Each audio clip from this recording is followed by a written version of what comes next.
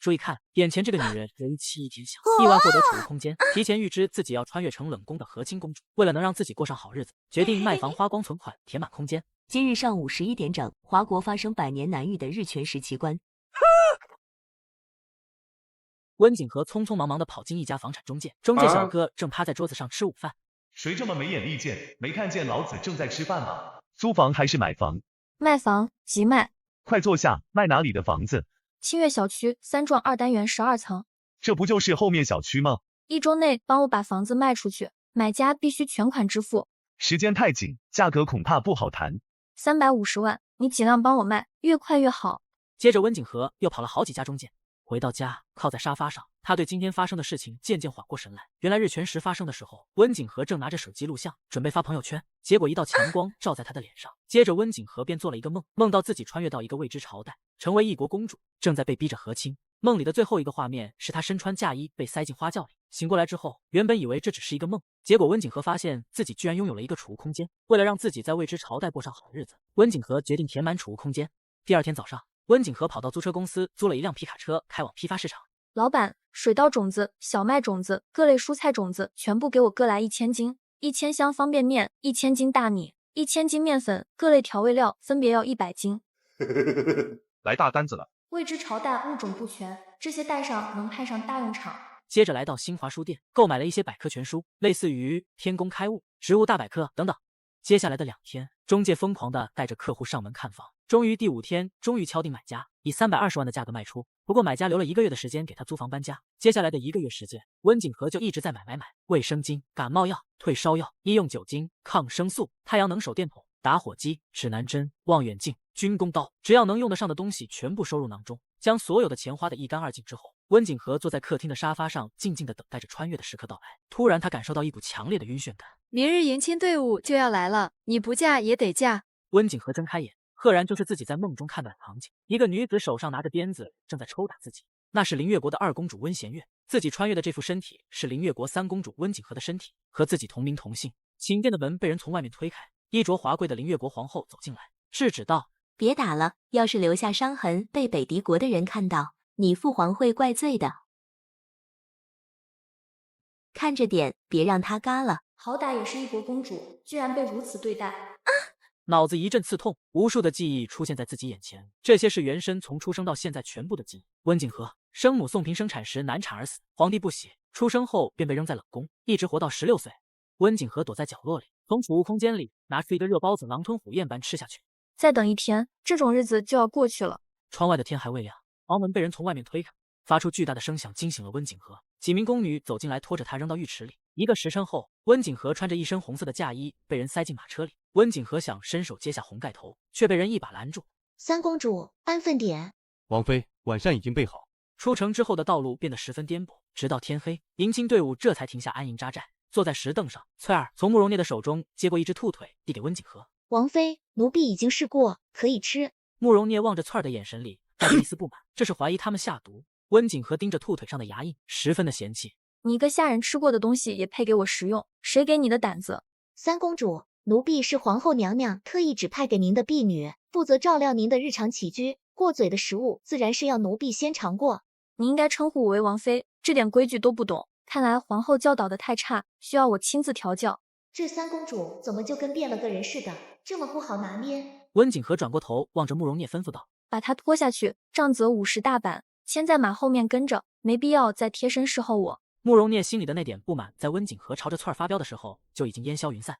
这位3公主的脾气还真是难以捉摸，几句话的功夫就将贴身婢女重罚。第2天赶路时，温景和掀开马车窗帘，扫了眼披头盖发、被绳索绑在后面行走的翠儿。这些凌月国的人一个都不能留，里面探子不少，对自己有威胁。骑着马跟在马车边上的慕容聂瞧着满脸杀气的温景和，心里直打鼓。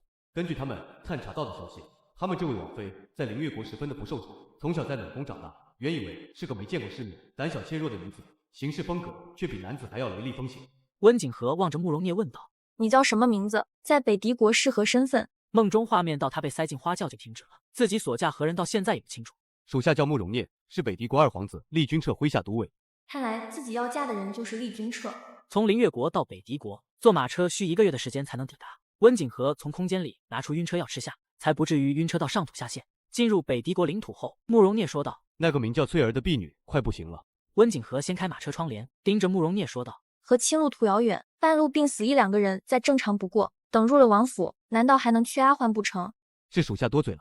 半月后，迎亲队伍抵达北狄国都城，穿着一身红色嫁衣的温景和被厉君彻牵着跨过王府正门，拜完堂后被送进婚房。二哥，听说林越国的女子个个貌美如花，不知道新嫂样貌如何？你快掀开红盖头，让我们瞧瞧。说话的人言语之中带着笑意，有些轻浮。厉君彻未作回应，拿起秤杆挑起红盖头。温景和抬头，眼里露出一抹欣赏。没想到厉君彻长相这般帅气，双眸墨黑，眉如剑锋，鼻梁高挺，唇色淡薄，肩宽窄腰，光是看着就让人赏心悦目。厉君彻转过身望着众人说道：“新娘也看过了，都出去。”所有人都离开后，婚房内变得十分安静。王府之中一切事务皆可找李管家，只要你安分守己，本王不会为难于你。圆房之事也可以找李管家吗？名正言顺的夫君长相如此好看，吃不到嘴，实在有些可惜。厉君彻墨黑的眼眸里闪过一抹错愕，伸出食指抬起温景和小巧的下巴。美虽美矣，可惜不是本王的喜好。瞧着离去的厉君彻，温景和轻笑出声。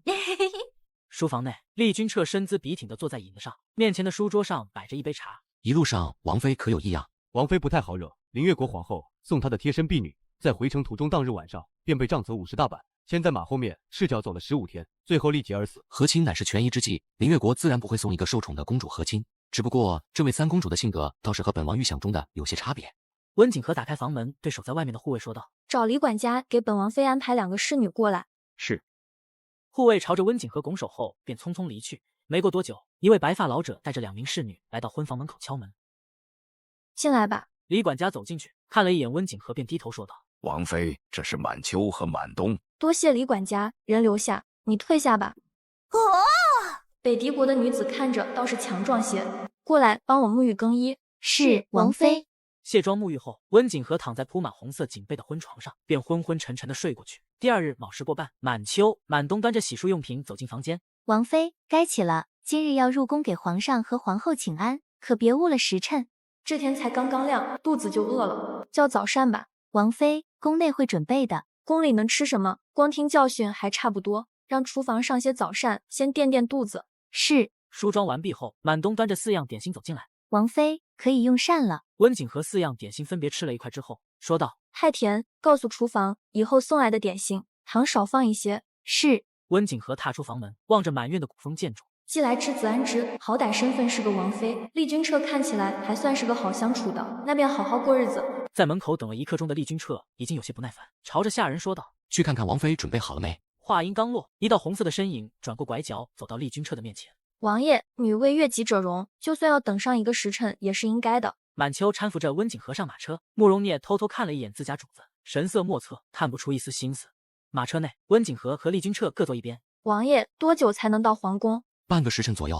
王爷，给我讲讲接下来我们会见哪些人吧。来之前对北狄国皇室没打听吗？无人教导，自然没做功课。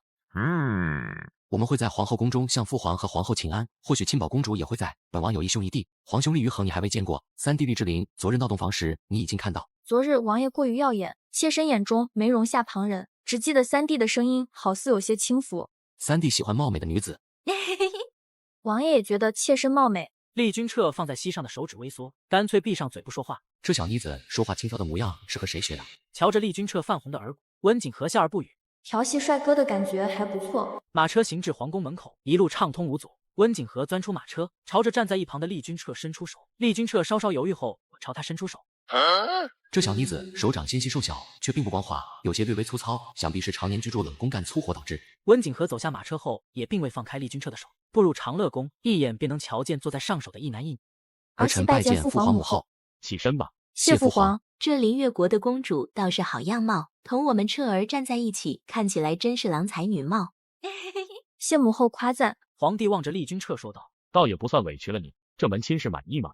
父皇赐婚，儿臣非常满意。待2人走后，皇上又赏赐了温景和一些绫罗绸缎、金银首饰。接着，皇帝对皇后低声说道：“想必彻儿对这桩婚事还是耿耿于怀。3位皇子中，只有2皇子还没有正妃，这也是不得已。”站在一旁的贴身太监道：“刚刚下马车时，彻王爷亲自伸手搀扶王妃，2人手牵着手，想必感情很好。”是吗？那倒是特别。回到王府后，厉君彻就去了书房，盘腿坐在榻上。温景和望着满秋和满东问道三位皇子中，我们王爷是不是最不受宠？满秋和满东浑身上下僵住，一时不知道该如何回答。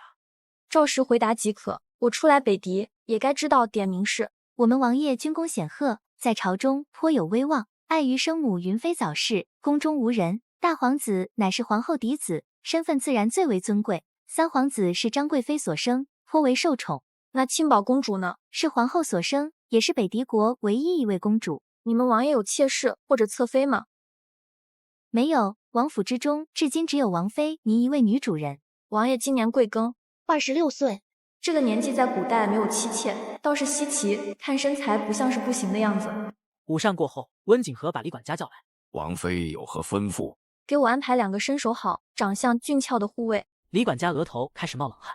身手好可以理解，这长相俊俏算什么？他离开院落后停在门口，有些踌躇不定，于是便来到书房敲门。何事？回王爷，王妃让奴才给他安排2个身手好、长相俊俏的护卫。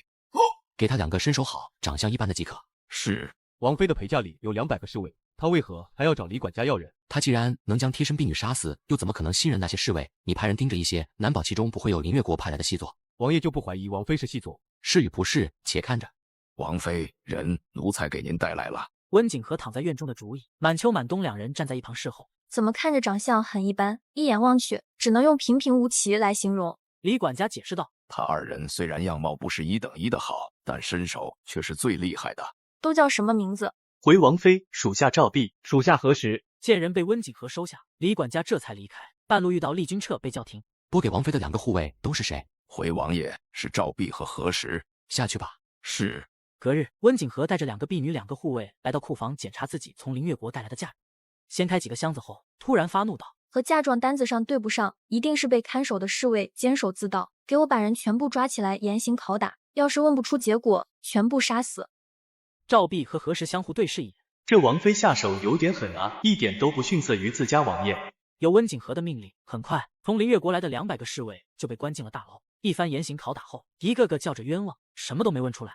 李管家瞧着这些人，心中疑惑，看着不像是偷到了王妃的嫁妆。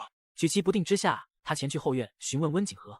回禀王妃，那些护卫一句话也没吐，口口声声叫着冤枉。温景和示意正在扇风的满东停手，起身道：迎亲路上，本王妃的嫁妆一直都是他们看守，现在不见了，除了他们还有谁？偷盗主家财物还不知悔改，给我全部处死。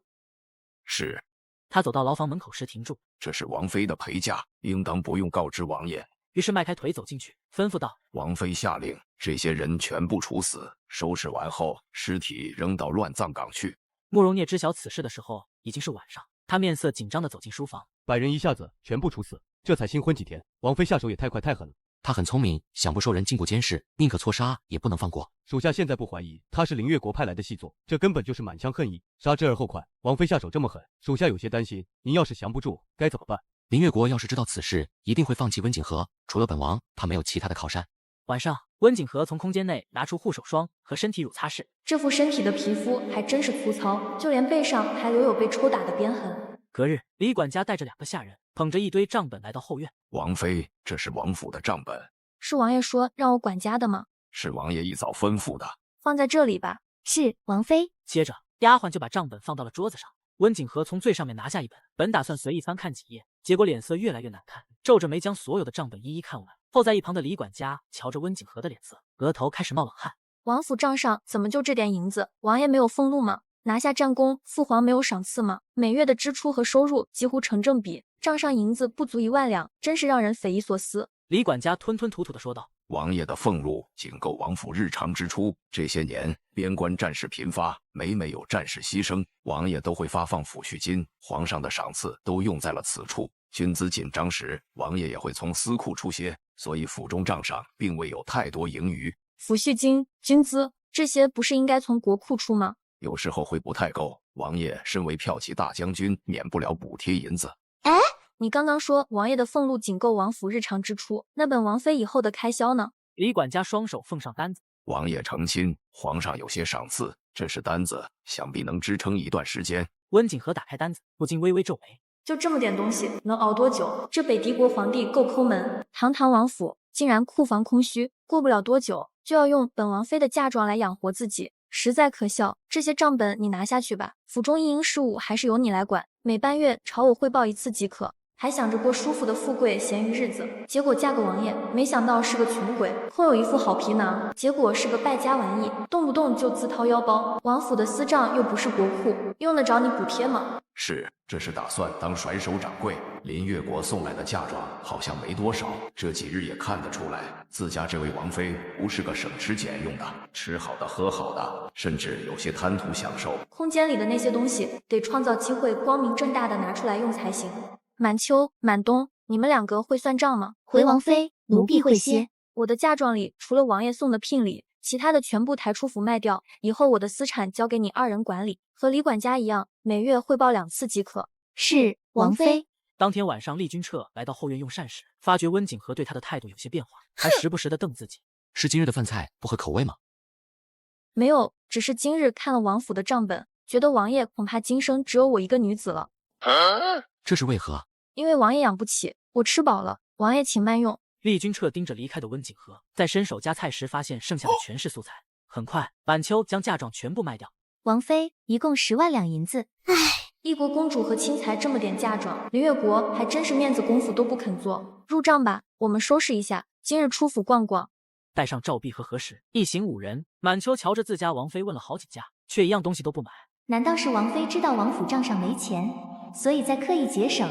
温景和扫视四周，一个馒头2文钱，1斗米70文，1两银子可以买14斗米，也就是168斤，够一个成年男子食用半年。不过王府人多，开销大，所用之物自然和普通百姓家不一样，费用可以说大涨。满秋凑到温景和耳边低声道：“王妃要到50了，是回王府用膳，还是在外面用？”温景和眼瞧到街边有个面摊，在外用，就那里吧。4人顺着温景和的视线看过去，只见到一个简陋的面摊。正犹豫时，他们发现自家王妃已经朝着面摊走过去。想不到王妃居然如此朴素亲民。5位客官吃些什么？上些日常的便是。王府内的膳食味道还算可以，够得上现代普通小饭馆。不知道这外面的东西好不好吃？好嘞，几位稍等，马上就来。你们知道城中哪家掮客生意做得最大吗？掮客大多住在城东的闹市。好，等下吃完东西，我们就过去。面摊老板端着面走过来，清亮的面汤上飘着点点葱花和熬猪油剩下的猪油碎渣，是00年代路边摊的味道，就是这面条颜色看起来不是那么白。待所有人吃完后，几人就收拾东西出发。贵客临门，不知道做何生意？我想买2个商铺，些许田地。贵客可是来对了，我们手上的东西是整个都城最全的。夫人是要买城西、城东、城北还是城南的铺子？赤王府的位置就在城东，距离近，方便管理。城东的。城东街头有2家符合夫人的要求，小的这就带您去看看。不着急，你这儿有哪些田地可以出售？近日有些地主出售名下的田地，不过都是一些下等田。要是贵人想要购置上等田，城外倒是有不少。要城内的，下等田便下等田，带我去瞧瞧。走到屋外，前客瞧着何时牵过来的马车，面色震惊。这是彻王府的马车，这位应该就是彻王爷新娶的王妃，从明月国来的和亲公主。行至城北中心街道时，一队士兵穿街而过。听满秋说，王爷一早便去城外督促换房，没想到这么早便回来了。王爷，刚刚那是王府的马车，驾车的是何时？想必是王妃出门了。哎，出不了什么事，回府吧。站在田埂上，能看到劳作的农人。前客指着面前的大片长草荒地介绍道：“面前这片下等田足足有100亩，前面那些是上等田，主家已经在安排人耕地了。无人照料，下等田都变成了荒地，也是有些可惜。距离此处10里便有河流，在下等田中算是条件不错的。”温景和蹲下身抹了一把土。土质贫瘠，倒是非常适合种植玉米和红薯。这个时代还没有发现这些产物，但是自己的空间里有。多少银子1亩？前客一听就知道有戏，立刻回答道：5两银子1亩。前面这100亩我都要了，450两银子，你和主人家去谈。贵人这个价格很公道，我这就联系主人家去官府办手续。这天糟的，以后可怎么活啊？扛着铁锄的5旬老农，身后跟着几个青壮年，灰头土脸的从马车旁边经过。注意到守在温景和两边的赵碧和何时时，一下子又停住。温景和听到声音，回头一瞧，明眼就能看出都是些农户，他们隐晦的看着自己，好似有事。这些都是地主家雇佣的农户，出售田地，自然不再需要过多的农人，他们也就被解雇了。都是住在附近吗？下游村庄的，距离这里有20里地。这车王妃既然购置了田地，想必也是需要雇佣农户的。两人交谈着，那些农户也能听到一些。领头的老农见状，带着胆子，弯着腰走过来，对着温景和哀求道：“贵人如落下这片田地，要是缺人用，能否考虑一下我们？都是些干事勤恳、种田的好手。”说这话时，老农心里直打鼓。大户人家大都用的都是一些签了死契、卖了身的下人，就算是雇佣，需要的人手也不多。温景和给了满秋一个眼神，轻点下头。满秋见状，立刻带着老农走到一边，再去看看铺子，要是合适，把主家全部约到官府，今日便把手续办妥。是嘞。在车厢里等了片刻，满秋回到车中回禀道：“王妃已经商谈好，明日奴婢便来定下契约。空间里玉米和红薯的数量不多，得再种些别的。”来到城东街头，前客带着温景和先是看了一栋2层楼高的商铺，这里之前是开酒楼的，可惜生意不好，便关门谢客了。接着又看了第2间商铺，和第1间就隔了200-300米远，这间就小多了，长方形的通铺。等夫人家的粮食收获后，要是还有剩余，可以放在此处售卖，开一家粮油铺子或者是布铺，每月也是能盈利不少的。听着前客嘴上日进斗金的话术，温景和视线驻足在他身上。要是每月真的能盈利，卖家也不会出售。前客卡壳，盯着温景和似笑非笑的目光，连连尬笑。温景和最后还是将2间商铺买下来。满秋跟着前客去官府办手续，回到王府之时，已是申时过半。王妃，这是2间商铺，100亩田地，还有河边那处林子的地契，那处林子足足有300亩，官府的价格是2两银子1亩。温景和将地契全部放进盒子里，叮嘱道：“林子里的树一棵都不准砍，要的就是那些橡胶树。”是，王妃。到了用晚膳的时间。知道了，你先下去吧。王爷这几天倒是经常和我一起用膳，是觉得妾身秀色可餐吗？事后在一旁的满秋和满东身形微顿，悄无声息地往后站了站。王妃多虑，只是近日王府开支颇大，和你一起用膳，能省一桌席面。扫兴，没情调，穷死你算了。面对温景和的抱怨，厉君彻不言不语。他今日去账房支银子时，被李管家告知，自从温景和进府后，后院的开销翻了好几倍。这日子比我这个王爷要快活得多。晚上，赵碧和何时见满秋和满东从房里出来，还将门带上。这么早，王妃便睡了吗？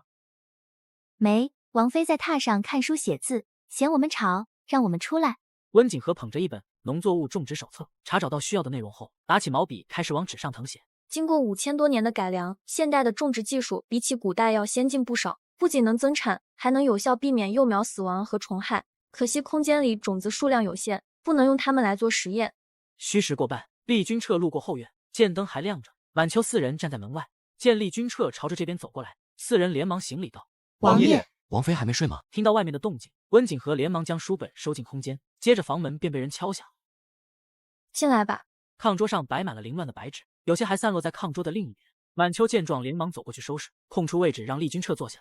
有些饿了，拿些点心过来。是。厉君彻目光扫到温景和笔下的文字，随意拿起一张写满了字的纸来看。商业机密，王爷不问自取，是不是不太好？我看都是些关于种植的注意事项，没想到你还了解这些。他不是自小一直被关在冷宫，难道是在冷宫里种才学到的心得？事关农耕，自然都是机密。我今日买了些田地，准备种些东西。农户种植粮食辛苦，往往还要看老天爷给不给面子。旱涝洪灾，收成不好也是时有发生的事情。王爷放心，用的都是我的私产，自然会好好料理，不会让他颗粒无收的。厉君彻正打算说，要是缺银子，可以去账房支取。满秋就端着夜宵走进来，看着摆了一桌的点心，虽说每样都特别少，加起来分量也挺足的。王爷，一起用些吧。坐到桌前，温景和也没管厉君彻，自顾自地开始吃起来，4、5块点心下肚也就饱了。喝完一杯牛奶便去洗漱。厉君彻瞧着杯子里白色的液体，望着满秋问道：“这是何物？”回王爷，这是王妃今日上街购置的一头母牛所产的奶。为何没有腥味？皇宫贵族无人会喝牛奶或者羊奶，一股子的腥味有些难以下口。王妃让厨娘往里面加了红茶后煮沸，过滤后再加入蜂蜜，腥味就变得非常淡。厉君彻将一杯牛奶喝完后便要离开，刚走出门就见到几个下人抬着一桶牛奶走进来，上面还冒着热气。这是回王爷，王妃说要泡牛奶浴。哎呀！见到自家王爷急色匆匆离开的背影，满秋和满东相互对视一眼，示意下人赶紧将牛奶抬进去。王妃，夜色天晚，小心着凉。温景和关上窗户，将自己誊抄的那一叠种植注意事项交给满秋，按照上面的要求进行种植，种子去库房取，就在剩下的那几箱嫁妆里。是。隔日，满秋来到库房，打开箱子。王妃库房剩下的嫁妆箱子里装的不是王爷给的聘礼吗？什么时候变成种子了？隔日清晨，满秋带着何时来到库房，打开箱子，发现里面装的真的是各种各样的种子，包装上面还都写了字。王妃什么时候调包的？用过早膳后，晚秋就叫人抬着几箱种子出了门。昨天在外面跑了一天，温景和觉得浑身上下都懒懒的，索性叫赵碧搬了一张躺椅放在树下，方桌上摆放着点心和茶饮。王爷早朝之后又出门了。前几天是因为王爷和王妃大婚，皇上放了王爷几天假，3日婚假一过，除了日常早朝之外，城外驻军日常事务皆由王爷负责，忙碌乃是常事。打工人打工魂，卖身卖命没收成，自己买下的那2个商铺，这地里的蔬菜粮食要过一段时间才能有收获，空着也是浪费。赵碧，城中铁匠铺子大概有多少家？这古代的交通工具实在是不方便，速度太慢。空间里虽然有摩托车，也不能直接拿出来用，还是把自行车给制造出来。大概有30-40家吧，都是些小本生意，做些锄头、铁锅、菜刀，偶尔也会接一些定制刀件。你和赵碧出府一趟，谈下一家铁匠铺子，里面的人签死契，要是不愿意，就给点遣散费，然后再去人牙子处买些懂行的人放进去。王妃如此光明正大的要盘铁匠铺子制造武器，到底想干嘛？此事需要禀告给王爷。李管家拿着一封请帖走进后院，躬身道：王妃，恒王妃送来请帖，要您后日去恒王府参加小郡主的满月宴。可以不去吗？人太多，我比较社恐。李管家有些为难。王妃，以前王府内没有女眷，城中达官显贵举办宴席时无人相邀，现在已是不同，而且小郡主是恒王爷的嫡长女，唤您一声婶婶，不去是否不太恰当？王爷从来不去这些交际宴会，要是王妃也不去，外人眼中又该嘴碎了。好吧，那便只能去了。李管家这才放心离开。午后，温景和眯了一会儿，便起身坐在榻上，开始誊抄自行车的结构图纸。满东拿着铁匠铺子的地契、工人的卖身契，和赵碧一起回来。王妃，事情已经办妥。恒王府内，王妃，彻王府回话说，彻王妃后日会前来参加郡主的满月宴。立于恒的王妃是北狄国户部尚书之女，出身名门，性情温婉，就是走个形式而已。她还真的要来。敌国不受宠的公主，等我恒王府的门本妃都觉得丧气。前来禀告的下人低着头，害怕的不再言语。发这么大火气干嘛？一道男声由远及近从门外传来。恒王妃有些慌乱的站起身，轻声道：王爷。厉雨恒冷着一张脸。林越国的冷宫公主嫁到我们北狄，成为2弟的王妃，身份已是不同。后日满月宴上，本王不便出席，你摸摸那温景和的性子，看日后能否为我所用。恒王妃小心翼翼地说道：逆儿的满月宴，王爷不能出席吗？不少王公家的男客也会陪同女眷前来赴宴。后日本王有公事要和刑部尚书商议，妾身明白，会妥善招待来客的。厉于恒离开房间后，恒王妃坐在矮凳上一言不发。过了好一会儿，贱人，这几天彻王府内书房和后院的灯烛不到戌时过半都不会熄灭。2位主子一个比一个睡得晚，这王妃的嫁妆全卖了，这卖出的银子可别白白糟蹋。要说王爷每日公务颇多也就罢了，偏偏王妃从进府开始就没消停过。李管家对温景和的私产并不过问，可是瞧着满秋、满冬、赵碧何时他们4人每日进出府门频繁，不免又有些担忧。这王妃的嫁妆全卖了，这卖出的银子可别白白糟蹋。明亮的书房内，赵碧直立在厉君彻的面前。王妃今日盘下了一个铁匠铺子，王妃手底下的人好似不够用，听满秋说，明日要去人牙子处买些人手。买商户做生意，买田地耕种，这些都说得过去。一个靠近河道的无用林子，纯粹是在浪费银子。现在又来一个铁匠铺，这五花八门的是要干嘛？明日本王会安排几个退伍还乡的士兵混在里面，你和满秋挑人的时候注意这些。是，属下明白。瞧着纸上画工精良的图纸，再扫几眼建立橡胶作坊的各项事宜和制作轮胎的工艺，总算是完事了。第2日，满秋和赵碧出门时，温景和将人喊到房内叮嘱道：先买50个，男女各半，要是有识字的更好。让李管家把杂院的空余房间打扫出来，给他们住下，需培训些10日才能放出去。是。自己被李管家指派到王妃身边后，也没伺候几日王妃，倒是整天往外跑。来到人牙子处，牙婆子已经识得满秋。姑娘昨日刚来过，今日怎地又上门？不会是昨天那几个打铁的奴仆犯了错，今日上门来找麻烦，还特意带了个护卫。主家安排再买些奴仆，把人都叫出来，让我们挑挑。牙婆子一听不是来找麻烦，这是有生意，顿时咧开嘴笑道：好嘞，姑娘稍坐片刻，我马上把人全叫出来。院子里站了好几排奴仆，大概有200-300人。满秋对牙婆子说道：识字的站在前2排。审视一圈，满秋和赵碧很快就将50人点了出来，交了银子，拿了卖身契，便带着人回了王府。下午，温景和将自行车图纸交给赵碧，把这些交给铁匠铺里的铁匠，让他们好好琢磨，上面的东西尽快造出来。注意保密，不能外传。是。来到杂院时，50人皆已换上王府下人的服饰，毕恭毕敬地排成5排，站在院子里等候着。见到温景和，连忙跪下喊道：“给王妃请安。”满秋指着站在前排的5个男子：“王妃，这5人识字，不是断胳膊就是断腿，怎么都看起来不太健壮。如果不是身体有残，他们也不会被卖掉。最边上那个其实右耳失聪，只有1只耳朵能听到。要是王妃觉得不合适，奴婢这就退回去。”不用了，干的也都不是苦力活，身体有残没关系。古代读书人难得，要是识字，就算是在商铺里当个伙计都有人抢。可惜这些人身体有残，被人嫌弃。铁匠盯着图纸有些头疼。这画上的东西实在过于精巧，还要做得一模一样，实在有些费劲。你就说做不做得出来？能，就是费些功夫。你尽快安排，东西保管好，别让外人看了去。铁匠铺子里的伙计都是签了死契的，不担心他们会泄露。温景和来到库房，瞧着那些聘礼箱子里的东西，就没有适合送满月女孩的。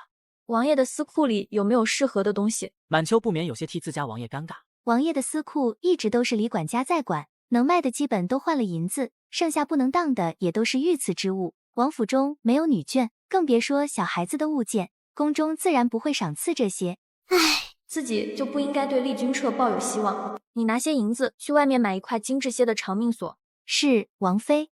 桌上的菜色并没有因为王府账目拮据而缩减，于是每次用膳时，只要丽君彻在家，就自会有人去叫他一起。明日你要去大哥府上。温景和要赴宴之事，丽君彻昨日便已知晓，只是一时没空出时间过问。今日的鱼肉刺挺多的。是，王嫂送了请帖过来，不好不去。王爷，你看我给大哥的嫡长女挑的礼物如何？温景和示意满秋将长命锁摆到丽君彻的面前。长命锁寓意很好，你挑的不错。不仅寓意好，价格也贵，足足花了300两银子。给男方家送礼还要用媳妇的私产，要是不讨回来，以后次数会越来越多。本王的私库里还有些父皇前些年赏赐的首饰，你有空去挑挑。谢王爷。温景和这才满意。用完膳后，丽君彻破天荒的没走，坐在榻上将下人都赶了出去。本王和大哥3弟之间的关系算不上好，你明日过去恐怕会遭到为难。要是遇到麻烦事，可以让下人去城外寻我。其实还有温景和身份的原因，免不了被人奚落。切，派人去城外找你，等你回来宴席都散了。你放心，我也没那么好欺负。丽君彻身为骠骑大将军，手握重兵，加上这些年屡立战功，虽不得皇帝喜爱，但朝中也有势力支持他。丽君彻见温景和一脸的无所谓。满月宴上女眷颇多，难免说些不好听的，也无需忍受。你毕竟是本王的王妃，皇家的儿媳，身份尊贵。温景和视线驻足在丽君彻的脖子上，觉得有些性感，一时没忍住伸出手勾住他的衣领。要是闯了祸，王爷会护着我吗？丽君彻一把握住温景和的右手推开。只要不是大事，本王自当护着你。本王还有事，就先走了。不经斗，真无趣。隔日，温景和带着满秋和满东往恒王府而去。恒王府位于城西，是位于皇宫最近的位置。马车停在恒王府门口，见到彻王府的马车，不少女眷停下脚步驻足。来的应该是彻王妃那位凌月国公主。听闻彻王妃貌美，不知道传闻是否是真？早上吃的有点多，有点难受，感觉有点晕车想吐。他下车的那一刻，周围的说话声一下子全都消失不见。温景和就光是站在那里，就让周围的女子黯然失色。就算再不情愿，表面上的行礼还是需要。给彻王妃请安。起来吧，明明都是陌生人，却不得不笑着应酬，这就是我不愿意来的原因。恒王府的侍女立刻带着温景和往后院走去。这场满月宴，所有的男客都被安排在前院，女客都在后院。毗邻花园，景色很好。王妃穿红色百合裙的是恒王妃，穿黄色凤尾裙的是林王妃。今日北狄国3品以上朝臣的女眷全都在，莺莺燕燕，一眼望过去全是女人。接着看到温景和落座的位置，顿时猜到她的身份。哼，这位想必大家都不认识，彻王妃翻越千山万岭来我们北狄和亲，实在是辛苦了些。我们家王爷文韬武略，相貌乃是1等1的出众，和本王妃天生一对，辛苦些也是值得的。温景和感受到一股十分强烈的视线，望过去发现是林王妃。彻王爷在战场上横扫千军，攻的还是凌月国的城池，想必二嫂心里不好受。众人竖着耳朵听着，他们的身份不好招惹这位新王妃。上面2个可不怕。林王妃对温景和非常不满，早就打算给他一个教训。谁让那日拜堂时，厉之琳看到温景和的样貌后，回府在我前说了几句。温景和勾起嘴角，淡定地说道：听闻弟妹还在闺阁之中时，便对我家王爷一往情深。要是当年成了，哪还有本公主的事情？可惜长相一般，没入我家王爷的眼。你怎么说话呢？怎能坏我亲闺？温景和抱歉地捂住嘴。我刚来北狄，只听得城中百姓口中议论，还以为是真的，要是说错了话，还请弟妹多见谅。林王妃脸色铁青的看着温景和，听闻之事当不得真，二嫂还是少听些流言。早知我就问问我家王爷，事情到底是不是真的，也不会在今日闹出笑话。温景和一句话让林王妃的脸色变得更加难看，角落里有不少人在悄声议论。当年林王妃爱慕二王爷的事情谁不知道，可惜最后传得满大街都是，还是被彻王爷给拒绝了。过了半年，他这才和三王爷荔枝林定下婚事。入府没多久，林王爷便娶了侧妃。林王妃空有正妃之名，却因长相一般，不得夫君宠爱。要不是他父亲是中书令，当年可就要低价了。温景和三言两语就将林王妃当年的旧事全翻出来，下了他的脸面。在场众人发觉温景和不是个好惹的，不少人暗暗泄了心思。恒王妃见林王妃吃瘪，也没打算再试探下去。几句话就知道这位和亲公主的脾气，那是个一点亏都不愿意吃的主，自己又何苦凑上去讨嫌。正无聊时，一个妇人带着一女子走到温景和的面前，屈膝道：“妇人杨氏给彻王妃问安。”哎，不认识，这是哪家的？满秋低声提醒：“王妃，这是刑部侍郎宋大人的妻子。”原来是丽君彻生母云妃的母家。堂嫂不必多礼，这位想必是堂侄女。刑部侍郎宋志远是云妃一母同胞哥哥的儿子，也就是丽君彻的堂兄。杨氏是宋志远的妻子。杨氏恭恭敬敬地说道：“这是小女林薇，臣女拜见彻王妃。”宋林薇今年12岁，只比温景和小4岁，已经被杨氏开始带出来见人。温景和十分自然地脱下手腕上的玉镯，戴到宋林薇的手上。第一次见面，该赏你一件见面礼。据温景和这些天的了解，宋家站丽君彻这头，宋志远更是丽君彻在刑部的亲信。谢彻王妃。宋林薇在杨氏的示意下，收下玉镯后便退回杨氏身后，动作很是规矩。接下来杨氏便待在温景和的身旁，低声介绍前来赴宴的各府女眷，让温景和见个脸熟。没过多久，恒王妃将这次满月宴的主角立面给报出来。骤然，人群中传来恒王妃的斥责声：“郡主皮肤细嫩，怎能让你轻易触碰？”一道温温柔柔的声音紧随其后：“王妃恕罪，是臣女失礼。”温景和一眼望去，人群很快便散开，能看到地上跪着一名妇人和一名女子。本王妃听闻汪小姐才貌双全，今日一见也不过如此。汪夫人低头认错道：“是臣妇教导的不够，惊扰到了郡主，还请王妃赎罪。”杨氏见温景和有兴趣，便说道：“那是刑部尚书家的主母，旁边跪着的是汪小姐。”说到此处，杨氏凑到温景和耳边低声道：“听闻恒王爷有意娶汪小姐为侧妃，借机拉拢刑部尚书为他所用，想必是恒王妃知晓后特意刁难。怪不得。不过既然恒王爷有意拉拢刑部尚书，恒王妃却在大庭广众之下责问汪府女眷，这对夫妻可真有意思。女人的嫉妒心在任何时候都不能小看，否则就会栽大跟头。刑部尚书是宋志远的顶头上司，要是恒王府和汪家结亲，宋志远的日子可就不会好过了。既然已经嫁给丽君彻，那就是一条船上的人，一荣俱荣，一损俱损，毁了这桩亲事也算是好事。”想到此处，温景和便站起身，朝着人堆走过去。纤纤玉指，柔弱无骨，想必也不是有意伤到蜜儿的。今日又是个好日子，王嫂不宜动气。大庭广众之下，汪小姐跪在此处，对闺蜜有损，以后可怎么挑夫家？王嫂还是该多多包涵，快让两人起来才是。恒王妃脸色一变：“这里是恒王府，还轮不着弟妹说话做主。本王妃只是觉得女子嫁人不易，如若因为此事，汪小姐没找到一个好夫家，折损了恒王府的贵气就不好了。要是王嫂觉得我多言，我不说便是。”知道内情的女眷不免偷偷望着恒王妃的脸色。这还没嫁过来就被主母刁难，这要是汪小姐真的进了恒王府，还不是被随意蹉跎？看今日这意思，恒王妃根本不想汪小姐嫁入王府，现在正借机毁汪小姐的名声。跪在地上的汪夫人此刻脸色已经变得有些难看，更不用说作为当事人的汪小姐。见事情被温景和2句话说大，恒王妃心里不免有些担忧，厉于恒回来后会责怪自己，忍着不高兴说道：“想来汪小姐也不是故意的，不用请罪，起来吧。本来打算在汪小姐没嫁入王府之前，先来个下马威，省得她进府后不知道天高地厚，和自己争宠。”汪夫人起身后，便拉着自家女儿躲到一边，不再和他人交谈。回到坐席上的温景和满意的吃了块梅花饼。杨氏瞧着温景和浅笑不语，这汪夫人回去后可不定会闹的。恒王府和汪家的这门亲事，恐怕得出变故。继续坐了一会儿，见林王妃带着人离开，温景和便起身告辞。众人瞧着温景和潇洒得意离开的背影，想到林王妃被气的整场满月宴都没怎么说话的模样。这位彻王妃不仅样貌艳压群芳，而且巧言善辩，性情收放自如，不好惹。当日晚上，刑部尚书回府后就遭到夫人的冷眼相待，汪小姐也没上饭桌，躲在房间里不肯出来。发生何事了？接着汪夫人就把今天白天发生的事情都说了。今天满月宴上和王妃分明是有意刁难，这还没入府就已经这样，要是真的嫁进去，这以后的日子可怎么过？坐在一旁的汪少爷宠溺妹妹，不忍道：“恒王妃是户部尚书之女，算是和妹妹身份相当，一个正妃，一个侧妃，原本就是妹妹吃亏，现在还被人欺负。父亲，这门亲事我看还是算了。”汪大人生气道：“你懂什么？现在朝中3位皇子，大王爷自有可能继承皇位，一旦事成，你妹妹就是后宫皇妃，连带着我们汪家都飞黄腾达。只要我一日待在刑部尚书的位置上，恒王爷就不会对舒瑶不好。后院之中，王妃当家，就算恒王爷宠爱，也不能宠妾灭妻。我们舒瑶性情温婉，才华出众，嫁给哪户人家都是当家主母，偏偏老爷你要和恒王爷搭上关系，赔上我女儿的一辈子。这要是以后入了恒王府后院受委屈，那可怎么办？想想我就觉得心疼。”汪大人看着落泪指责自己的发妻，儿子也是沉默不言，女儿的位置还空着，心里有些烦躁。厉君彻知道温景和不仅没吃亏，还把兄弟的2位王妃气得不轻的时候，忍不住发笑。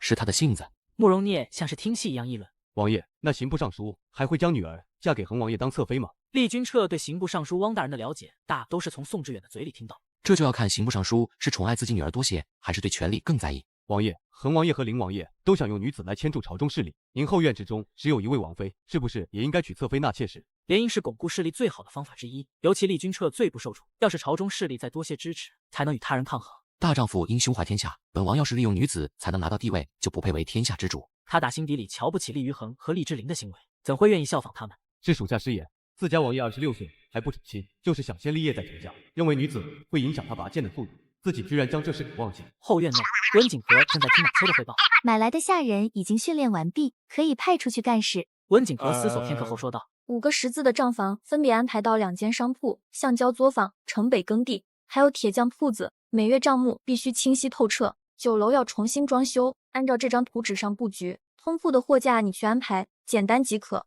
温景和准备将现代的美食全部搬运过来。虽说王府大厨的手艺还算不错，但每日就那么几样，在部分调味料缺少的情况下，菜品的味道很难提上去。等田地里的调味料和蔬菜粮食成熟后，完全可以供应得上酒楼。第2日早朝下朝时，厉于衡叫住刑部尚书，针对2人昨日商谈的事情，想要再聊了。再过些10日便是母后的生辰，母后有意见汪小姐一面。承蒙皇后厚爱，家母明日从老家赶来，想和贱内一起张罗小女的亲事。等事情定了，一定请王爷王妃上门吃去。汪大人告诉汪舒瑶，既然不想嫁给恒王爷，那亲事就必须尽早定下。厉于衡听到此话，眉头微皱，眼里带着一丝疑问。卑职还有公事，恒王爷要是没有别的事，卑职便告退了。从刑部尚书的态度上，厉于衡自然知道事情发生了变故，于是便说道：“汪尚书公事繁多，也要多注意些身体。”离开皇宫后，厉于衡立刻让人去查事和原因，让刑部尚书改变了想法。是厉君彻还是厉之琳在背后使了手段？结果下属查完后前来汇报，居然是恒王妃在昨日的满月宴上对汪舒瑶使了绊子，汪家因此不敢将女儿嫁过来，怕再受委屈。厉于衡气得面色发紫，当场砸了手边的茶杯。败家娘们，去把王妃叫来。是王爷。恒王府的后院传出厉于衡暴怒的口令声，守在外面的下人一个个低着头，生怕被牵连。慕容聂知道此事时，在厉君彻的书房内高兴地笑出声。没想到刑部尚书如此果断，毁了这门亲事，对我们来说可是件好事。王妃干得真漂亮。她很聪明，反应也快，在知道杨氏身份时就知道要与他交好，猜到厉于衡的意图，就迫不及待地上去踩一脚。慕容聂瞧着厉君彻脸上的表情，闭着嘴笑而不语。自家王爷20几年没开荤，就连女子都不多看一眼。现在后院里有个大美人，每天能见到，就不信他不动心。王爷，王妃派人送来夜宵。书房外传来护卫的声音。进来。他和温景和经常一起用晚膳，但送点心夜宵这种行为，这是温景和第一次做。这是何物？之前没见过。回王爷，这是厨房根据王妃指导做出来的鸡汤米线。接下来几日，厨房会不断尝试新菜，为酒楼开张做准备。慕容聂盯着厉君彻碗里的米线。王妃开酒楼没问题，可开发新菜要是不得客人喜欢，可是要赔钱做买卖的。一个常年被关在冷宫，16岁才被放出嫁人的公主，怎么可能有做生意的才能？多半要赔。厉君彻侧头看慕容聂一眼，眼神之中透露着一丝维护和不满。味道很好，想必会有生意。2人相处才不到1个月的时间，厉君彻发现温景和总有些稀奇古怪的想法，而且懂得东西非常多。慕容聂一听，一碗鸡汤米线居然能让厉君彻觉得不错，想必味道真的不差。王府厨房还有吗？给我也来一碗。满秋瞪了慕容聂一眼，没有了。刚刚自己是被瞪的。半个月后，温景和的酒楼即将开张。车王府厨房的大厨被温景和压榨了足足小半个月，每天土灶内的火就没熄灭过。车王府的下人个个胖了一圈，只有白发苍苍的李管家看着账本直摇头。回禀王妃，府中账上还有7000两银子。下月就要入秋，王妃的衣裙首饰需要添置，免不了要花些银子。皇后的寿辰就要到了，要是府中没有现成的寿礼，还需外出采办。本王妃的首饰不用添置，买那么多也带不完，衣裳可以定做些。至于皇后的寿礼，王爷这个月的俸禄发下来，你去找王爷，看他什么意思。这个月的俸禄还在国库里，就被自家王妃给惦记上。李管家汇报完后，轮到满秋。这半个月王妃的私账上就没有收入，只有支出。李管家听着满秋小嘴巴巴巴，开口就是这里花了多少银子，那里花了多少银子。账上10万两银子，现在还剩9万3千两。整个撤王府半个月也就花了2000两，王妃私账居然一下子出去7000两，这幸好是走私库，否则王爷哪里养得起？下半个月的安排是怎样的？下半个月酒楼开张后，应当能扭亏为盈。铁匠铺子和橡胶作坊还在研制阶段，在王妃您要求的东西没做出来之前，恐怕还得一直亏钱。田地里的情况如何？回王妃，有些蔬菜已经可以采摘供用酒楼，大部分还在生长阶段，目前长势正常。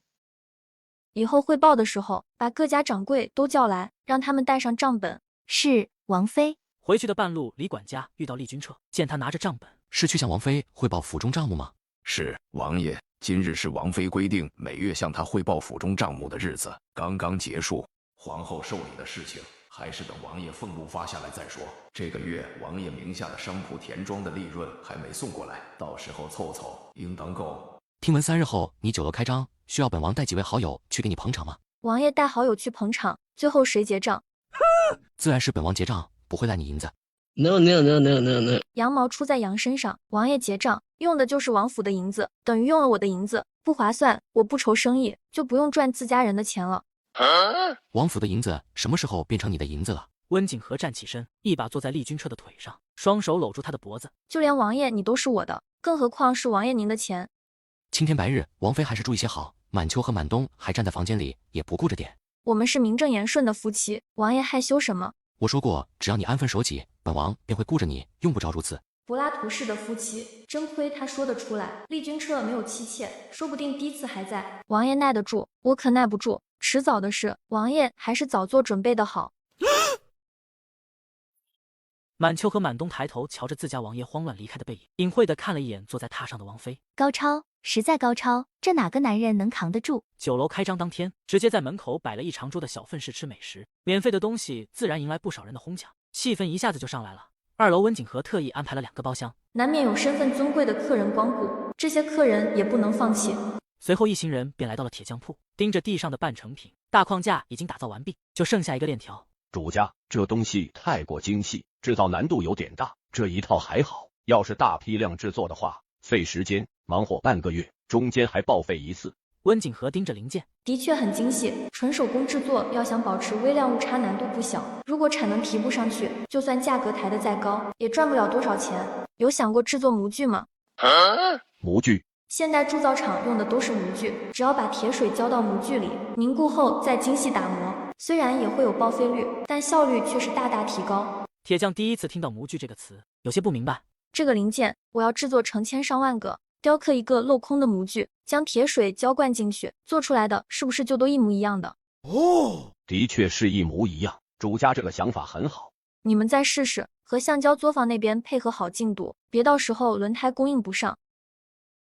当天晚上，酒楼掌柜将当天的账目送到王府给温景和看。王妃，酒楼开张第1天盈利128两，客人都说味道好，稀奇。人手要是不够，和满秋说，要保证菜品的质量，别一忙起来就出岔子。今日早朝后，北狄国皇帝将厉君彻单独留下。我们打算2年后再次攻打临越国，并让兵部开始征兵，由你带人负责训练新兵。厉君彻将温景和处死婢女和侍卫的事情告诉厉景行，就算这样也不能消除他的戒心。好在2年后才开战，这段时间应该不会对王妃动手。连续7、8天，酒楼的生意越来越好。慕容聂这天午时抱着照顾自家王妃生意的想法，特意带着下属前来光顾。站在门口迎客的伙计见有人来，立刻走上去抱歉地说道：“各位军爷，1楼大堂已经没有位置，大概要等2刻钟。2楼还有位置，不知道各位介不介意？”慕容聂哪里会等2刻钟，直接说道：“那就2楼。”一行10几人被伙计带入大堂，伙计拿着菜单过来。各位军爷，这是菜单，1楼的小吃你们也可以点，会有伙计送上来。注意的是，我们酒楼2楼是有最低消费的，每桌一顿饭至少得上5两银子。虽说在场的将领在军中最低也是个副尉，但每年的俸禄也才50两银子，分摊到每月也才4两不到。这是什么规矩？居然还有最低消费！慕容聂瞪大眼睛盯着伙计，其他人不知道这酒楼是温景和开的，他可是门清。瞧着伙计看他们的眼神，几个大男人硬是说不出太贵要走的话，只好硬着头皮点到恰好5两银子。菜全摆上桌，香味顿时飘满整个房间。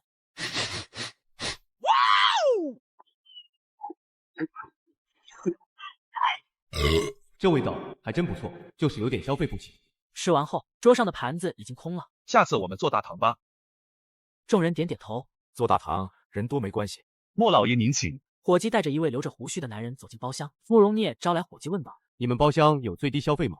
回军爷10两银子起步。慕容聂要收回他对温景和开酒楼的初期看法。王妃很会做生意，赤裸裸的商贾行为。结完账离开的时候，酒楼外面的座位上还有人在排队，当真是门庭若市。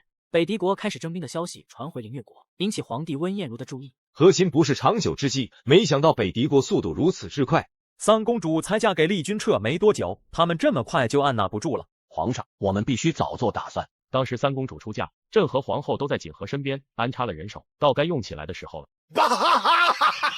宣武侯跪倒在地。皇上英明，厉君彻身为北狄国骠骑大将军，乃是攻打灵越国的主力。若是能从厉君彻身边下手，探查军机，简直是半功倍。温彦如招来暗卫，命令他们联系藏在和亲队伍里的细作。我来！暗卫首领跪在地上。回皇上，自从和亲队伍离开皇宫后，那些暗卫便失去了联系。卑职派人去北狄国打探，昨日刚刚收到消息，护送三公主出嫁的200个侍卫，还有皇后安排给公主殿下的婢女，已经全部被杀。什么？是北狄国皇帝还是厉君彻做的？暗卫有些慌乱，犹豫道：“是三公主，好似是三公主的嫁妆被随行侍卫偷盗，公主殿下发怒，下令全部处死。就连婢女翠儿也是由于冒犯三公主才被杀。”站在一旁的宣武侯险些没站住脚。怎么会？听闻被送去和亲的三公主从小在冷宫长大，二公主不愿意和亲，这才把人给提出来代替。难道三公主对灵越国心怀恨意，这才迫不及待的杀之而后快？他抬头打量皇帝的脸色，发现温彦如脸色铁青。200人一句话就全部处死，他不敢，这一定是北狄国的计谋，他们不想背上残杀和亲侍卫的罪名，这才对外谎称是锦和的命令。温彦如摇头，认为暗卫调查到的信息不是真的，他们是被北狄国给欺骗。一个人被逼到绝境，什么事情干不出来？宣武侯，你认为此事该如何处理？皇上，老臣认为应当先派人和锦和公主联系上才是。公主殿下在北狄国孤身一人，就算有心怕也无力。你说的对，不过这人还是得朕好好挑选才是。温锦和一直生活在冷宫，无论是什么人，派谁去才能取得他的信任，容易接上头呢？宣武侯回府后恰巧和儿子谈起此事，却不想宣武侯的嫡子陆承安却说：“父亲让孩儿去，孩儿认得锦和公主。”就连我都没见过那位和亲公主，你是怎么认识的？孩儿去拜见皇后的时候，偶然见过锦和公主一面，有次生病爬出寝殿被我发现，是我叫了太医救了她一命，想必公主殿下一定对我还有印象。此去北狄国危机重重，一旦和三公主接触被厉君彻发现，恐怕有来无回。父亲，此事一旦成功，必定是大功一件，孩儿愿意冒险一试。当时温景和昏迷之前看自己的眼神，陆承安看得非常清楚，很多世家女子仰慕他时都是那个眼神。温景和对自己有情，自己对他有救命之恩，办这件事简直事半功倍。父亲明日就向皇上举荐，你且做好准备，随时出发。孩儿必定不辜负父亲的期望，为侯府再添功绩。皇帝温彦如还在苦恼人选，若是实在挑不出来人来，他打算就让暗卫去，毕竟他们受过专业的训练。就在此时，宣武侯送了个极好的人选给他。锦和当真和宣武侯世子认识，陈安一个外男居然和被关在冷宫内的温景和认识，温彦如认为有些奇怪。宣武侯立刻将事情的经过告诉皇帝，皇帝听完后高兴的点点头。那便让令郎不日前往北狄国与锦和公主接头。宣武侯见事成，立刻下跪。微臣代犬子谢皇上隆恩。事情解决，温彦如心情一片晴朗。你们陆家个个都能为朕分忧，实乃朕之幸也。温弦月从皇后那里听到消息，顿时就炸了。母后就不能让父皇换别人去吗？要是长安哥哥出事，儿臣该怎么办？温弦月喜欢陆承安，一心想要嫁给他。皇后哪里能不知道温弦月的心思？可是此事皇帝已经下旨，根本没有回旋的余地。此事关系到灵越国的生死存亡，不可能因为儿女私情而耽误。于是就只能劝解自己的女儿。此事若是办好，你父皇必定重赏陆承安。他回来后，母后便向你父皇请旨赐婚，温弦月一听到赐婚，顿时有些害羞，可是一想到温景和那张脸，又觉得有些不安。可是温景和长着一副狐媚样，儿臣担心他勾引陈安哥哥。早知道他们还会见面，当初就应该划花温景和的脸才是。你放心，温景和已经嫁给厉君彻，残花败柳之身，陆沉安堂堂宣武侯世子怎么会愿意？一个棋子罢了，等拿到该拿的东西，就算我们不动手，厉君彻那个魔头也不会放过他。两人正交谈着，宫女走进来回禀道：回禀皇后，宣武侯世子在宫外求见。皇后浅笑着拍拍温弦月的肩膀，他心中还是有你的，这圣旨刚下就来见你。温弦月低下头，羞红了脸，眼睛看向门口，满是期待。穿着一袭长袍的陆沉安昂首挺胸的从门外走进来，拜见皇后娘娘、弦月公主。皇后满意的点点头。本宫刚用过午膳，有些困倦，就让弦月带你去御花园走走吧。陆沉安此次进宫的目的，就是在皇后面前露个脸，再和温弦月说上几句话。皇后愿意给机会，他当然十分乐意。是，谢皇后娘娘。走到御花园的凉亭下，陆沉安一把握住温弦月的手，放在自己胸前。弦月，皇上命我前往北狄国探查消息，和三公主接头，此行不知道什么时候能回来，你愿意等我吗？温弦月脸颊通红，讨厌了啦！我愿意，陈安哥哥要注意安全，弦月会思念你的。只是三妹现在已经嫁给厉君彻，会愿意帮你传递消息吗？我有些担心。三公主毕竟是皇帝的亲骨肉，大局当前一定是向着林月国的，而且厉君彻是个十恶不赦的杀人魔头，这桩婚事本就是被迫，只要林月国打败北狄国，三公主自然会回来。自己到时候说几句好听的话，温景和还不麻溜的听我的。温弦月听到陆沉安这么说，心中的不满没表露在脸上。等陆沉安离开后，顿时脸色变得阴沉。回到寝宫后，坐立不安。陆沉安对温景和的态度不错，要是两人真的见了面，温景和再使些手段，保不定会发生什么。一想到这里，温弦月就寝食难安。他左思右想后，招来宫女嘱咐了几句：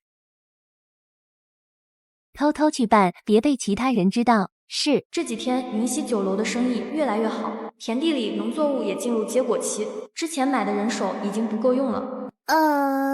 温景和思考后，决定让满秋再去买50个人，剩余的雇佣就行。有卖身契的100人培养后，着重放在管理层的位置。兵部征到的新兵被送到军营里，厉君彻这些天忙得没空回王府，他坐在帐篷里，时不时想到温景和。赵弼今天也没传消息过来吗？慕容聂望着厉君彻，撇嘴淡笑。王爷一直坐在那里傻笑，果然是在想王妃。想必王妃这些天忙着云溪酒楼的生意，没有异常。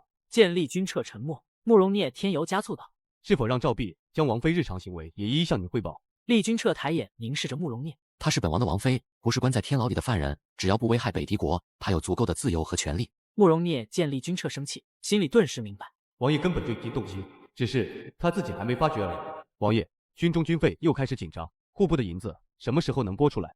父皇说现在国库空虚，要开始留出2年后攻打林越国的军资，所以让我们紧缩军中用度，户部那笔军费要到下个月才能拨下来。新兵现在都养不起，还想2年后攻打林越国，这不是天方夜谭。王爷发了这个月的军饷，粮食可就不够了，吃不饱饭哪来的力气训练？不训练，那些新兵的战斗力跟不上，兵部巡查的时候可能出问题。若是兵部尚书指责新兵军容风纪，战斗力弱，一顶帽子盖下来，受罚的可是厉君彻。这笔军费在上个月底就该下来，分明是厉于衡在户部捣鬼，才耽搁到这个月。皇帝一个决定，征兵攻打林越国，导致本该上个月发放的军费，现在要到下个月才能到，足足比计划晚了2个月。军中10几万人等着吃饭，简直乱来。厉君彻眉眼之下一片冷漠。父皇让本王训练新兵，我手上军权增多，厉于衡自然坐不住。慕容聂对彻王府的情况还算比较清楚，自家王爷常年补贴银子，本就不富，让他拿出这笔军费先垫上，根本就不可能。王爷若是手上拮据，可以找王妃商量。卑职去过一次云溪酒楼，生意相当不错。厉君彻想到前些天温景和每日在房中忙到害时，不赞同的开口：那是王妃的私产，本王岂能动用？王爷，行军打仗您是万里挑一，可是做生意您根本就不擅长。你要是将名下的商铺和田庄全部交给王妃管，最少翻一番。李管家是军中出身，管人一把好手，但是对商贾之事并不精通。管家之权我很早就交给他了，结果他又交给李管家。李管家瞧着云溪酒楼如火如荼的模样，一方面不用再为自家王妃亏本做生意担心，另一方面看着王府的账簿直叹气。再过几天到月初又要汇报，这该怎么办？铁匠铺的掌柜将自行车成品送到王府，温景和盯着熟悉的现代产物，满意的点了点头，并命令橡胶作坊和铁匠铺子开始量产。那个被简单装修的商铺终于派上用场，一辆辆新自行车摆在店里，新颖事物的出现夺人眼球。自行车商铺内很快围满人。一辆自行车成本50两银子，店铺里售价500两银子一辆，打气筒100两银子一个，赚大发了。不到1个时辰，成货便扫荡一空，商铺门口挂上售空，明早4时开门，限量出售的牌子。到月初例会时，5个掌柜按时带着账本上门。上个月月底，王爷的俸禄和名下商铺田庄的利润一共1500两银子，现在王府账上剩余8500万两银子。云溪酒楼掌柜交上账本。酒楼开张后，上个月一共开门12天，入账2560两，抛去各种成本600两，一共盈利1960两。接下来4位掌柜轮流上前。上个月最挣钱的是自行车商铺，虽然只开门5天，但盈利达到5万两。听到最后，李管家低着头一言不发，差别太大，他无脸见人。上个月你们5家也都辛苦了，普通伙计每人发1两银子作为额外奖励，掌柜每人10两，另外得加工钱。月银从这个月开始每人涨1两银子，要想员工有动力听话，适当的薪酬激励很有必要。李管家离开时能看到那5个掌柜脸上的笑。厉君彻在军营待了7天才回府，李管家第一时间找到书房。王爷，皇后的生辰寿礼还未准备，王妃说问您的意思。你去找王妃，她说送什么便送什么。李管家立刻点头，转身离开书房朝后院走。厉君彻犹豫片刻后站起身离开书房。温景和正在试菜，田庄新一批的蔬菜上市，酒楼的大厨没见过，不知道怎么做。王爷说让我安排。皇后不是厉君彻的生母，不用花心思，主打一个价格合适。是，王爷刚刚嘱咐的。话音刚落，温景和便看到厉君彻从院外走进来。库房里剩下的东西都是父皇赏赐，不好转送给皇后，你带人出去买。这些菜怎么本王都没见过？满东见状，立刻递上碗筷。在尝试几样后，厉君彻忍不住的夸赞：“真香！哎呀，怪不得慕容聂说云溪酒楼生意好，味道比之前更好了。”多谢王爷夸赞，明日我要出府挑选给皇后的寿礼，王爷一起吧。好。第二日一早，用完早膳，一行人坐着马车从王府出发。坐在马车里，厉君彻发现有人骑自行车，速度比马车快多了。那是何物？王爷，那是自行车，王妃设计，铁匠铺和橡胶作坊合力制造，近日在都城内特别火。厉君彻每天早出晚归，又连续7、8天不在都城，这是他第一次看到有人在大街上骑行。厉君彻有些错愕地看向温景和，没想到居然是他做的。提前和王爷打个招呼，过些天王爷名下的商铺和田庄我会接过来经营，该解雇的一个都不会留。你是本王的王妃，可以随意处置，不用征求我的意见。马车停在如意斋门口，如意斋的伙计见厉君彻陪着温景和进来，十分惊讶。彻王爷从武，从未进过如意斋漫水楼，看来这位王妃颇为受宠。进门后，温景和走到哪里，厉君彻就跟到哪里。温景和指着一只翡翠镯对伙计说道：“那只镯子拿出来瞧瞧。”王妃好眼光，这只翡翠镯的成色很好，是我们如意斋近几年最好的。王爷觉得如何？王妃眼光不错，本王觉得很好。那便是它了。伙计连忙将镯子包上。厉君彻指着一把白玉书：“这个一起包起来吧。”彻王妃果然受彻王爷的喜爱。走出如意斋，温景和望着厉君彻说道：“东西挑完了，王爷还有空陪着我逛逛吗？”午膳后要回军营，上午一直都可以。温景和眉眼散着笑容，对赵弼说道：“去城北。”站在田埂之上，原本杂草丛生的下等田已经彻底换了样貌，一块一块被划分得很清晰，每块田上都种着蔬菜或粗粮。厉君彻没见过玉米、红薯这些，只是觉得田里还是应该多种水稻和小麦，毕竟那些才是能吃饱的主食。这些也都是供应酒楼的吗？玉米和红薯是主食，酒楼哪里需要那么多，储存一部分，多余的会放到商铺里卖掉。本王只听说过大米和小麦粉是主食，玉米和红薯还是第一次听说。是新物种，可以蒸熟直接食用，也可以磨成玉米粉和红薯粉。听到是新物种，厉君彻一下子来了兴趣。不知道亩产多少？玉米大约亩产12担，红薯30担左右。在这个大米亩产2担，小麦亩产3担的时代，温景和说的数字就像是天书一样。当真能亩产30担？至少可能会更多。可知你在说什么？若是真的收成如此之高，又能当主食食用，将会对百姓的生活带来巨大的改变。民以食为天，我当然知道此事的重要性，否则就不会带王爷过来了。玉米和红薯采收的时候告诉我，本王和你一起看看。自行车在都城中销售10多天，然后被工部侍郎送到了皇帝厉景行的面前。刚开始并不会骑，工部侍郎教完后，他用了3个时辰便已经上手。爱卿，这自行车是工部制造的吗？回皇上，此乃民间工匠制造，已经在城内售卖500两银子一辆。虽速度不及马匹快，但也差不了多少。这比马匹要昂贵许多。此物胜在构造精巧，用它取代军马的确不划算，倒是在城中颇为受欢迎。这民间工匠们技术的确不错，看来我北狄国真的是人才济济。工部侍郎还想说点什么，被工部尚书一个眼神给制止了。离开后，工部侍郎有些不满地盯着工部尚书。大人，自行车虽然售价贵，但卑职计算过，成本只有1/10不到，还能量产，比起军马的产出要大得多。工部尚书对下属越级上报十分不高兴。工部尚书暴怒地呵斥道：自行车是民间商贾制造售卖，难道你要朝廷欺压百姓，让人用成本价出售吗？若是工部能造出一模一样的，你再来和皇上说也不迟。若是能拿到设计图纸，想必很快就能造出一模一样。如此赚钱的东西，你当人家愿意出售？盯着上级满脸不爽离开的背影，工部侍郎眉目间一片灰暗。不就是怕我立功夺了你尚书的位置？不过是区区一介商货，拿到设计图纸还不是自己一句话的事情。他回到府中后，立刻带人去自行车商铺找掌柜索要自行车的设计图纸。商铺掌柜望着闯进来的官兵，咧着嘴笑着问道：不知道各位大人来此所为何事？小店正打算关门，若是想买自行车，还请明日早点到。没买到车的客人围在商铺外面看戏。这好好的做生意，怎么会招来官兵？工部侍郎抬着下巴，一脸高傲地说道：朝廷看上自行车，工部打算量产，你把设计图纸交出来，还有工匠工部也要一块征用。掌柜傻眼，万万没想居然有人敢上门抢东西，这可是彻王妃的私产。他给账房使了个眼色，对方迅速出门而去。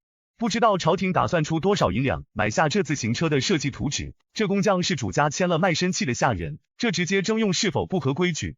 工部侍郎没想到他居然会顶嘴，霎时心生不满。朝廷征用哪还需要银两？工部直接赐一块赞誉的牌匾，都算你们占了大便宜。商贾地位本就低下。商铺掌柜之前虽是被买卖的奴仆，经过在王府的训练，胆量和气度已经大变，而且背靠彻王妃，他可不怕。扬声朝着外面的百姓道：回大人，这自行车也是主家花了无数心思研发制造，前后花费巨大，就算朝廷看重，也断没有欺压百姓、明抢的道理。众人赞同的点头。朝廷律法摆在那里，这自行车500两银子一辆，张嘴就要设计图纸，这位大人好大的口气！本官没有明抢，身为北狄国的子民，你自当为国奉献。大人乃是朝廷重臣，商贾交税供养朝廷，您每月的俸禄取之于民，若要论奉献，大人每月还领俸禄作何？你一个普通百姓，怎敢如此和本官说话？让你拿出来，那是给你面子，别敬酒不吃吃罚酒。掌柜看向门口，彻王府离商铺不远，消息想必已经传回去。草民清清白白做生意，若是大人想要明抢，必定去府衙击鼓鸣冤。想去府衙是吧？本官带你去，给我把他拿下。平头百姓敢和官府抗衡，关到牢房里严刑拷打，不怕吐不出来东西。工部侍郎朝着众人大声说道：此人偷盗工部设计图纸，私自开店谋取钱财，本官依律法将他押到官府受罪。侍郎大人一口一个偷盗工部设计图纸，你可有证据？栽赃嫁祸皇室宗亲的罪行，不知道你承不承受得起？赵弼何时在前面开道？温景和一脚踏进商铺，眼神犀利地瞪着工部侍郎。北狄国一共就3位王妃，另外2个他都见过。来人难道是厉君彻的王妃？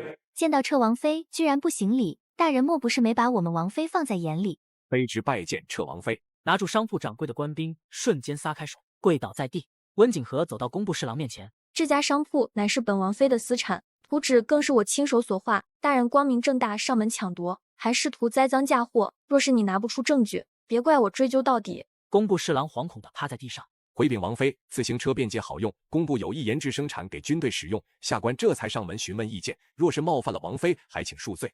本王妃的人都要被你抓到官府了，询问意见简直可笑。今日若是开店的只是一名普通百姓，岂不是白白被你欺压？温景和完全没打算轻放此事。此人的行为和强盗没有区别，想必平时做官没少欺压百姓。围观的百姓议论纷纷。早就听闻这位工部侍郎为官不正，没想到今日坑害到彻王妃头上，要抢夺王妃私产，简直不要命！无视工部侍郎瑟瑟发抖的身躯，温景和命令掌柜关门，接着带着人直接回了王府。工部侍郎是厉之琳的人，这么好的机会，要是不趁势扳倒他，实在是可惜。厉君彻接到消息后，第一时间赶回王府。此事交给本王，你不用担心。温景和抬头注视着厉君彻问道：王爷，你说此事和皇上有关吗？父皇断断做不出此事，一定是工部侍郎急功好利，此事闹得沸沸扬扬，明日早朝后定给你一个交代。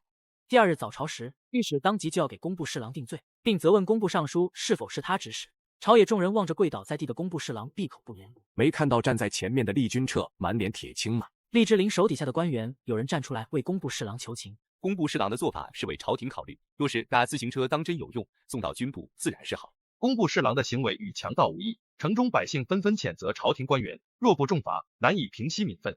没想到昨日给自己送自行车的工部侍郎，居然做出此等有违朝廷法纪之事，还顶着魏国的名号。昨日下午，奏本一连递上来10几本，都是参他的。虽然皇帝不喜欢温景和，但他毕竟已经是厉君彻的王妃，此事又证据确凿，实在没有什么好查的。一到圣旨，工部侍郎的乌纱帽被摘，工部尚书被连累罚了1年俸禄。兵部自行车你们再研究一下，若是真能派上用场，便找彻王妃买下设计图纸。回皇上，早朝之前，彻王妃已命人将设计图纸送到兵部，称若能为国所用，愿意无偿献出。下朝后将厉君彻单独留下，是你的意思吗？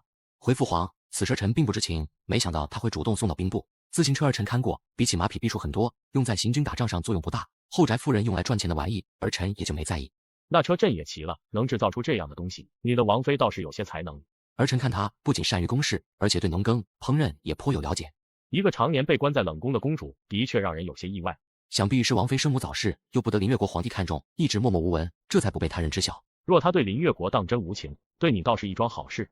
厉君彻低头，眸色闪烁，恭敬地说道：“儿臣会再观察，要想改变父皇对王妃的偏见，得一步一步来。”温景和听到工部侍郎被摘了乌纱帽，心里十分满意。铁匠铺子里新做了一批质量上乘、外表好看的自行车，你亲自送到宫里去。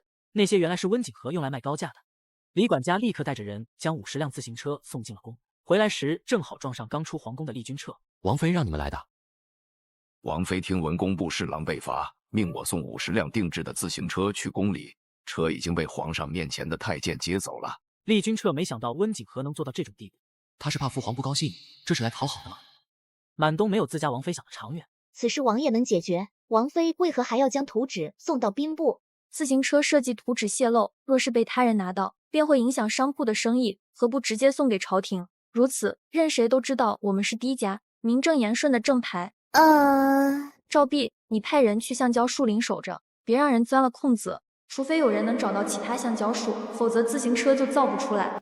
赵弼心中愤慨，显然对这个处决不满意。自家王妃吃了亏，竟然只是丢官，该砍头才对。回到王府后，厉君彻第一时间来到后院。这自行车商铺的利润这么高，王妃不心疼吗？只是设计图纸而已，又不是不让我做这门生意。空间里东西多的是，随便拿出一个都能卖出天价。父皇那里有我在，你不用委曲求全的妥协。温景和无奈的挑眉。王爷，比起大皇子和三皇子，你好像并不受宠。要是我这个王妃再拖后腿，你距离那个位置岂不是更远了？帝王将相，能者居之，若是连王妃都护不住，我便不配坐那个位置。我不是养在闺阁里不闻世事的女子，夫妻一体，王爷若是累了，也可以依靠我。厉君彻有些错愕，自己娶的王妃真的很不一样。三皇子厉之琳回到府中后，当场发怒：一个和亲公主竟然毁了本王的人，那些御史到底站哪边的？一旁的谋士低声劝慰道：王爷，御史向来持正不阿，现在满大街全是对工部侍郎的鱼肉百姓的指责，皇上罢免他的官职也是情理之中。本王岂能不知他的罪行？只是我在工部只有他一人，实在可惜。皇后生辰当日，温景和和厉君彻坐在一起，大殿中央摇曳生姿的舞女，眉眼朝着上位者放电。温景和看在眼里，偷望皇后的脸色。你在看什么？温景和凑到厉君彻的耳边低声道：我在想，皇后真大度，今天之后，后宫中又要多一个妃嫔了。厉君彻眯眼，目光扫过皇帝的脸，心里明白，父皇的后宫，你瞎琢磨什么？你要是敢纳妾，我一刀砍了你。一个都养不起，哪里还会有第二个？温景和白了他一眼，意思是有钱就会养第二个呗，我掐死你。林王妃忽然朝着温景和说道：彻王妃身为林越国公主，想必才华出众，今日乃是皇后寿辰，不如上台表演，为皇后祝寿。凭什么一个敌国公主能得到厉君彻的喜欢，自己难道还比不过一个冷宫弃子？大殿瞬间安静下来，众人的目光全部集中在温景和和厉君彻的身上。温景和勾起嘴角，语气中满是讽刺：当众登台表演和戏子有什么区别？林王妃张口就来，想必经验丰富，没想到三弟这么大方。厉之琳本就对林王妃曾经爱慕厉君彻耿耿于怀，温景和一句话暗示林王妃行为放荡，直接说中他的心思。就在此时，厉君彻语气深沉地说道：本王的王妃只能表演给本王看，林王妃慎言。厉君彻公然维护温景和，直接表明他的态度。坐在隔壁的厉于衡有些意外地盯着厉君彻，他居然会对一个和亲公主在意，真是出乎意料。寿宴结束后，两人一同乘坐马车离开。听闻林王妃曾经对王爷有意，厉君彻诧异地看向温景和，他一厢情愿，和本王无关。事实温景和早已知晓，他心中还有疑问想要确定。林王妃身为中书令的千金，王爷就没想过借机拉拢？厉君彻回想起那日温景和说的依靠和今日寿宴上的纳妾之言，男主外女主内，皇位本王自己会夺，不靠纳妾。厉君彻的品行在这个时代算是比较正，并没有对女性的偏见。温景和无论是做什么，只要不威胁到北狄国，他都会支持。夜色撩人，温景和靠在榻上。满秋，你在王府的时间长吗？回王妃，奴婢和满东自小就被李管家买入府中，入府那年9岁。你们认为王爷是一个怎样的人？两人彻底愣住，没想到王妃会问他们这个问题。王爷怎么样？哪里是他们这些下人能评判的？看出两人的犹豫，温景和催促，简单说一下你们两个的感受就行。满东没有那么多花花肠子，既然温景和问，他便直白的回答：王爷文武双全，仪表不凡，北狄国很多人家的小姐都想嫁给他。满秋见温景和脸色并没有变化，于是说道：王爷十分洁身自好，从不去烟花巷柳之地。自从王妃嫁入王府后，王爷好似变得温柔了一些，只要和王妃在一起，就从来没有生气过。奴婢从未见过他对其他女子这样好过。温景和沉默不语。本王妃不会因为满秋的几句话就确定王爷已经喜欢上了自己。满秋抬眸打量自家王妃的脸色，不知道自己说的对不对。在月中汇报时，温景和这次单独将李管家留了下来。明日开始，我会轮流视察王爷名下的商铺和田庄，大半个月，时间差不多刚好。李管家脸上满是欣喜。王妃需要我怎么配合？若是有人找上你，无事即可。隔日，温景和便带着满秋等人出了府。王妃，这书铺的位置处于城西中心，每月的利润却只有20几两银子。温景和坐在马车上，透过车窗朝书铺门口看，盯了1刻钟，只有一人走进去，伙计比客人多，掌柜态度敷衍得很。记下来，回去后撤店，改做别的生意。温景和将9家店铺的改善方案交给他们。我给你们2个月的时间，按照上面的方案调整商铺的经营方式。时间一到，若店铺利润没有翻倍，就自己收拾东西去田庄干农活。王府不养无用的闲人。9人低着头回话道：是。处理完各类事项，温景和昏沉沉的睡了过去。休息2日后，温景和开始着手厉君彻名下的田庄。等田庄管事接到消息，温景和已经带着人到了。根据账本上记载，这片应该是田庄自种的田地。你们是田庄雇佣的农户？不是，我们是佃户。满秋立刻上前问道：这里不是彻王府的地吗？租出去的田地在那边，你们怎么会在这里劳作？妇人眼神躲闪，正打算开口，一道男声传来，田庄管事带着人急匆匆跑过来，拱手道：拜见王妃。起来吧。田庄管事笑着道：王妃舟车劳顿，想必累了，我带您去庄子里歇歇。他们既然是租户，为何会在这里劳作？管事立刻回答：农户自己的田地料理好后，若有多余的时间，我们便会雇佣他们，离得近方便。原来如此。温景和点点头。账本上的确有这一笔支出。王妃来得匆忙，我接到消息后立刻让人去安排午膳，庄子上一应物品也已经准备妥当，田地里虫蚁多，还请王妃一步。我们才没收管事的银子，这工若是不白做，他就不把田地租给我们。正打算上车，不远处的一个少年大声喊道。温景和停下，转身看去，那个出生的少年正被妇人捂住嘴。何时？去把人带过来。温景和见田庄管事神色有异，立刻猜到这里面有鬼。那妇人被带过来时，浑身上下都在发抖。小儿失言，还请王妃恕罪。反倒是那个少年身躯笔直的看着他。你叫什么名字？温景和面带笑意的盯着他问道。我叫王牛药。你刚刚所说的可是真的？王牛药狠狠的点了下头。我听我爹娘说的，今年我爹本来要送我去私塾读书的，结果田庄管事又涨了1成租金，家里就没有银子了。从账本上看，田地的租金就从来没涨过。原本以为是收成低，导致田庄利润微薄，看来完全不是这回事。王妃恕罪，近2年田庄收成不行，小人这才出此下策。那上半年的账本上，本王妃怎么没看到那笔多出来的租金？管事还想狡辩，温景和根本不想听，直接让满秋、满东盘问在场的农户，和账本上的一一比对。1刻钟后，满秋和满东走到跟前回禀。王妃，近3年田地的租金每年都在上涨，和账本上记录的已经差了3成，而且田庄没有租出去的田地也是他们负责料理，并没有给工钱。温景和眉头紧锁。不是说李管家管人很有一套吗？怎么会出这种纰漏？典型的欺压农户，中饱私囊，还打着彻王府的名号，简直该死。王妃恕罪，是小的贪心，这才瞒着李管家私自涨租，还请王妃看在家父以往的功劳上，饶小人命。此人的父亲是厉君彻军营牺牲战士的儿子，靠着这重身份才被重用。温景和厉声道：你爹要是知道生了你这么一个儿子，估计会从棺材里爬出来打死你。来到庄子上，温景和让满秋2人将账目重新核算，该退给农户的租金全部退给他们，工钱结算掉。王妃，田庄一共38家佃户，3年来多余的租金加上工钱，一共930两银子，温景和想到王府空虚的库房，这还只是第一个田庄，剩下还有3个。马上发下去，今日不回王府，直接一次性将另外3个田庄全部巡查完，趁着消息没传出去，打他们一个措手不及。晚上，温景和看着被改得面目全非的账本，脸色非常难看。贪污的银子被管事花得一干二净，就算能追回来一些，也不到1/3，剩下的全部要王府来补，简直亏死了。丽君彻回府时，被管家告知王妃出城巡视田庄还没回来。出门时，王妃有说今日不回府吗？本来是打算巡视完一个田庄后便回来的，但是赵弼下午派人传回消息，说庄子上出了点事，王妃要一次性将4个田庄全部巡视完毕，所以今日便直接在庄子上过夜了。出了什么事？李管家额头出汗，将事情完完全全的说出来，不敢隐瞒。说完后低着头，不敢再说话。田庄农户被坑害3年之久，你都没发现？李管家连忙跪下，是属下失职，自己去领罚。李管家连忙打出钱去杂院领了20大板。府中下人见年过半百的李管家被人抬回，一个个大气不敢出一声。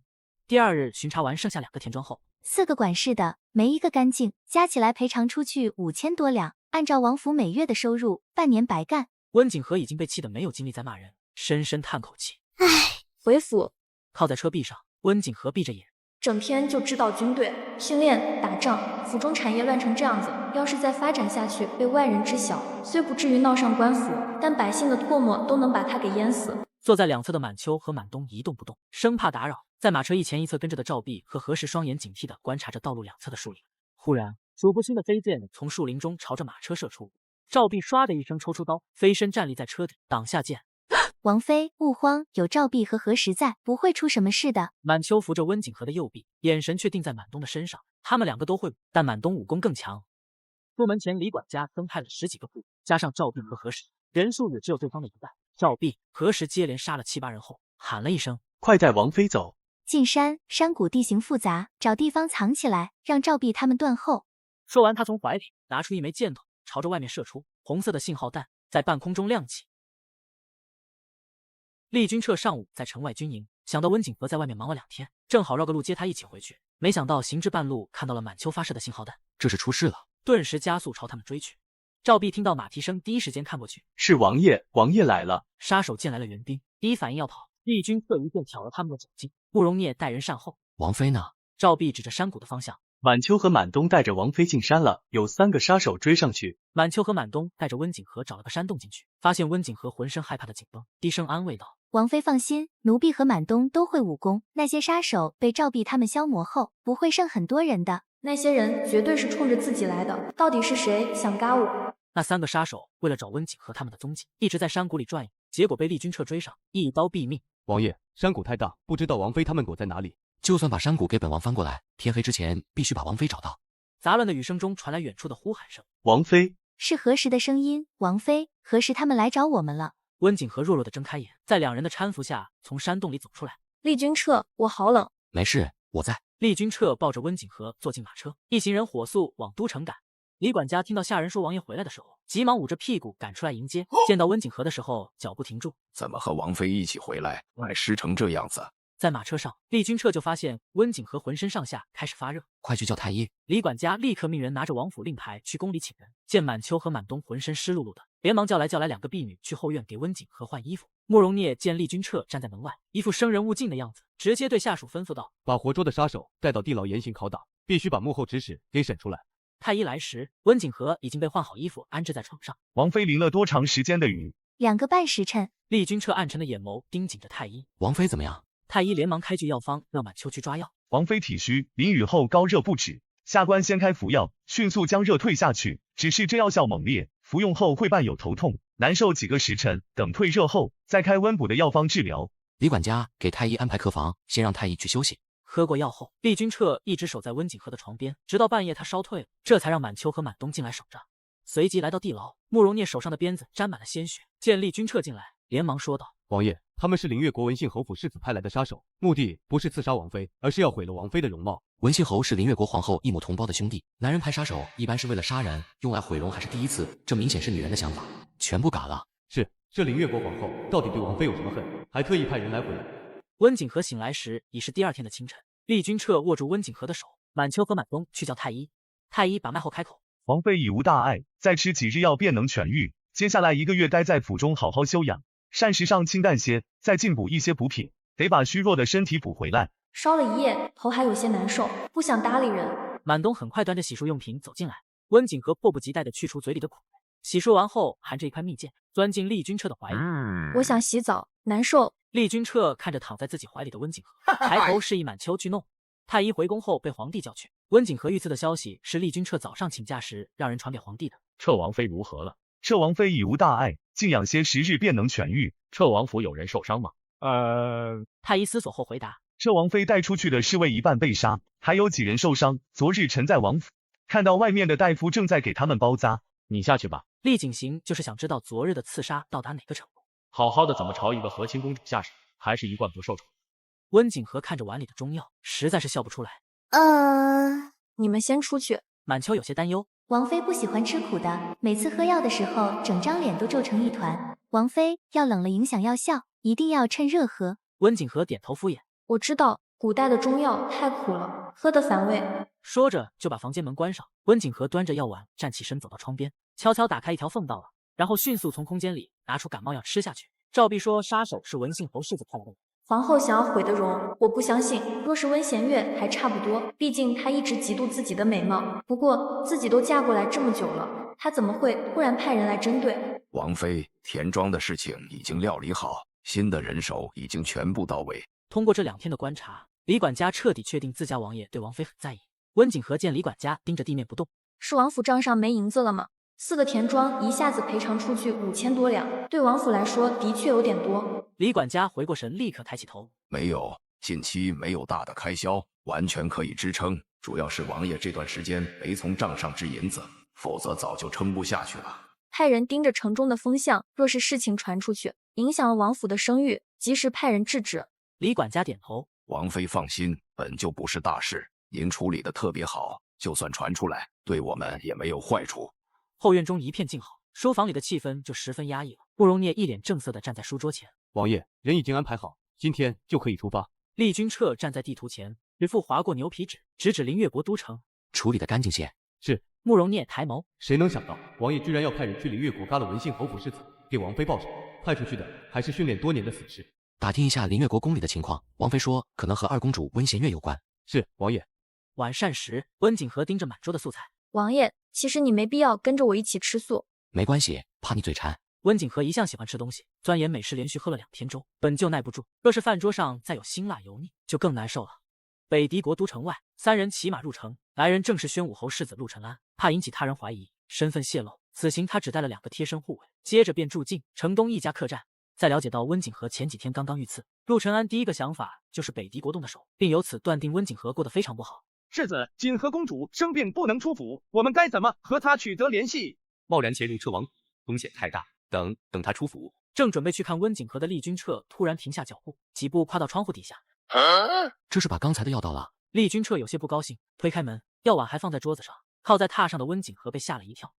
你进门怎么不敲门？厉君彻没回答，直接质问满秋和满东。王妃每次喝药，你们2个都在场吗？满秋和满东对视一眼，同时摇头。王妃说等冷点再喝，就让我们出去了。温景和眼眸闪烁，迅速移向别处。糟糕，被发现了。把周大夫叫来。厉君彻说完话后，落坐在温景和旁边，盯着他。怕苦就不喝药，偷偷倒掉，病怎么能好？温景和知道瞒不下去，干脆承认。我体质好，只要退了烧，身体自己就能痊愈。你看我现在不是好好的。太医说你体虚，就算病好了，也得好好休养。李管家已经在让厨房琢磨药膳给你补身子了。温景和挑眉，是药3分毒，我才不吃呢。满东很快带着周大夫进来。周大夫把完脉之后，对厉君彻说道：“王妃恢复的比预料中的好，这病已经好的差不多了。”温景和朝厉君彻抬起下巴，眼尾得意的上扬。你看，我就说我的自愈能力非常好。温景和在家关了6天，早就耐不住想要出去透透气。王爷，田庄掌柜传来消息，说红薯和玉米可以采收了。你明天要不要和我一起出府看看？之前厉君彻就和他说过要一起去看产量，所以一定会同意。看着温景和神采飞扬的模样，厉君彻不忍拒绝。那便4时再出门。第2日出发时，厉君彻舍弃骑马，反而和温景和一同坐马车。满秋和满东自觉从马车上下来，跟在2边行走。站在客栈楼上的陆承安盯着马车，有婢女在，说明马车里有女眷。跟上去，直到马车离开闹市进入田地，陆承安才停下。田里人少，容易被发现，还是在城里等他们回来。溜了。地里的农户从卯时过半就开始忙碌，一筐一筐的玉米和红薯已经被摆在路边。个头还都挺大。掌柜满脸激动地向温景和汇报：王妃，玉米亩产13担，红薯32担。居然能有这么高的产量！厉君彻盯着筐子里的东西，扭头看向温景和：这东西怎么吃？能马上做吗？可以，就先烤着吃吧，最方便。满秋，你去生火。很快，一股浓烈的香味冒出。妈呀，这个东西看起来太香了！是粮食的味道。满秋捧着烤红薯和烤玉米急走过来，厉君彻照着温景和的方法开始剥皮，一口咬下去，松软，带着一丝甜味。真香！哎呀！厉君彻心情非常激动，一向冷静的他此刻语气都忍不住的上扬。王妃，明日早朝时，本王想将这2样物品禀告给父皇。如此高产，一旦铺开，对北帝国的百姓乃是一大幸事。温景和嘴角带着笑意：可以，只是朝廷要是想要东西，得让户部出银子才行。这次我才不白干。当然，剩一半今日不要采收，明天我禀告上去，朝廷可能会派人来核实产量是否属实。本来今天也采收不完。厉君彻高兴地亲自下地采收了1箩筐，这才带着温景和离开。陆承安在闹市等了2个时辰，这才看到车王府的马车回来。见马车朝着云溪酒楼驶去，他连忙让下属去2楼占位置。温景和和厉君彻上楼梯时，陆承安刚好下楼，而且还碰到了温景和的衣袖。坐到包厢里，赵弼，楼下那个穿蓝色长袍的男人给我盯着，别打草惊蛇。王妃，那人有什么问题吗？温景和视线扫向厉君彻，王爷有看出问题吗？看他的衣着，应当不缺银子。他的位置在2楼，明明可以点菜让伙计送上来，却亲自跑下去买，而且人群中还带了2个侍从。王妃认识。温景和眼里透着一丝明了。怪不得温贤月会迫不及待下手，要毁自己的容貌。那是林越国宣武侯世子陆承安，温贤月看中的夫婿。他的目标是你，刚刚下楼时特意经过，就是为了吸引王妃的注意力。温景和撇嘴，送亲队伍里所有的人都死了，包括温艳茹派来的细作，他这是朝着我来的。北帝国征兵，想必他们已经知晓陆承安是来打探消息的。温景和的记忆里有这张脸，原主仅仅因为被他多看了一眼，就遭到了温贤月的加倍折磨。由于救命之恩，原来的温景和对他产生了一丝丝好感，最后也在痛苦中消散。在自己看来，此人表面上是个正人君子，实际上好色多情，唯利是图。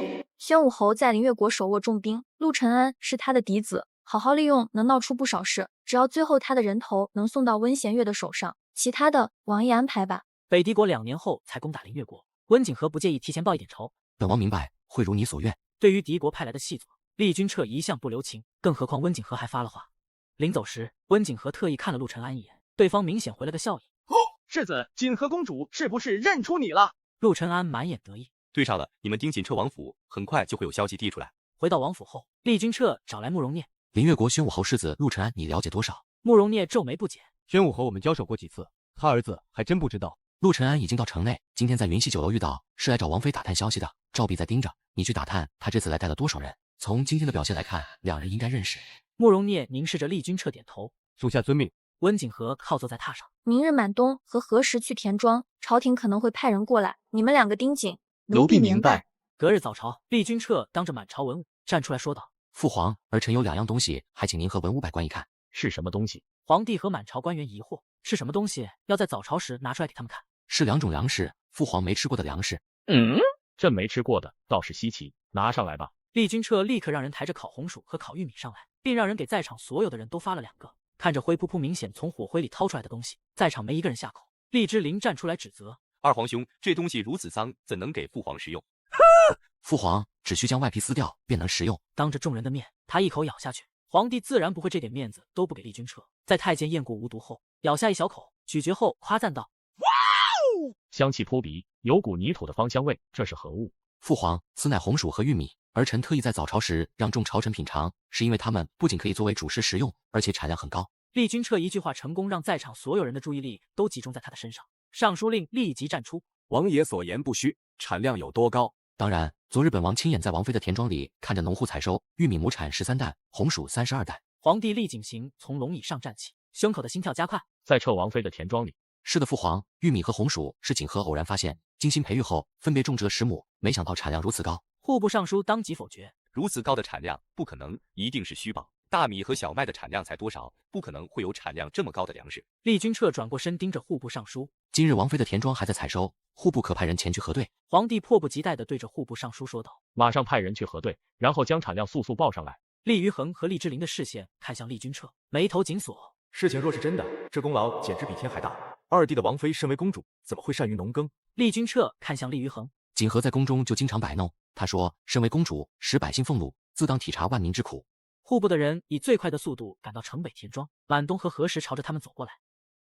各位大人，我们是彻王妃派来接待各位的。第7亩红薯和玉米地马上就要开始采收，你们去忙，采收完后我们自会称重记录，上报给皇上。玉米地里居然真的有14担，大人，这里有33担。在得知玉米红薯真有这么多产量时，户部侍郎火速跨上马往皇宫赶去。他脚步踉跄，小跑着跨进朝堂。皇上大喜，天佑北狄，这红薯和玉米亩产果真如彻王爷所说，甚至更多。皇帝惊喜的再次站起来。天降神物，我北狄的百姓有福了！恭喜皇上，天下祥瑞有我北狄。文武百官纷纷跪倒在地，向皇帝报喜。厉景行骤然翻身，眼睛发光地盯着厉君彻。彻儿的王妃立下如此大功，朕要重赏。下旨，赐彻王妃黄金万两，绫罗绸缎30箱，免死金牌1枚。皇帝高兴的大赏，一连串的赏赐脱口而出，足足说了好几10句话。厉君彻拱手弯腰，儿臣代王妃叩谢父皇赏赐。厉景行冷静下来，直接对户部尚书下命令：采买彻王妃手上的红薯和玉米种子，请教培育种植之法，先在都城试种。微臣遵旨。3皇子留下，其他退朝。来到御书房，厉景行的心情还是有些不平静。彻儿，玉米和红薯这2样神物，当真是锦和公主发现的？厉君彻点头，是。景和在城中开了一家云溪酒楼，很多蔬菜，儿臣以前都没有吃过，都是他培育出来的。温彦如这是送了个福星给我们，最不受宠的女儿如此有才，结果被放弃送到北狄国，这临越国的皇帝简直太蠢了。厉景行对温景和的偏见，随着红薯和玉米的出世，顿时烟消云散。他这个临越国公主身份，很快就会被彻王妃的名头给盖过去。朕赐他免死金牌，也是为了将来考虑。儿臣明白。厉君彻对于皇帝的态度转变非常满意，从今天开始，无人会在意温景和狄国公主的身份。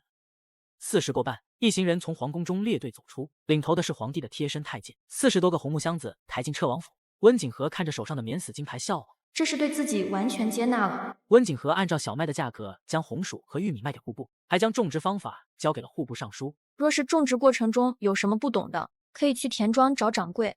户部尚书完成任务后，迅速离开彻王府，入宫向皇帝汇报。玉米和红薯彻王妃各留下10担，其他全部卖给户部。臣已经派人去田庄收取。第一次试种关系着百姓是否能接受，你们户部一定要重视，出现问题及时向彻王妃请教。现在的储存量作为种子，向北狄国百姓铺开远远不够，必须多种。半夜，户部尚书偷偷进入恒王府，恒王妃站在前院门口，见自己的父亲过来，连忙迎上去。父亲，王爷自从下早朝回来，就把自己关在书房里，还发了好大的火。户部尚书给女儿一个安抚的眼神，接着便朝着书房走去。父皇怎么说？皇上心情愉悦，对彻王妃的做法非常赞扬。厉于衡声音刻薄低了，本以为是给厉君彻找了个麻烦，谁想到因祸得福，一个敌国公主得了父皇的喜爱，连带着父皇对厉君彻都多看中了几分。红薯和玉米大面积开始种植，北狄国的百姓都知道此物乃是彻王妃发现，民心所向，对王爷很不利。厉于衡生气地说道：“此事利国利民，若是温景和能种出来，你户部种不出来，父皇一定会怪罪于你。玉米和红薯之事，你必须好好做，只能比彻王妃做得更好。”临王府，彻王妃既然能被刺杀1次，那就能刺杀第2次。把消息传到离越国，本王就不信离越国皇帝对这个女儿心里不恨，吃里扒外的东西一定会大卸八块。慕容聂在查清楚陆承安既然只带了2个侍从入城后，立刻找到厉君彻。王爷，直接把人抓了，威胁宣武侯。厉君彻摇头，2年后才开战，此时挑起纷争不是件好事，先抓起来关到地牢里。北狄国现在国库空虚，不是开战的好时机。温景和写了一封信交给满秋，让他带出府交给陆承安。陆承安收到信，十分高兴的来到云溪酒楼的包厢等着，结果没等来温景和，等来的是带着侍卫的慕容聂。主仆3人直接被关进了彻王府的地牢，严刑拷打之下，什么都吐了出来。楼梯上，慕容聂悄声：“王爷，那小子说他对王妃有恩，王妃心悦他，是真的吗？”景和很聪明，能看上他才怪。心悦抓人的时候，本王一点没看出来。慕容聂盯着厉君彻冷清离开的背影，伸手拍打自己的嘴，让你多嘴。后院的竹榻上，温景和眯着眼享受着夏末的凉风。陆承安已经抓到，关在王府的地牢里。满秋已经告诉我了，怎么样？他的目的是我吗？是，临越国皇帝派他来接触你，借机打探王府的消息。嘎了那么多人都没有让他死心，温彦如那老匹夫还真是白日做梦，痴心妄想。听到温景和这么称呼凌越国皇帝，厉君彻并不觉得意外。陆纯安说他就过你一命，还要杀吗？救命之恩真是可笑。温弦月可是最恨这一点。攻破凌越国都城的时候，皇室所有人的命记得留给我。好。中秋佳节，今晚城中有中秋灯会，厉君彻昨天就说要带他出门看灯会。李管家、赵弼等人站在王府门口，看着厉君彻带着温景和离开。真的不跟上去吗？王爷要单独带王妃出去玩，我们就不要乱掺和了，有王爷亲自陪着，不会出事的。李管家摆摆手让人散了。夫妻情趣，你们这些下人就别去捣乱了。若是喜欢，以后每次灯会我都陪你来。好啊。你们不能杀我，我是宣武侯府的世子。陆晨安满脸恐惧地望着慕容念。温景和就是个疯女人，联合厉君彻给自己下套，现在还要嘎我。像你这样的蠢货也敢觊觎我们王妃，可惜你的人头要被当成礼物送给温弦月，否则哪用得着我亲自动手。厉君彻亲自下令处死陆晨安，并按照温景和的要求，让慕容聂砍下他的头颅送到温弦月的手上。坐在椅子上的温景和45度抬头望着天空发呆，不能亲眼看到温弦月收到陆晨安人头时候的表情，觉得实在是太可惜。王妃是大皇子和三皇子府中的产业明细，这份是恒王妃和林王妃的。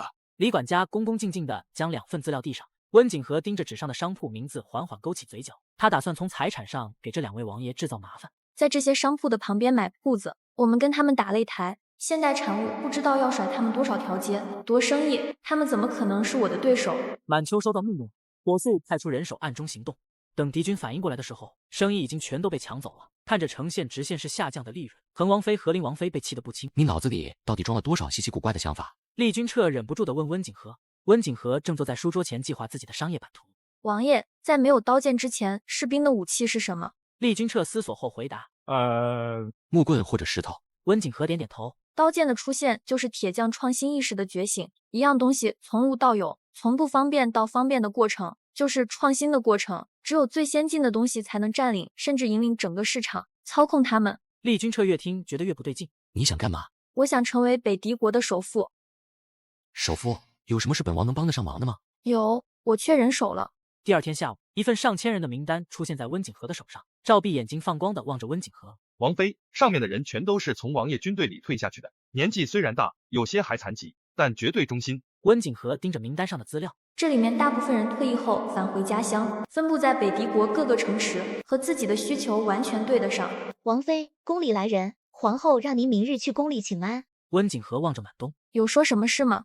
满东摇摇头，宫里人没说。第2日，温景和进入长乐宫时，发现恒王妃和林王妃都在。这是一下子把3个儿媳妇都叫齐了，要干嘛？皇后一副贤良淑德的温柔慈母样子，说出来的话却十分诛心，直接让在场3个女人的脸色都变得非常难看。王府血脉单薄，本宫这里有一份名单，上面都是些小官家的女儿，你们1人挑2个收入府中。温景和满脸不可置信的抬头看着皇后，他这是要给儿子纳妾。恒王妃和林王妃的脸色铁青，盯着那张名单上的名字，好似要将他们灰飞烟灭。尤其是彻王妃，2皇子府中到现在一个孩子也没有，你作为王妃该着急才是。温景和抿着唇，厉君彻以前没妻没妾，你以为他是蜜蜂，还能无性繁殖？接着皇后又把另外2人数落了一遍，无疑不是认为他们对子嗣不上心，善妒。见3人不说话，皇后示意宫女把人带进来。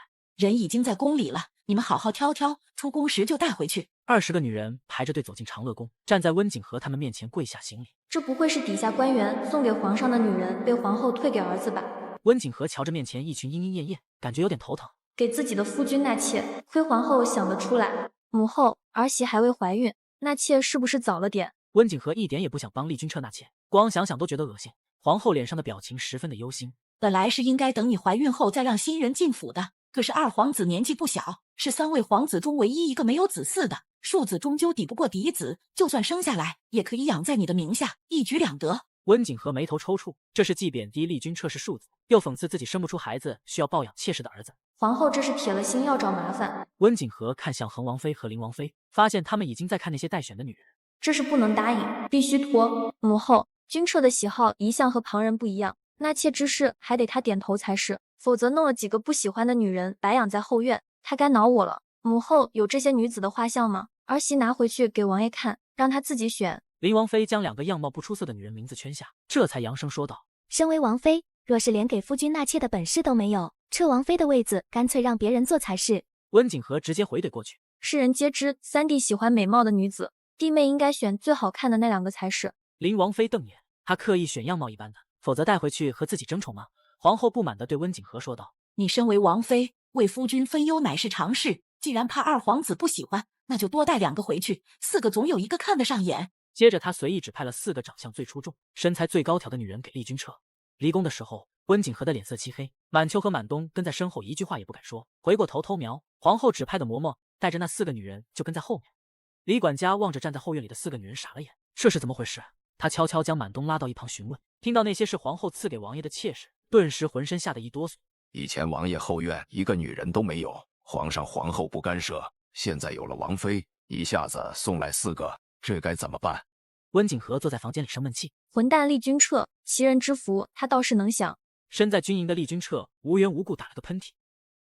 是谁在骂我？4人在后院站了半个时辰，温景和一句话将人安排到王府角落的院落里。厉君彻晚上回府的时候，感觉到气氛不对，他走进房间，发现温景和冷着一张脸坐在榻上。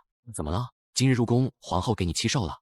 温景和抬头，浑身上下充斥着一股压抑的怒火。皇后给你送了4个妾室，就在府里住着，王爷不去看看？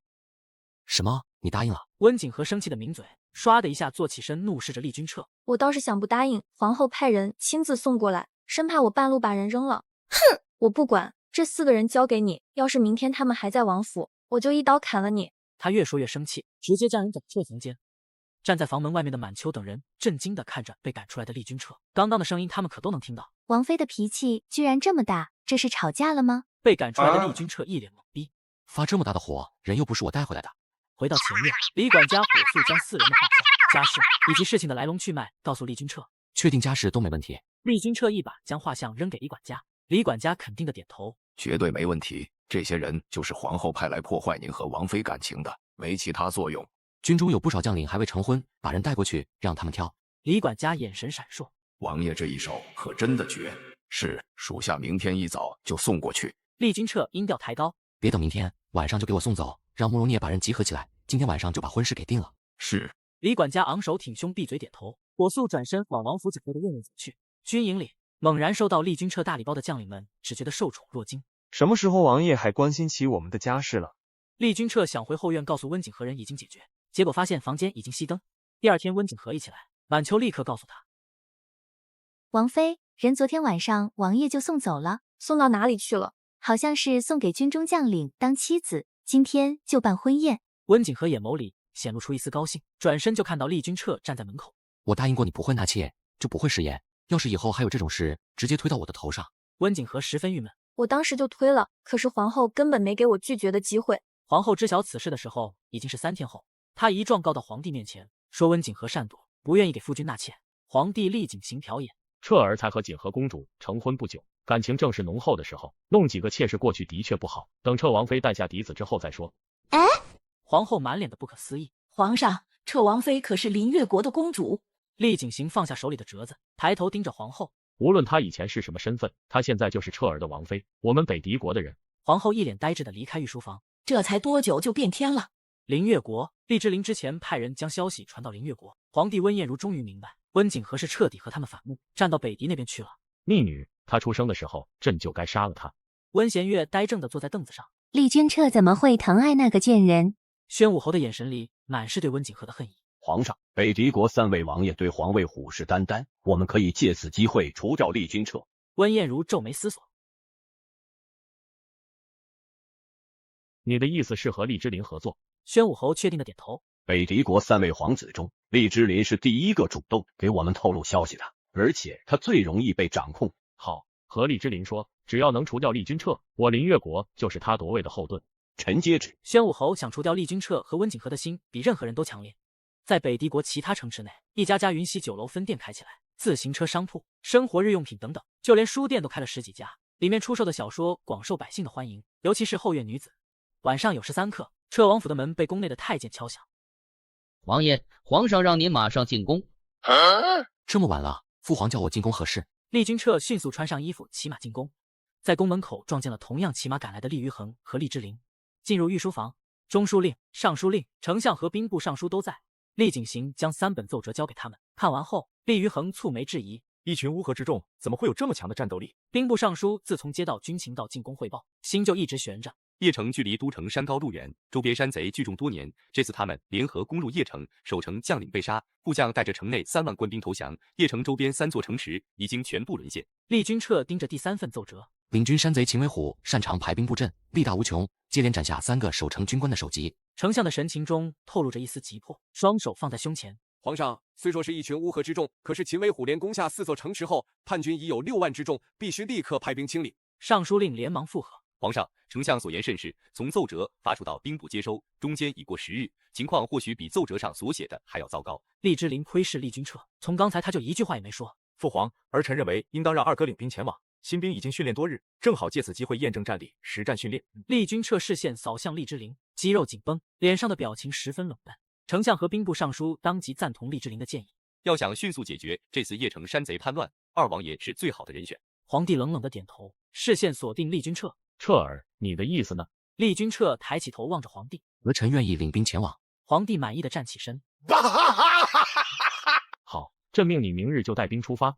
回到王府后，厉君彻立刻让人收拾东西，自己则是走到温景和的房间门口。满东走到床边，轻声把温景和叫醒。困倦的温景和睁开眼望着满东，怎么了？满东侧身，厉君彻走到床边坐下。父皇命我明日带兵去邺城平叛，马上就要去军营调遣军队来和你打个招呼，在府里好好的。这是本王的令牌，可以调遣府中暗卫，若是有事拿不准，可以找宋志远帮忙。温景和茫然地望着厉君彻，怎么这么突然？你什么时候回来？归期不定，但一定回来陪你过年。温景和在脑子里迅速计算了一下，还有3个月多才过年。厉君彻将令牌塞到温景和的手里，对满东说道：照顾好王妃。第2天，一夜没睡的温景和盯着2个黑眼圈。王爷已经走了吗？卯时，城外的军队就已经离开，朝邺城的方向去了。温景和呆呆地坐在床上，心里有些发慌。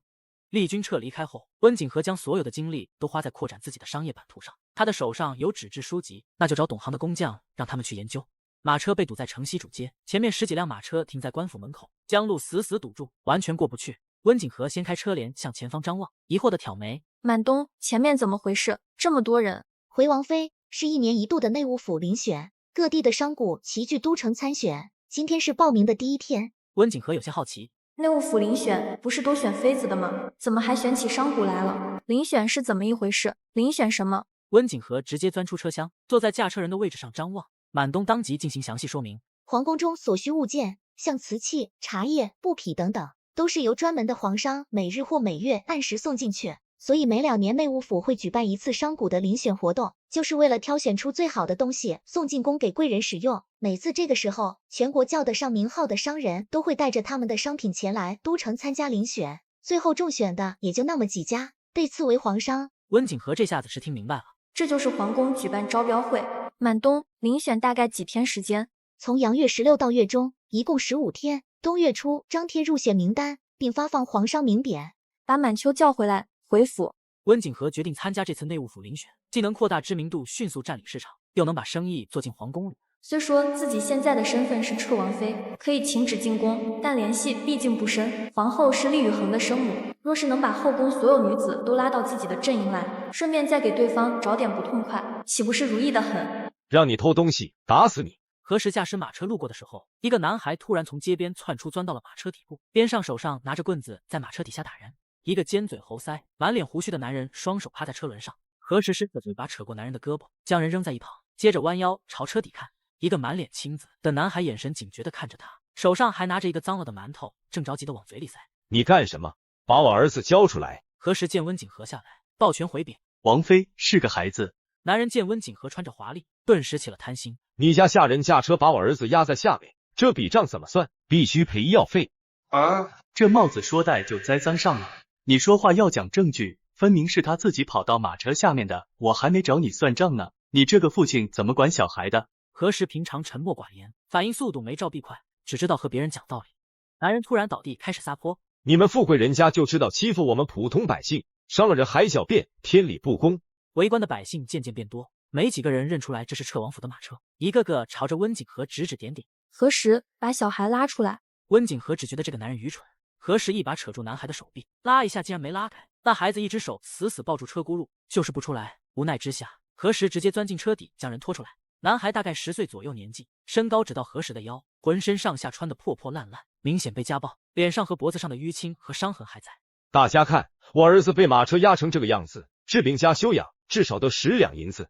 何时皱眉，这是孩子的父亲吗？怎么看着不像？满东连忙站出来指着男孩的脸，这脸上的伤分明是被人打的，淤血都变紫了，肯定伤了有一段时间，怎么可能是被车轮压的？你这人怎么张嘴就是谎话呢？官府就在前面，报官。男人脸色一僵，火速从地上爬起来，让你乱跑，让你偷东西，惹着了贵人，这下子都要把你老子送到牢里去了。在场所有的人被男人的行为给吓到，一转眼就变了个样子，这是戏精吧？打得这么狠，是亲生儿子吗？小男孩刚刚硬塞下一个馒头，还没来得及消化，就被猛烈拍打背部，直接反胃要吐。他是你儿子，你怎么能这么打他？男人不满的叫嚣：我打自己儿子，就算是卸了官，那也是天经地义，用得着你管？话说完，那人就要拎起小孩走人，何时一把挡在他面前。温景和忍着脾气蹲下来，望着男孩的脸问道：他是你爹吗？男孩两眼望着地上的呕吐物，眼神发怔，半晌后摇摇头，开口道：不是，他不是我爹。臭小子，你瞎说什么？你是老子花了500文买来当儿子的，你不是我儿子，谁是？围观的众人顿时明白，原来不是亲生的，怪不得下手这么重。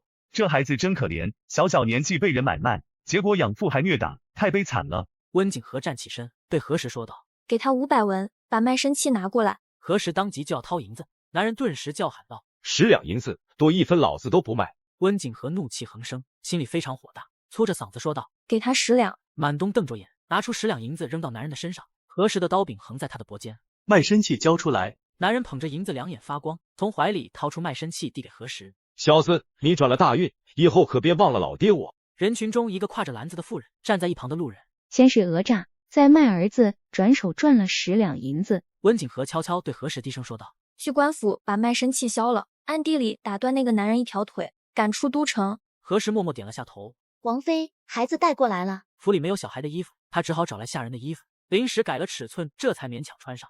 让周大夫给他瞧瞧，先把伤养好再说。他若是能像赵弼那样习武，就交给王爷；若是没这方面天分，就留在自己手底下干活。满秋将历年内务府商贾遴选的物品名单和皇商名号交给温景和。王妃，一共8家，目前最有握的我们只有2个。8家皇商能拿到1家，就已经是烧了高香。结果王妃告诉他要全部拿下。温景和盯着物品名单资料，心中已有成算。今天我带满东看过城西那片急于出手的作坊片区，你安排人暗自买下来，需要制作的东西明天找我拿。两人正在说话，满东带着周大夫神情难看的走进来。王妃，那个男孩的身体有问题。温景和看向周大夫，周大夫深深的叹了口气，摇头道：营养不良，发育迟缓，在那个孩子的身上算是轻的，他的手筋脚筋曾经被挑断，老夫能看出他年幼时治疗过一段时间，但是恢复的并不好，已经落下了残疾。温景和端着茶杯的手有些轻微发颤，我看他走路的样子不像是有问题。看起来是没问题，一旦站立时间过长就会显现出来，而且手不能握重物。若是受伤的时候好好治疗，也不至于会如此。才10岁的孩子就已经断了前途，实在是残忍。那就留在王府。满东，人我交给你照看了。是，王妃，奴婢会好好教导的。清晨，满秋拿着温景和昨日熬夜誊抄的详细资料出门，却在院子里看到洪安直愣愣地站在那里，望着花盆发呆。洪安是昨天那个男孩的名字。王妃，这是中书令的夫人送过来的请帖，邀您入府参加赏花宴。哎，温景和想到了林王妃，这是又挖了什么坑，等着我跳。距离厉君彻离开都城已经过了7天时间。赵弼，这个点，王爷到哪里了？应该快到邺城了。待在帐篷里的慕容聂望着外面黑云压底的天幕，烦躁的抱怨：这雨什么时候才能停？本来后日就能停的邺城，结果忽然下大雨，山上的落石被雨水冲刷砸下来，阻断了去路。厉君彻正坐在案桌前，拿着笔在写什么。这次出军，本王怎么觉得你这么耐不住性子？慕容聂无辜的转身走到案桌前。王爷，不是卑职耐不住性子，这次带的新兵太多了，要么一腔热血不怕死，要么畏手畏脚不敢上，弄得卑职特别头疼。根据最新消息，秦威虎又攻下一座城池，人数已经达到7万，不可小觑。偏偏他们这次带的6万兵马，有4万都是新兵，缺少战场上的战斗经验。厉君彻将信折起来，放进信封里，交给暗卫。厉之琳有句话说的的确对，出兵剿匪的确是演练新兵战力最好的方法。慕容聂拧眉，可是王爷不是说您本来不愿意的吗？厉君彻双目盯着行军图上邺城的位置。那是因为秦威虎这个人，就算他真的武功高强，也只不过是一个匪徒而已。王爷为什么在意他？慕容聂不解，自家王爷这么厉害，什么时候会因为一个人而不敢出兵了？厉君彻摇头。3年前幽冥城大败，有个叛变的校尉，就叫秦为虎，出身武行世家，他是厉之灵的人。慕容聂眼睛圆睁。既然叛变，那不是应该在灵越国吗？怎么会在邺城为匪，还引发叛乱？在御书房看到第3封奏折的时候，本王就觉得奇怪。后来3弟居然举荐我，本王就猜到里面肯定有问题。只是父皇开口，丞相和尚书令附和，本王不得不去。慕容聂大脑一片空白。若是秦为虎当年真的叛乱，现在又出现在北狄国，那是不是表示三皇子和灵越国暗中勾结，对付我们？越想慕容聂越觉得此行危机重重。怪不得自从出来后，王爷的心情就一直不好。之前还以为是王爷舍不得王妃，思念过重。慕容聂的猜测也是厉君彻不愿意想到的。他们3兄弟斗得再狠无所谓，可要是有人为了个人利益勾结敌国，那可比山贼叛乱要严重的多。主上，确定人被带进了彻王府。北狄国都城内某客栈内，2个身穿黑衣的男人站在窗前。那个男人呢？属于上位者的声音十分冷清，眼神流转间带着浓烈的杀气。发现他在城外的破庙，腿已经被人打断，是彻王妃的护卫动的手。陆夜白俯视着黑夜笼罩下的北狄国都城，浑身上下都透着一股生人勿近的厌世感。需要把二公子带出来吗？侍从一直低着头，不敢直视陆夜白的目光。彻王府遍布暗卫，厉君彻离开前做了万全准备，生怕他那2个兄弟动手，找了5年，终于找到了，不急于这一时。坐在后院算账的温景和抬眸，发现洪安站在不远处望着自己。洪安，过来。男孩犹豫片刻后，慢悠悠地朝着温景和走过来。温景和将手上的画本递给他，看得懂吗？洪安眉眼间虽然有着孩童的稚嫩，却多了一丝不属于这个年纪的淡漠。温景和见他点头，勾嘴笑道：“读给我听，就当是考你的学业。”洪安愣住，翻开画本封面页，这些都是不学无术的人看的书，我不读。温景和惊讶地笑出声：“谁告诉你的？这些可比4书5经赚钱。”满东姐姐没说，很久以前有人这么和我说过。温景和仰后扫视，撇开出狱时的落魄，瞧着倒像是落魄的世家公子。看来遭难之前家里条件应该不错。既然识字，那你有想过以后干什么吗？洪安的眼神变得昏暗，好似瞬间被抽空了精神气。我是个废人，什么也干不了。温景和诧异地看向满东，有人和他说了。满东摇摇头，这孩子好像一直都知道。就算不能习武，也有很多事情可以做，像考科举、入朝为官、学算术做生意、学医术治病救人，或者当个普普通通的人，每天日出而作，日落而息，感受生活，平静安稳地过一辈子。那就是温景和最想过的日子，沐浴在夕阳的余晖下，静静感受时间的流逝，不用为任何事情烦恼。我不想入朝为官，也不想当个没用的废人，像周大夫那样行吗？温景和盯着他燃起光亮的眼睛。那你得让周大夫教你才行。满东望着洪安离开的小身板，王妃，周大夫能答应收他为徒吗？聪明的小孩谁都喜欢，尤其像周大夫这个年纪的，就连自己都会对洪安生出不忍之心，更何况是年过40旬的周大夫。周大夫被洪安找上的时候，第一反应是拒绝，毕竟他已经有一个徒弟了。结果洪安愣是在他的房间门口守了3天，把周大夫磨得没了脾气，最终收他为徒。中书令夫人赏花宴那天，温景和准时登门，还得是中书令夫人有面子，能请得动人。自从上次恒王府满月酒之后，多少人家给彻王妃下了帖子，都给拒了。这次倒是真的请来了。中书令夫人可是十分热情的出门迎接温景和。彻王妃大驾光临，让我这花园都增添了几分亮色。温景和望着何氏，不免感叹：夫人倒霉，看着也不脑残，怎么生出林王妃那样的女儿？和夫人过奖。何氏给温景和安排的座位位于花园凉亭中心，能一览花园百花。满秋和满东站在温景和旁边，不敢掉以轻心。厉君彻不在，打扮的花枝招展，给谁看？熟悉的声音在耳边响起。温景和转过头，果然瞧见林王妃朝着他走过来。眼瞎就应该去看大夫，别疯跑出来碍人眼。温景和毫不顾忌地回对过去，眼睛里满是对对方的鄙夷和不屑。也不知道中书令是怎么培养女儿的，见人就讽刺的性格，不知道要得罪多少人。你说谁是疯子？林王妃指着温景和质问。温景和看着他，嘴角勾起一道轻蔑的弧度。谁应话谁就是。你这个贱人，仗着厉君彻的宠爱就无法无天。这里是本王妃的娘家，岂容你放肆？猝然间，林王妃双手掐住温景和的肩膀，开始剧烈的摇晃。满秋和满东被这突如其来的情况错愕道：不是说古代的大家闺秀动口不动手的吗？怎么瞬间就发飙了？温景和发怒，一把抓住林王妃的头发，绕圈狠拽，膝盖恶狠狠地顶在对方的肚子上。林王妃临倒下去前，一把抱住温景和的上半身，将他一起拖着掉入了水中。满东当机立断跳入水里，落水了！彻王妃和林王妃落水了！站在几步路外的汪书瑶大声地喊道。待人被救上来之后，温景和站起身，直接打了正在咳嗽的林王妃一巴掌，将在场所有人吓住。我要进宫向父皇告你谋杀！分明是你将我推入池塘里，我倒是想看看父皇母后到底站在谁那边。满东正拿着毛巾着急的给温景和擦头发。前段时间林雨生病才刚好，现在又落水，要是再感染了风寒，可怎么办？眼看着两人针锋相对，要再打起来，何氏连忙窜到中间，一把推开林王妃，对温景和说道：“是府中围栏修得太低，招待不周，这才让两位王妃落了水。现在不是争辩的时候，赶紧去客房换身衣服，免得生病才是急事。”面对这样只知道骂人动手的泼皮无赖，温景和只觉得怒火中烧。周围这么多人看着，又不能继续动手。汪书瑶目瞪口呆的看完了全程。母亲，刚刚是林王妃先动的手。刑部尚书夫人眼神示意女儿不要多嘴。我们家已经把恒王爷给得罪了，不能再多得罪一位王爷。何氏命下人拿府里新做的衣裙给两人换。满秋和满东急忙帮温景和换衣服，想着早点离开。只要是林王府和恒王府的人，没一个好东西。因为是母家，林王妃甚至还要沐浴。听着隔壁房间里林王妃骂骂咧咧的豪言壮语，温景和无奈的闭眼，心里憋着气，真想把他的嘴撕烂了。换好衣服后，温景和带着满秋和满东走出房间。客房的院子里站满了前来参加赏花宴的女眷，见人出来，何氏立刻迎上去道歉。今日让彻王妃受了委屈，小女从小娇惯，多有冒犯之处，还请彻王妃见谅。温景和正打算开口说话，一声尖叫在背后响起，是从林王妃更衣的房间传出来的。何氏急忙带着婢女走过去，站在门口喊：“出了什么事？”来人呐！来人呐！里面的声音愈发的大，透着一股难以掩盖的惊恐和害怕。何氏当即推开门，只见林王妃还有另一个贴身婢女浑身是血的倒在地上。何氏受不了女儿被杀，险些吓得当场昏迷过去。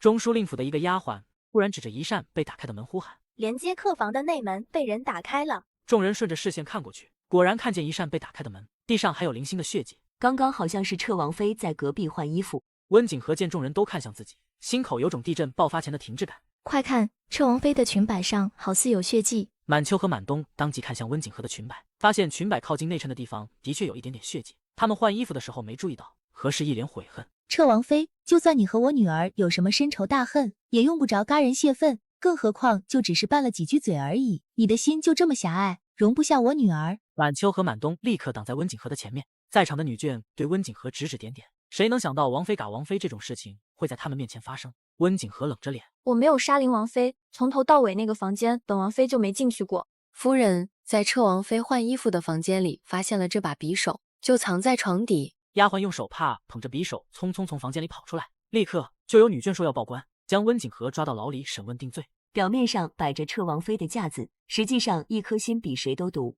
谁说不是呢？当着这么多人的面，竟然嘎了林王妃，简直胆大妄为。温景和看了眼自己身上穿的衣裙，再看向还在地上悲痛欲绝哭泣的何氏，怎么能不明白？从头到尾，这就是一场早就挖好的陷阱，等着自己往里跳。只不过他万万没想到的是，他们居然会把林王妃的命算进去。衣裙是何氏准备的，2间相邻的房间也是何氏安排的。现在林王妃被杀，你们应该去追查真凶，而不是怀疑我。何氏眼眶带泪，嘴唇颤抖。你们换衣服的时候，整个院子被前来赏花的女眷围着，怎么可能有外人当着这么多人的面前进去？难道彻王妃要说是我栽赃陷害于你，特意准备沾血的衣裙，就是为了嘎了自己的女儿吗？夫人，林王爷来了。下人连滚带爬的跑过来，紧接着厉之琳出现在众人面前。岳母，您这是怎么了？何氏改成跪在地上。林王爷，林王妃刚刚被彻王妃给嘎了。你说什么？温景和有苦说不出，因为没人会相信会有母亲设计杀死自己的女儿。这件事或许厉之琳也知情，否则他怎么会恰巧来到中书令府？要说他们夫妻关系好，特意过来接人，鬼才信。厉之琳看见倒在地上早已没了气息的林王妃，一脸阴沉的朝着众人质问。有人站出来解释，林王妃和彻王妃在花园里起了争执，双双落水。彻王妃换好衣服出来后，林王妃的房间里传出尖叫声。我们闯进去的时候，林王妃已经嘎了。凶器是在彻王妃换衣服的房间被发现，而且彻王妃新换的衣服上还有血迹，中间没进去过其他人。满秋扶着温景和，满东站在前面，两人十分着急。出来时我们就做了准备，但没想到会是这样的发展。以林王妃的死引王妃入局，这代价未免也太大了。彻王妃，你杀了本王的王妃，本王要你偿命。厉之琳走到温景和面前，一脸阴毒的威胁。温景和目光直视厉之琳的视线。我说过，我没嘎他，此事和我无关。双方对峙的过程中，刑部的人匆忙赶到现场。宋志远见到温景和安然无恙的站在那里，先是松了口气。将现场检查完毕后，林王妃和婢女的尸体被抬到刑部。由于案情涉及到2位皇子的王妃，刑部尚书只能向皇帝上报。在御书房里看奏折的厉景行，听闻林王妃被嘎，而且杀人凶手还是彻王妃，差点惊掉下巴。彻王妃嘎人之罪，证据确凿吗？刑部尚书疑似有些犹豫。人证物证俱在，只是彻王妃并不认罪，口口声称被人冤枉。皇帝粗声道：“刑部和门下省一同审理此案，朕要铁证。”刑部尚书当即跪倒在地。微臣遵旨。中书令悲愤的脸上带着痛苦。刑部尚书当即叫来门下省长官侍中大人，一同开堂会审。满秋和满东已经被刑部拉到牢里严刑拷打。面对刑部尚书的审问，温景和站在大堂之上，高声道：“人证物证皆在，大人不觉得自己说的话有问题吗？”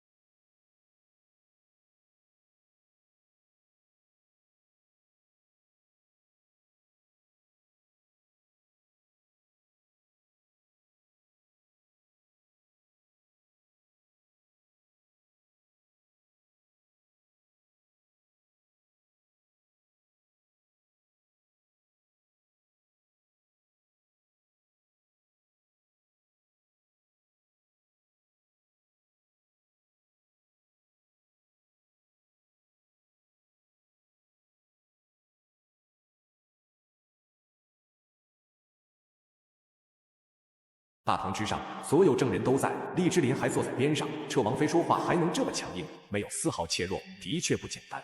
侍中朝着刑部尚书点了点头，接着那个婢女就被拖下去严刑拷打去了。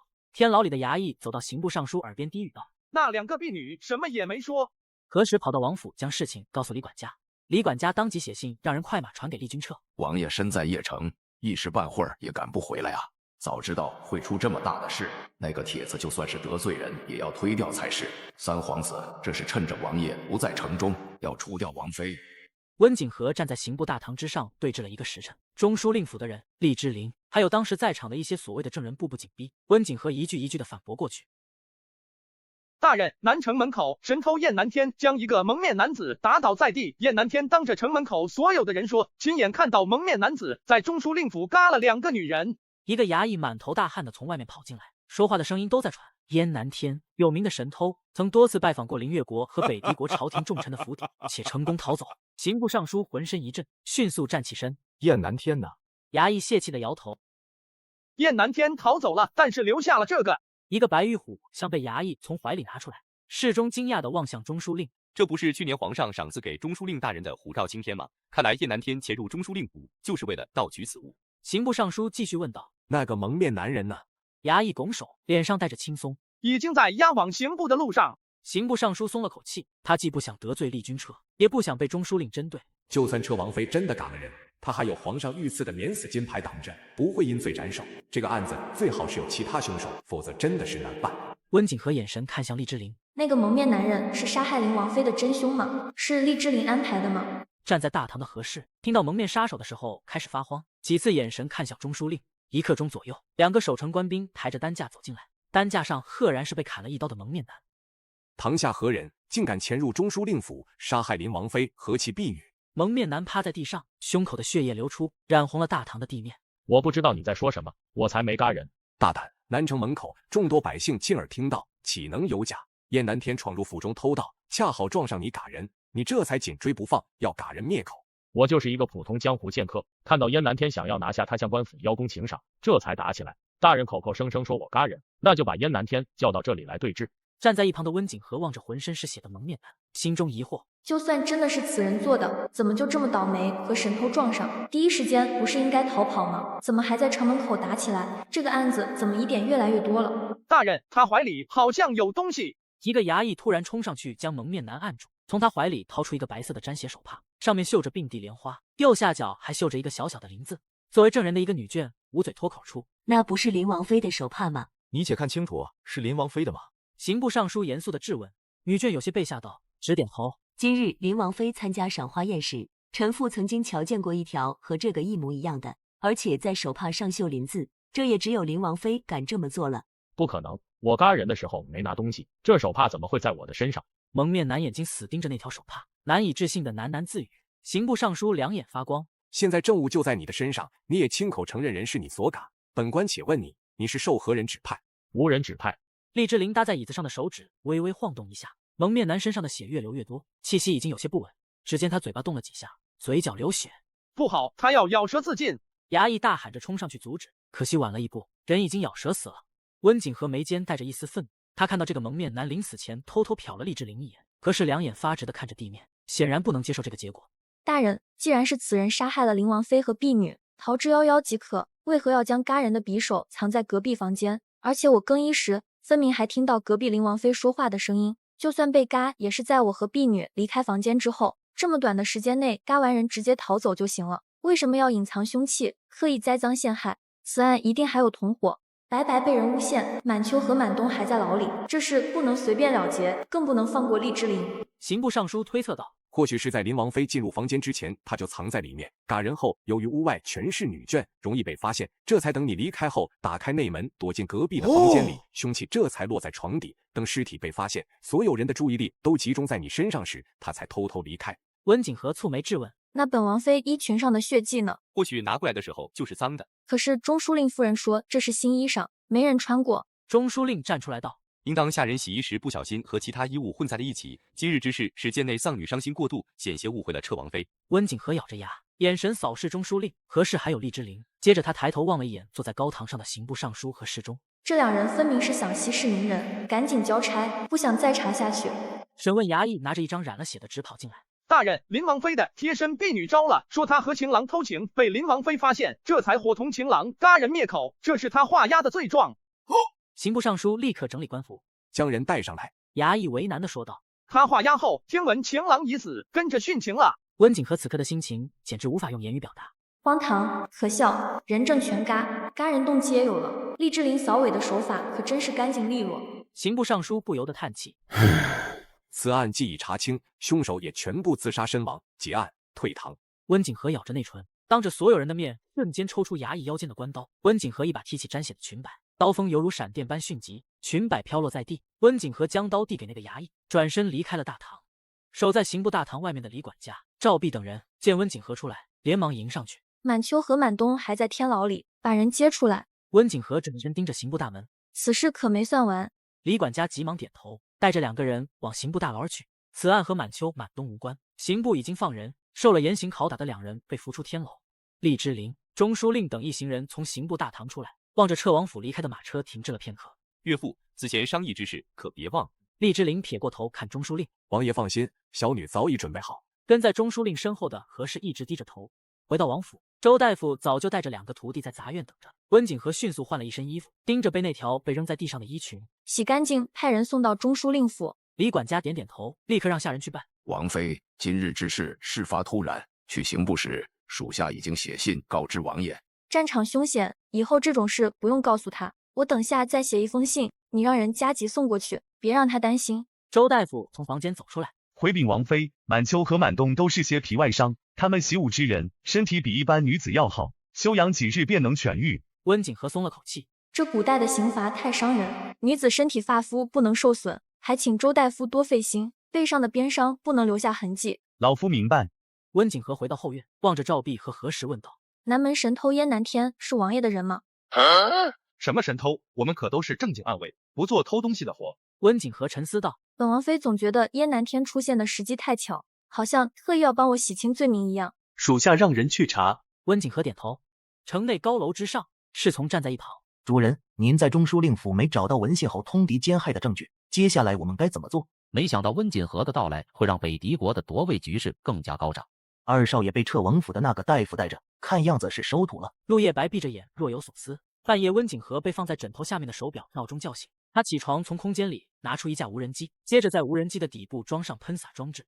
漆黑的夜空中，一个十分渺小的红点正在移动，最终停在灵王府正上空，开始喷洒汽油。喷洒完毕后，无人机返回撤王府，接着带着一个破碎的孔明灯回来。孔明灯掉落在灵王府屋檐的那一刻，整个灵王府都陷入了一片火海中。厉之琳站在灵王府外面，望着已经烧成火海的王府，惊魂不定。目的达成后，温景和将无人机收回空间。嘎不了你，我就烧了你的家，花银子去重建吧。跟我斗，看我不绝杀你。随后关上窗户，躺床上继续睡觉。赵碧带着人来到后院，问守在门口的婢女：“可有听到什么动静？”“没有。”赵碧不敢掉以轻心。打开房门，进去看看王妃有没有出事。婢女小心打开门，走进去，朝着床榻看了一眼，接着便走出来。王妃睡得正熟，无事。赵碧点点头，带着人继续巡视。厉之琳坐在城中某客栈的厢房内，府里这么多人，就没人看到火是怎么烧起来的吗？厉之琳用力地拍打着桌子，浑身上下被气得发抖。近日，林王爷已经开始出售名下的商铺和田地。温景和对于自己一手造成的成果非常满意，一下子坑害掉他全部的身家。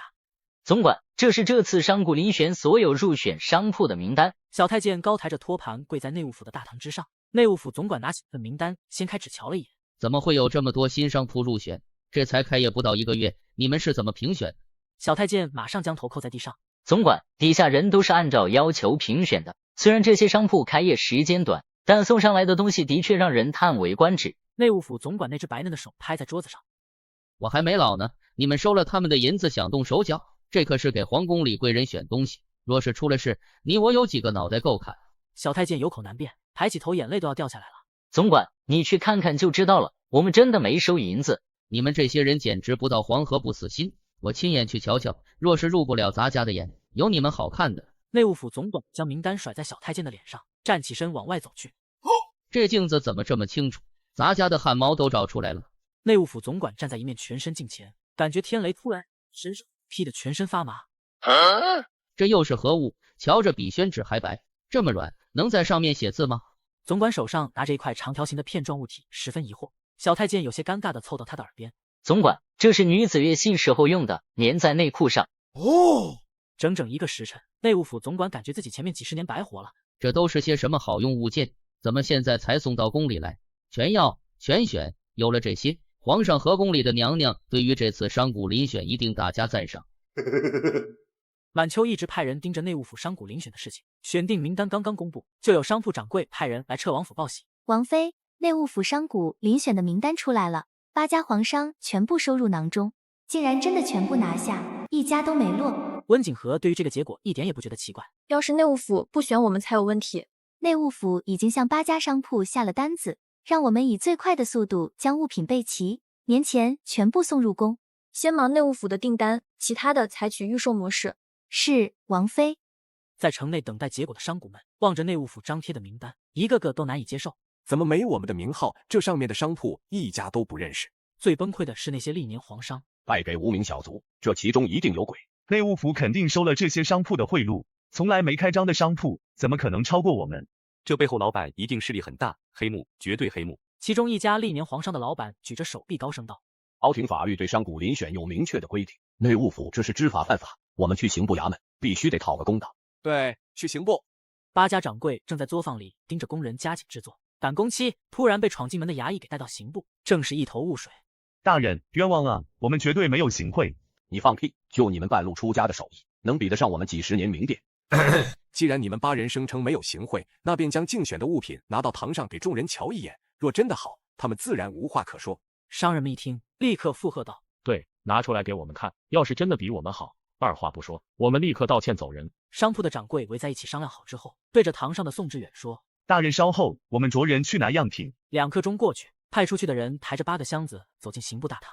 这就是我们商铺这次送到内务府竞选的商品。接着，他们又当着所有人的面进行了史无前例的详细介绍。介绍完毕后，其中一个掌柜站出来：“各位老板还有异议吗？那些商人，你看看我，我看看你，是我们孤陋寡闻，这些的确远超我们。大人，草民不告了，退堂。”8个箱子被抬出去的时候，外面的百姓纷纷围上来。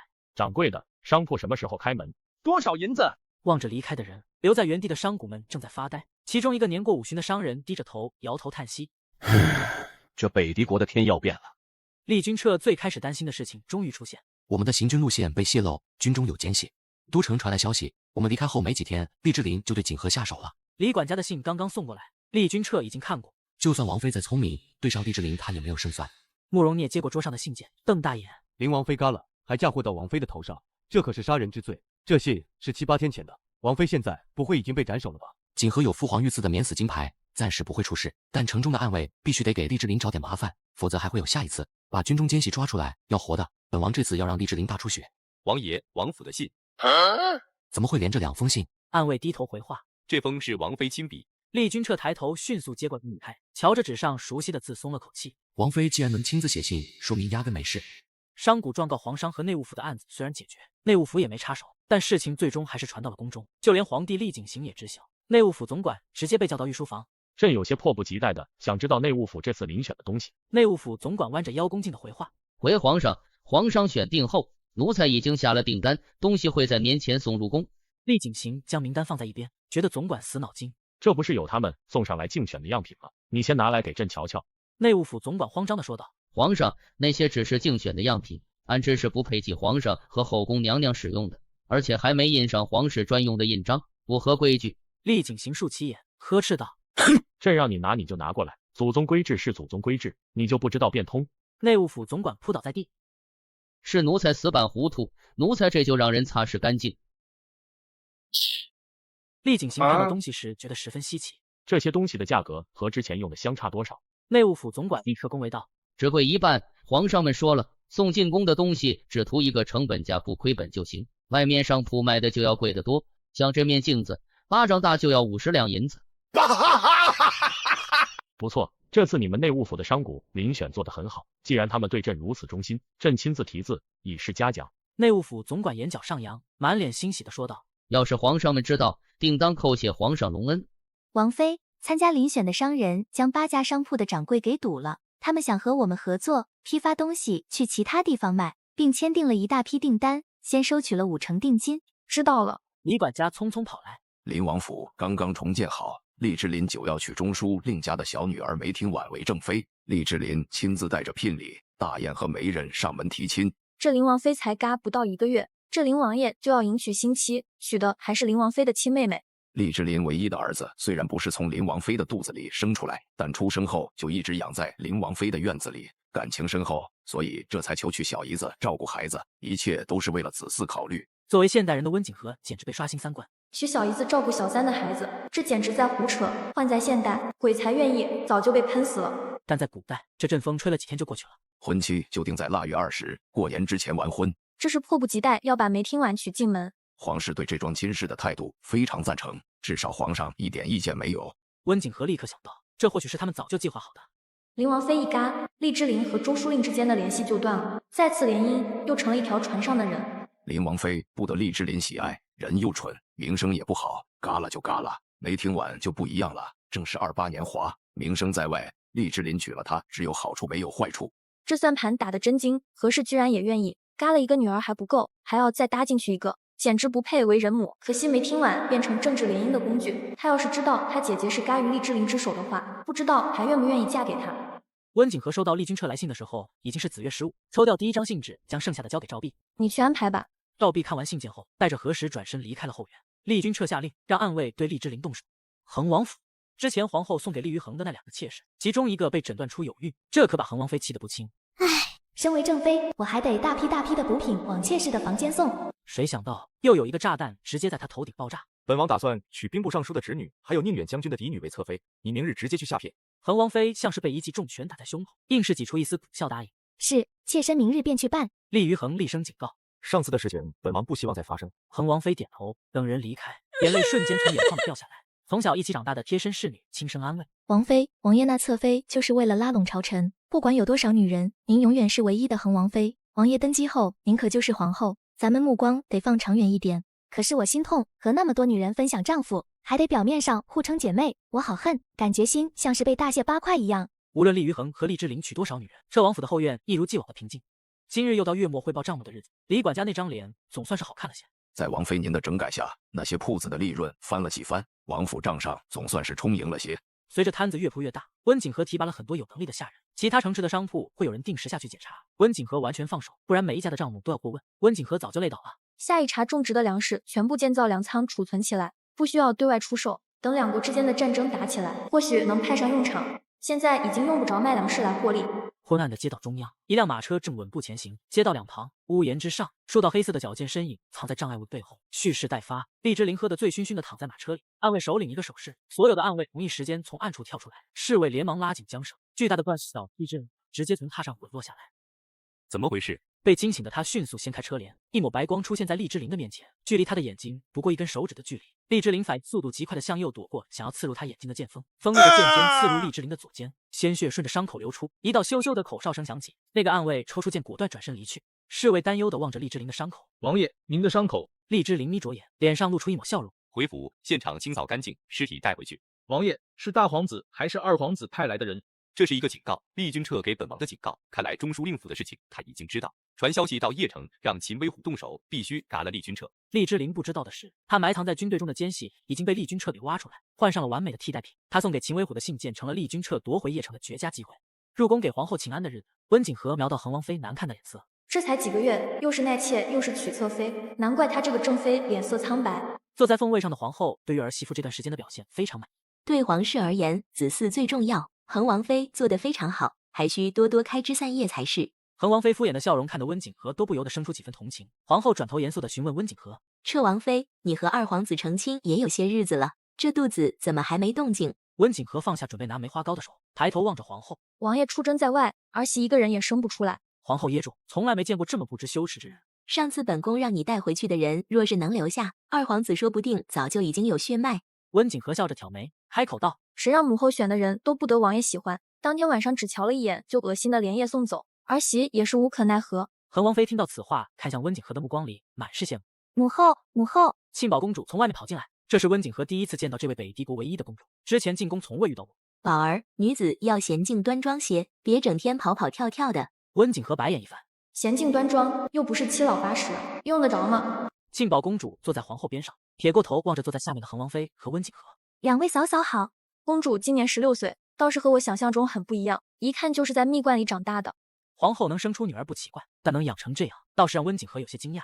出宫时，庆宝公主追上来，满秋见状低声提醒：王妃，庆宝公主好像有事找您。温景和疑惑，这才见了一面，话都没说上几句，怎么会有事找自己？二嫂，我听说你开了一家酒楼，里面有好多好吃的，你带我去呗。温景和不想和厉于恒一脉牵扯上关系，毫不犹豫地拒绝了庆宝公主的要求。皇宫门禁森严，你不能随意出宫。庆宝公主乐开了花，从怀里拿出红玉令牌。这是父皇送我的，凭借这个令牌可以随意出入宫门。二嫂，你就带我出去呗，吃饱了我就回来。温景和望着那块红玉令牌，肉眼就能看出质感很好，和普通的进出令牌完全不一样。没想到厉景行对她这么宠爱。无奈之下，温景和只好陪着庆宝公主一起去云溪酒楼。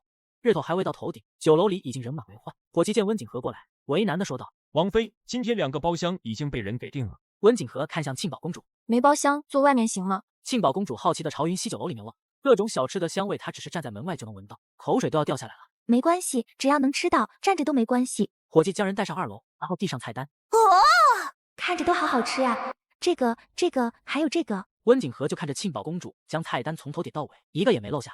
待菜上齐后，温景和眼睁睁地看着她消灭了一碟又一碟，愣是将东西吃得差不多。温景和的视线不由得移向庆宝公主的肚子，看着挺小，身材也不胖，难道是大胃王，天生胃口大？吃完后，2人在椅子上消食。山楂汁放了冰糖熬煮，带着点点微酸，适合消食。本以为休息好就会走，结果2刻钟后，庆宝公主一脸理所应当地说道：欣赏风景，好不容易出来，等吃完晚饭再回去。温景和眼神难以置信地望着她，皇后怎么会培养出这样的女儿？比我还佛系，整天吃吃喝喝，简直不要太爽。消化的差不多之后，他就带着庆宝公主在城东街道逛街。眼看着时间差不多，最后赶在天黑之前，温景和将庆宝公主送回了宫。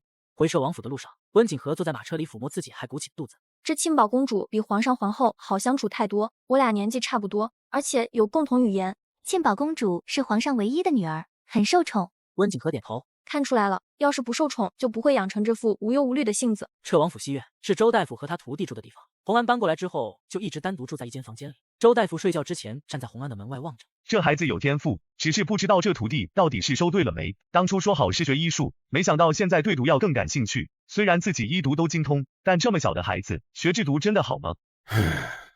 都城南门，一个士兵骑着马迅疾朝着城门奔驰而来，守城官兵迅速打开城门。当天早朝，兵部尚书当着文武百官的面，在朝堂之上向皇帝报喜。今天卯时，兵部收到邺城捷报，彻王爷生擒叛贼秦威虎，夺回失守的6座城池，5日即将凯旋归来。听到兵部尚书的奏报，厉之琳脸色一变，不是，应该是厉君彻战死，怎么会攻下邺城，还生擒了秦威虎？皇帝龙颜大悦，当即命令尚书令在大军归来时，代表他在城门口迎接厉君彻。回到王府的厉之琳局促不安，若真让厉君彻将秦威虎带回来，扛不住严刑拷打，我做的事情可就瞒不住了。满秋打开房门，脚步轻快地走到床边。王妃，王妃。温景和被叫醒，迷迷糊糊地睁开眼。到时间了吗？难道自己睡过头了？满秋连忙摇头。刚到4时，让我再睡2刻钟。满秋急忙说道。王妃，王爷传来消息，邺城大捷，王爷马上就要回来了。温景和瞬间从床上坐起，睁眼凝视着满秋。你说什么？满秋将信递过去。温景和睁大眼睛，信上厉君彻说会在腊月初10前回到都城，而现在已经是腊月初5了。告诉李管家，月初账簿汇报的时间提前到腊月初9，从明天开始巡店，赶在王爷回来前把事情都做完，过年的时候就能休息了。温景和用早膳的时候，下人来到后院。王妃，庆宝公主又来了，正在前院等着。自从那天温景和和庆宝公主在云溪酒楼大吃2顿之后，庆宝公主就经常拜访彻王府。温景和转头对满东说道，让厨房再上一份一模一样的，把公主带到后院。庆宝公主朝着温景和的院子跑过来，心满意足地盯着桌上的早膳。二嫂，还是你府上的伙食好，不仅好看还好吃。每天吃4、5顿，你也不怕吃胖？吃胖才好，母后就不会让我嫁人了。温景和挑眉，庆宝公主性格活泼，自己下意识的会忽视她的年纪。公主和我同岁，只晚出生2个多月，这个年纪怎么着也该定亲了才是。怎么了？皇后要给你选驸马？给了我一叠厚厚的画像让我选，我觉得烦，所以就跑出来了。温景和盯着他肆无忌惮的吃相。画像上的人肯定是皇后精挑细选过的，就是不知道皇后会不会利用庆宝公主拉拢朝臣，给厉雨恒造势。于是他好奇地问，画像上都是些什么人？丞相儿子、侍中大人的儿子、护国公的儿子，还有去年的新科状元，其他的我就记不得了。温景和看表情就知道他一个都没看上。你挑选驸马的要求是什么？庆宝公主纯净散漫的眼神瞬间愣住，接着低声告诉温景和，二嫂，其实我有喜欢的人。温景和不由得莞尔一笑，有喜欢的就直接告诉皇后或者皇上，让他们给你赐婚。凭庆宝公主的身份和宠爱，想嫁给谁应当都挺容易的，只要身份不是特别低。谁想到庆宝公主听到这句话后，神情立刻丧下来。我还不知道她的名字，我和她是在中秋灯会上巧遇的。温景和愣住，没想到会是这样。那你中秋节之后有再见过她吗？温景和合理怀疑，这小姑娘在玩单相思。庆宝公主摇头，没有。后来我每次出宫都想再遇到她，结果一次也没遇到。也就是说，你不仅不知道名字，就连样子其实也没看到。温景和大大无语。这种情况别说在古代，就算是在现代也不容易找到人。你有想过，你们要是一辈子都遇不到怎么办？出门还戴着面具，8成见不得人。庆宝公主垂脸，我就想再见他一面，当时他把我放下就走了，都没来得及打招呼。那个男人和你二哥哪个好看？庆宝公主愣了一下，然后十分肯定地说道，他比二哥好看。温景和撇嘴，不相信，庆宝公主完全是情人眼里出西施，就半边脸能看出什么？说不定戴面具的那半张脸还长了胎记呢。二嫂，明天大哥要娶侧妃，你去恒王府吗？温景和瞧着小姑娘，不免觉得有些心疼。身为公主，哪有追求自由婚姻的权利？更何况还不知道对方是谁。不去，天太冷，恒王府、灵王府都不是好地方。庆宝公主眼神直直的发呆。她看起来和大哥年纪差不多，不知道娶妻了没？温景和站着不回话，伸手拍了拍庆宝公主的肩膀。温景和一行人一家一家的巡查，中午在云溪酒楼吃午膳。临走时，温景和猛地停下脚步，双眼看向坐在1楼大堂角落的黑衣男子。半边金色凤凰面具是庆宝公主说的那个人吗？满秋和满东有些疑惑。王妃，我刚刚好像看到庆宝说的那个人了。满秋和满东赶紧东张西望，啥也没见到。温景和呆呆地望着。或许他们2个人可以再遇到。走吧，去作坊。街巷里戴着面具的陆叶白闪身注视着彻王府的马车，很多新掌柜是第一次见温景和。宫里的订单最晚后日就能完成，合作方的年前可以发出。温景和在商贾遴选结果出来前就提前让他们备了货，否则都城之外的订单就只能等到年后。正月初1到初7带薪放7天假，工人们的年里初9会有人送过来，提前发下去，每人1斗米、1斗红薯、1斗玉米粉、2匹布料、1斤肉，外加1两银子。温景和让人准备的年礼都是自家铺子里的东西。谢王妃。临王府，整排的暗卫笔直有序的站在原地低着头。赶了厉君彻，本王给你们加官进爵，黄金万两。谨遵王令。厉之琳将自己多年培养的暗卫全部集合起来，准备在厉君彻回城的路上给他致命一击。大军会返回城外军营，厉君彻只会带领少部分士兵进城叩谢还恩。从军营到都城的途中，就是最好的下手机会。北狄国都城一片黑暗寂静，500多个暗卫从灵王府走出，静静等待夜黑过去，黎明到来。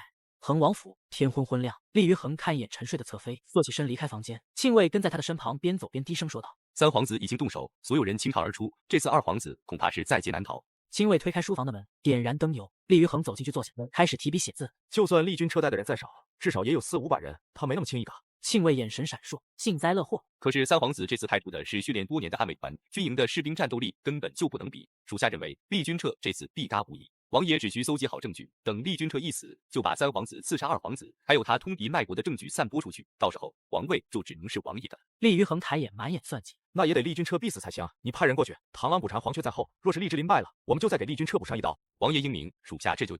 望着被关上的房门，厉于恒将刚刚写好的纸条塞进2份信封里，交给暗卫，马上送出去。忙活了一天的温景和早早便入睡，想着第2天早点起来去城门上等厉君彻。夜里，温景和做了一个梦，梦里慕容烨挡在厉君彻身前，浑身上下插着10几把剑，嘴里喊道：“王爷，快走！不要，厉君彻，不要！”厉君彻被杀手一步一步逼向悬崖，温景和眼眶里的泪珠掉落在地上，焦急悲痛的大喊：“厉君彻！”温景和猛然睁开眼，望着床顶，久久不能回神。温景和一把掀开被子，坐起来，大声喊道：“满秋满冬！”守在门外面的满东当即推开门，点上烛火。王妃怎么了？温景和盯着满东，神情带着一丝慌张。什么时辰了？王妃刚过丑时，马上把赵弼、何时还有李管家叫来。满东嘴唇微张，神情有些错愕。现在是半夜丑时，叫他们来干什么？去叫。温景和眉头紧锁，胸口起伏不定。好，奴婢马上去叫。他先把睡在隔壁的满秋叫醒，让他去温景和房里，接着便匆匆往前院走去。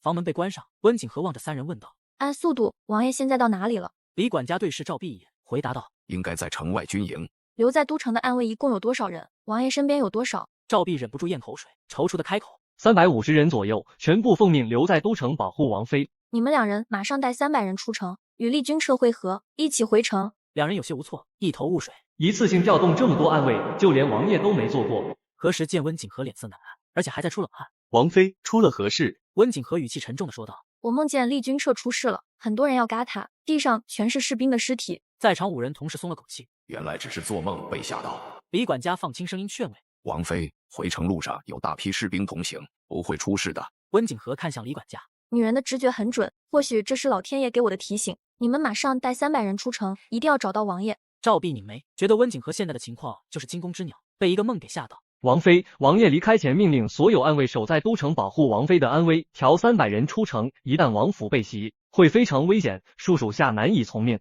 温景和心急如焚，凝视赵弼的双眼。这里是彻王府，有谁会不要命的攻进来？不是还留了50个人？你们担心什么？温景和见3人迟迟没有动过，转身从枕头下面摸出一块令牌，拿在手上，面对赵弼他们：“这是王爷给我的令牌，你们需要无条件的听从我的命令。本王妃现在命令你和何时马上召集300名暗卫出城去找厉君彻。”李管家见温景和不达目的誓不罢休的样子，心里也开始有些担忧。不会真出什么事吧？众人盯着那块代表厉君彻身份的令牌，最终赵弼和何时单膝跪倒在地。是，属下马上就去。3人离开后，房间陷入一片安静。满秋和满东盯着发呆愣神的温景和。王妃，睡吧，时辰还早。灯别熄，你们2个出去。是，王妃。待2人出去后，温景和坐在床头，看着手心那块令牌，已然失眠。赵弼、何时对温景和的做法并不认同，但命令一下，他们必须听从。立刻召集暗卫，只等着城门一开，立刻出去。天亮后，温景和就带着人去城墙上等着。满东还特意把周大夫给带上。早朝之后，尚书令带着人站在城门后，等待厉君彻归来。温景和拿着望远镜登上城墙，望着远方，心里忍不住的担心。希望只是一个梦，是我自己太过于杞人忧天。洪安站在城墙之上，视线直直的俯视下方，只觉得这样的场景有些熟悉。赵弼、何时带着300人沿着往军营的方向骑行，沿路却发现了大批马蹄印，看痕迹应该有一段时间了。 2人脸上的神情变得有些不安，不由得想起王妃说的话，众人加快速度。厉君彻带着400个士兵朝着都城进发，队伍里的板车上还载着几个铁笼，里面装的是厉志玲安排在军队里的奸细和此次叛乱的首领秦威虎。行军队伍路过一片树林的时候，厉志玲派过来的暗卫早已经藏好，直到军队全部进入树林，灭杀正式开始。最先被解决的就是战斗力弱的士兵，随着嘎掉的士兵越来越多，针对厉君彻的暗卫也在不停增加。大人，我们是不是该上了？秦伟脸上带着势在必得的狡诈笑容。王爷果然料事如神，这些暗卫根本没办法将厉君彻杀了。再等等，等三皇子的人全部死了，我们再上。受了重伤的厉君彻，我们不费吹灰之力就能斩灭。直到最后一个暗卫被厉君彻一剑刺死，500兵马仅剩下不到10人，其中大部分都是骁勇善战的将领。慕容聂身中一刀，焦急地看向厉君彻。王爷是直接回城，还是返回军营？厉君彻正要开，迎面来的大片黑色让他将嘴边的话咽下去，冷静地说道：“分散突围，回军营求救。”但不到10人又怎么能在200人当中突围？慕容聂毫不犹豫地挡在厉君彻的前面。王爷，属下给你杀出一条血路。厉君彻一把扯住慕容聂的肩膀，将人身后，冷声道：“本王用不着，给我把命留着。”两人背道而战，将身后的安危交给对方。赵弼、何时带人赶到时，地上早已尸横遍野，所有人的脸上都充满了震惊。眼看着刀剑刺入慕容聂的胸膛，何时驾马赶到，直接嘎了持剑的杀手。赵弼连忙查看厉君彻的身体，发现他已经身中2剑。赵弼和何时直接撕下衣服给两人包扎，暂时起到止血的作用。将人全部斩杀，来10个人，脱掉外衣跟我走。赵弼一脚将板车上的铁笼踹下去，将厉君彻平放在板车上。一行10几人穿着灰色的彻王府护卫的衣服往城门口赶，剩下的暗卫留在原地解决战场。望远镜的视线里迟迟没有出现军队的影子，温景和双脚不停在原地踏步，显得非常急躁，嘴里自言自语般碎碎。怎么还没来？满东开口道：“王妃，没事的，何时他们不是已经去营了吗？”站在城门口的大臣看着逐渐升起的日头，不停地伸长脖子朝前看。突然，几抹黑点出现在望远镜的视线里，直到板车入境，温景和的心跳仿佛停跳一般，转身就往城墙下跑。出事了！满秋和满东望着自家王妃方寸大乱，集体愣神。周大夫，快跟上！一人拉着周大夫往下跑，另一人去追温景和。站在城墙下的文官们看到突然从城楼上跑下来的彻王妃，这样子看着有点不对劲。彻王爷凯旋而归，不是应该开心高兴吗？怎么彻王妃满脸着急？尚书令满脸威严地望着温景和。彻王妃，臣奉皇命再次恭迎彻王爷凯旋归来，你再次有些不妥，还是退回去的好。温景和见自己被拦住，着急的一把将望远镜对着尚书令的眼睛。看到了吗？尚书令的眼睛先是不适应，眨了几下眼后，惊愕地拉下望远镜，望着温景和问道：“这是何物？”眼看着队伍靠近，温景和压根就不想回答尚书令的话，心里只剩下担忧。在场所有人清楚地看到一行人拖着一个板车飞奔而至。温景和看着躺在板车上已经昏过去的厉君彻大喊：“周大夫，周大夫！”周大夫迅速从文官身后带着2个徒弟窜出，快速检查后，焦急地望着温景和。王爷失血过多，还有箭头埋在伤口里，必须马上清创，赶快回王府。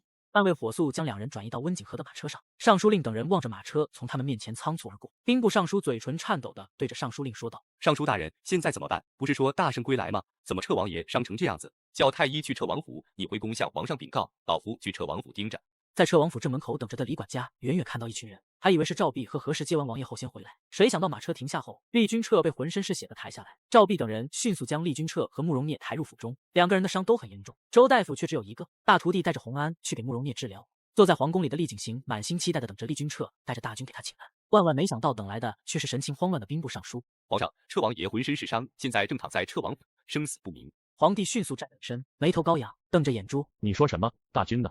兵部尚书摇头：“没看到，只有彻王府的护卫带着身中数刀的彻王爷和慕容将军，其他人一个也没看到。马上让太医去彻王府，派人出城探查。”厉景行也没心情批折子，着急的在原地打转。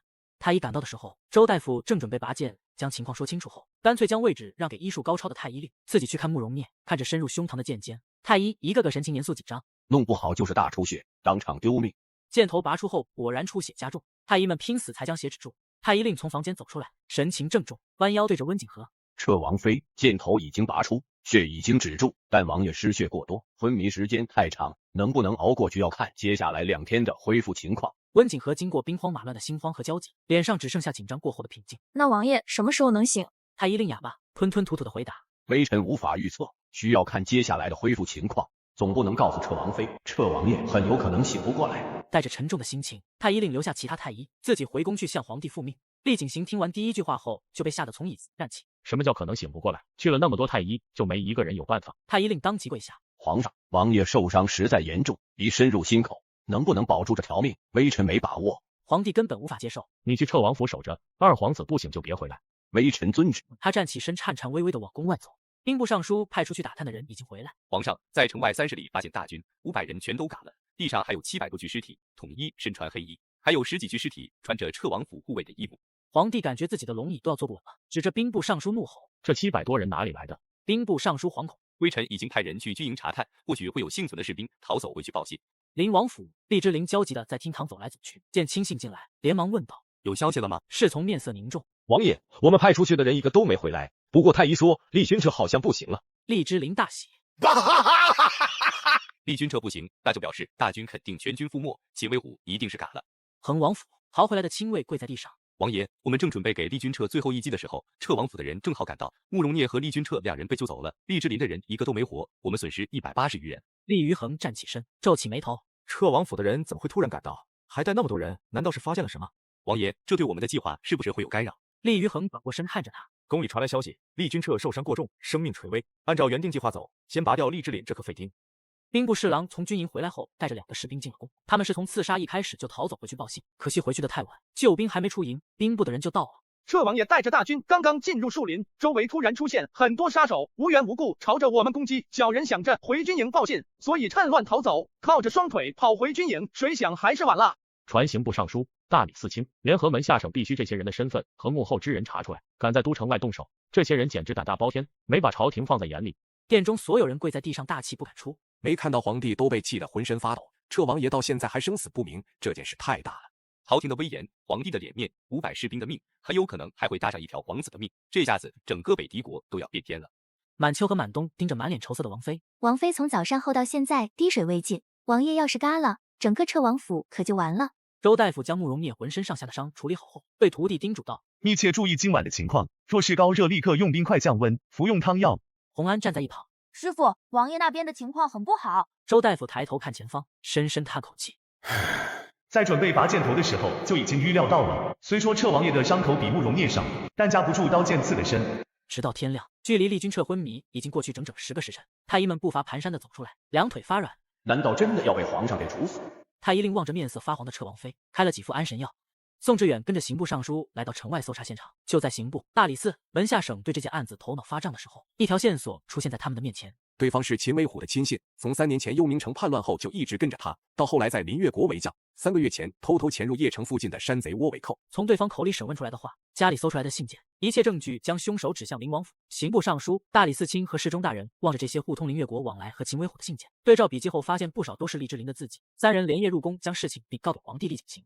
皇上，邺城叛乱被平，秦威虎被2皇子生擒，一旦被带入都城，一切阴谋当大白于天下，所以才会有这次的城外暗杀，目的就是嘎了秦威虎等人，要了2皇子的命。话音刚落，3人迅速跪下，上半身趴在地上，不敢再言语。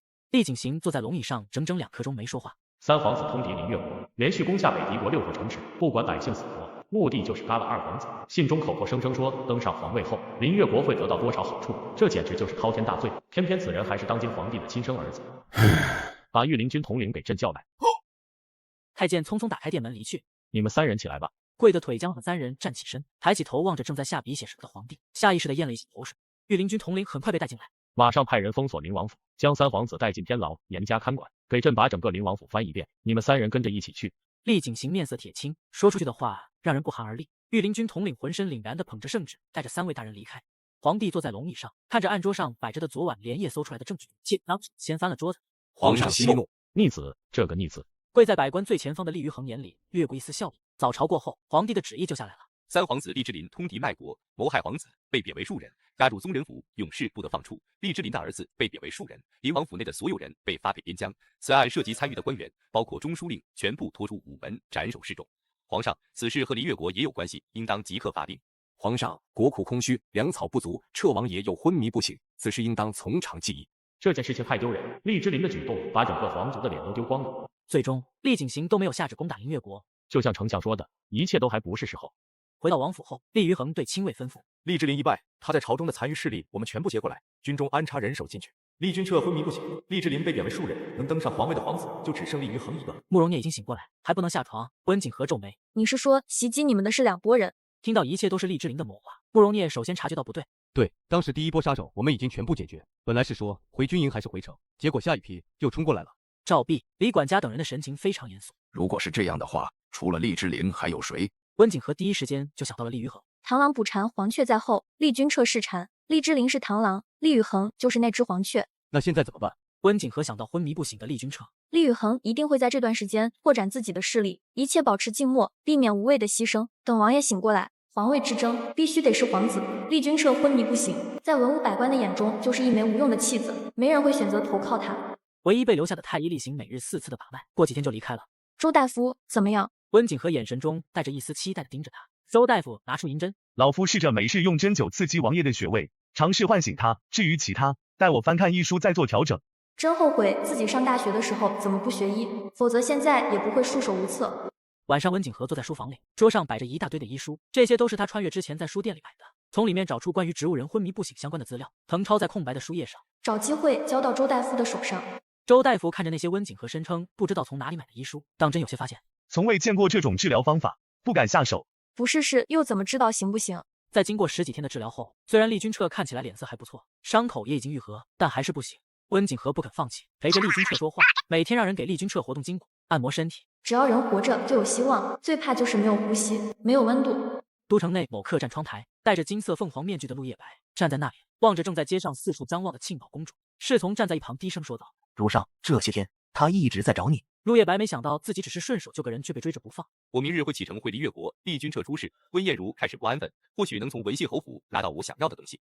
主上，若是厉君彻一直昏迷不醒，两国之间的局面或许会发生改变。那我们的计划要改变吗？而且二公子还在彻王府，好歹彻王妃也算是他的救命恩人。陆夜白的眼眸像是一汪深不见底的潭水。能不能救厉君彻，就看那个人了。侍从一头雾水，北狄国的太医全都束手无策，难道主上还认识什么神医不成？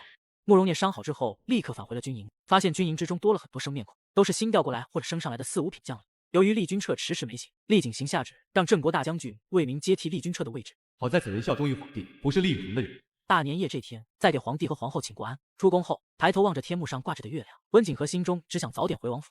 把车停在彻王府门口，一枚短箭猝然射向王府大门，赵壁挥剑挡住，箭头掉落在门口。温景和转过头朝箭头射过来的方向看，什么也没瞧见。何时几乎是立刻就追了上去，没过多久回来，摇摇头，肃然道：“没追上，那人轻功太厉害了。”满东用手帕将箭头上绑着的纸条拿下来交给温景和，温景和眼神里充满了惊讶。朔南城外孤山寺有你要找的神医，这是帮我，可是谁传递的消息呢？回到厅中，温景和问赵壁：“朔南城在哪里？”朔南城隶属江东，是北狄国税收大城之一，距离都城2000里。孤山寺是有名的古佛大寺。对于纸条上的话，赵壁并不相信。或许这是个陷阱，但是王爷一直昏迷不醒，就算只有一点点希望，也要去尝试尝试。赵壁下决心，拱手说道：“王妃，属下愿意快马前往孤山寺打听，若是真的有神医，一定将人带回来。”天亮之后，赵壁带着龙亲出城。老夫从医多年，也去过朔南城，从未听说过有神医住在寺庙之中。孤山寺的佛法大师倒是道法十分高深。温景和望着躺在床上的厉君彻，总得试试。自从王爷出事后，王妃就停止扩大自己的商业版图，维持现在的局势，树大招风。现在朝中全是厉雨恒的人，王妃担心身份暴露，给彻王府招来麻烦。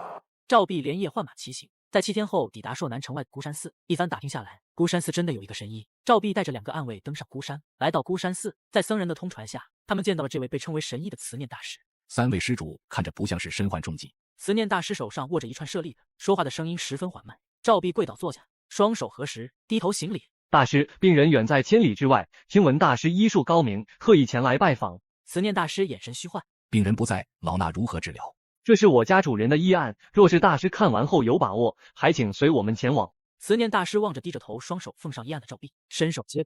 老衲先看看。不过就算可以治愈，老衲也不会离开孤山寺。赵壁3人没说话，一切还要看慈念大师能不能治好王爷。禅房里点着檀香，能让人不由自主地弯下笔直的腰背，凝神静气。良久，慈念大师放下医案，可以治。赵壁神色激动，慈念大师，您真的能让我家主人醒过来吗？出家人不打诳语，老衲有几分把握。大师，我家主人身在2000里之外的都城，而且昏迷不醒，还请大师和我们一同回去，必用重谢。慈念大师轻慢摇头。出家人对俗物早已无欲无求，老衲出家时曾对天象佛祖发誓，终身不出孤山寺大门，直至佛化，骨灰飘洒世间。赵壁双手不由得握拳，任凭3人如何劝，慈念大师都不愿意。离开禅房，赵壁望着2个暗卫，你们守在孤山寺，我回去向王妃禀告。 2人点头。听完赵壁的叙述后，温景德站起身，下了决定：我们带王爷去孤山寺。李管家面露愁色。孤山寺距离都城2000里，一来一回坐马车时间超过半个月，再加上治疗的时间，很有可能个把月都回不来。这么长的时间，若是被厉雨恒发现王爷不在王府，那就危险了。其他地方不比彻王府安全，若是厉雨恒再派人暗杀，恐难逃一死。温景和望着他，那就想办法不让人发现。经过一晚上思考之后，温景和有了主意。隔日，温景和以感染风寒的理由，让李管家去宫里叫了太医。晚秋在温景和脸上擦着白粉，将脸色弄得更加苍白些。王妃放心，周大夫说了，那是他师傅留下的秘方，太医绝对看不出来。宫里派来的太医就是当初给温景和看病的那位太医。太医见到温景和身形单薄，锁骨突出的厉害，心中震惊。此前自己就对彻王爷交代过，王妃身体虚弱，要好好休养，用药膳滋补。现在看来不仅没起到作用，反而更加严重。把完脉后，太医神情沉重地望着温景和。王妃脉象虚弱，身体亏空的厉害，再这样下去，身体只会越来越差，恐影响寿命。寿命那么长也没用。太医看向温景和的眼神里满是怜悯，还好药方后交给满东。晚秋送人出府时，太医停下脚步，忧心地问道：“彻王妃是不是没有吃药膳，而且夙夜难眠？”满秋神情忧伤地回答：“以前吃的，厨房每日都备着。后来我们家王爷出事，王妃悲伤过度，食欲不振，最后只能靠白粥度日，夜夜做噩梦被惊醒，加上白日里照顾王爷，人也累得不行。”太医深深叹口气：“医者能治病，但医不了人心。彻王妃再这么下去，吃再多的药也无济于事。还请太医一定要治好王妃，现在全府上下都靠王妃撑着。”嫂夫一定会竭尽全力救治王妃的。吃了2天药后，半夜，李管家拿着彻王府的令牌再次敲响宫门。留守太医所的太医匆匆忙忙地拎着药箱跟过来，最后垂丧着头离开。厉景行听闻昨天半夜彻王府叫了太医，早朝后询问情况，是彻王妃的病。听太医说，彻王妃昨夜咳血昏了过去。君彻去邺城之前，彻王妃气色还不错，谁想到会变成如今这个样子？太医怎么说？太医说心病难医，心痛郁结，恐落下病根。或许接下去的话，太监没敢说出口。多送些人参补药过去，这夫妻2个可真是多伤多病。再过2天，温景和向皇帝请求要带厉君彻去城外百佛寺休养，沐浴佛光，祈求佛祖保佑。皇帝召来给厉君彻日常把脉的太医询问了几句，最后答应了温景和的请求。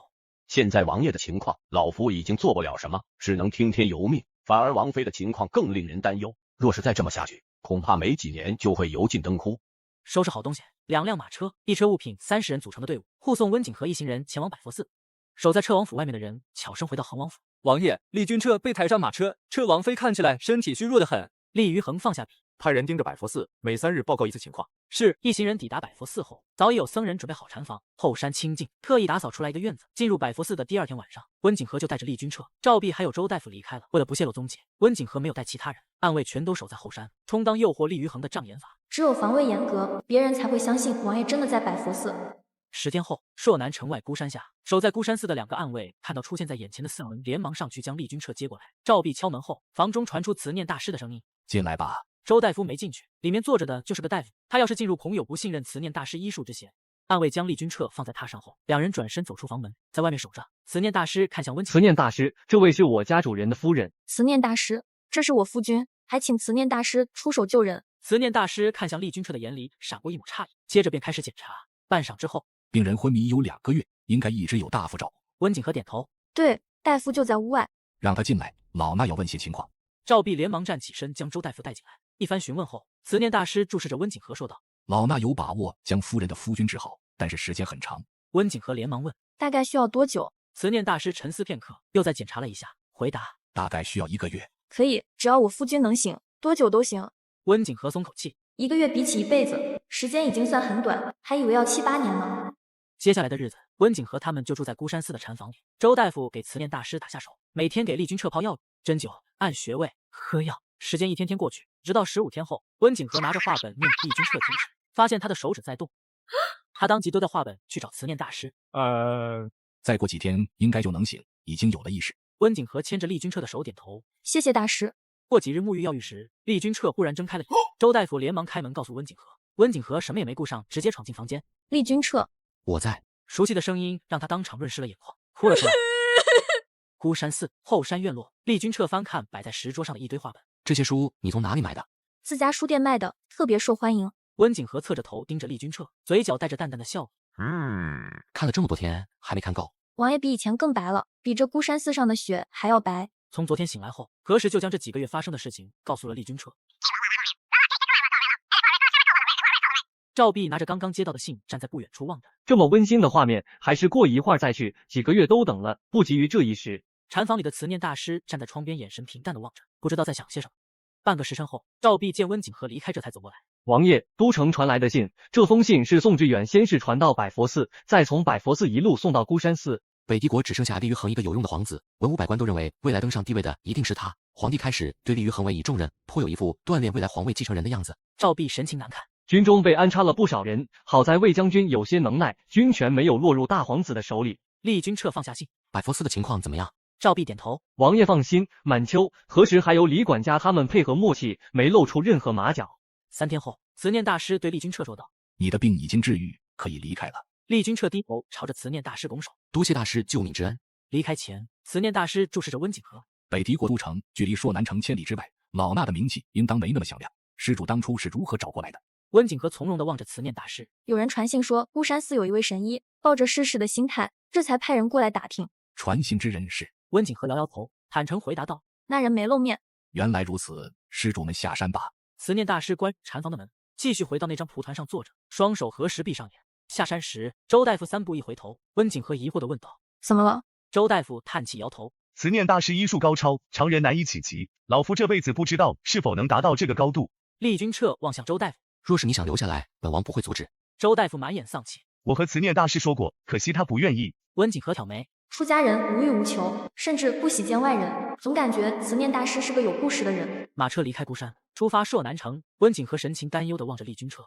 朝中情况越来越不好，难道不应该赶紧回去吗？”厉君彻握住温景和的手：“不急于一时，好不容易出来，带你到处看看。朔南城作为北狄国税收大城之一，不仅风景如画，而且广出才子。”两人来到一处商铺前，见温景和拿起一面巴掌大的化妆镜，立刻说道：“夫人好眼光，这镜子是我们北狄国皇商出品的新货，前些天才刚刚从都城运过来。您看这清晰度，日常带出门真的是很方便。”温景和哪里不知道这是皇商出品的新货，这家商铺是他们的合作方之一。这个多少银子？伙计立刻回答：“只要100两银子。”这样的镜子在都城卖50两银子，在朔南城翻了整整1倍。你们掌柜倒是会做生意，50两银子的东西卖100两，看样子生意还不错。伙计愣住，小心地问道：“夫人从都城来的？”温景和轻点头：“嗯。”伙计为难地解释：“怪不得，这都城距离朔南城有2000里远，光是运送的路费就不是一笔小钱，所以加价也是无可奈何之举。”温景和放下镜：“理解，古代运输成本高，路上还有可能出意外。不过100两都有人买，自己卖50两是不是亏了？还是这江东的百姓比较富有？”离开商铺后，那东西本王从未见过，彻王府后院的镜子没这么清晰。温景和笑着回答：“自家生意，王府里比这个大几10倍的都有。”你选上皇商了？8家皇商全部拿下，不过外人还不知道幕后老板是我。厉君彻目不转睛地盯着温景和，心中惊讶。内务府商部遴选的难易度多少了解一些，没想到他会如此厉害。太阳西沉，天开始渐渐变得昏暗。虚时3刻，房门被赵弼在外面敲响。王爷，时辰到了。厉君彻从桌前站起身，走到拿着画本躺在榻上的温景和旁边。收拾一下，我带你去见个人。温景和放下书，一脸迷茫地望着厉君彻。天都黑了，他们在朔南城应该没熟人吧？还要特意晚上去？厉君彻将温景和拉起来，就是要等到天黑去，白天人多眼杂。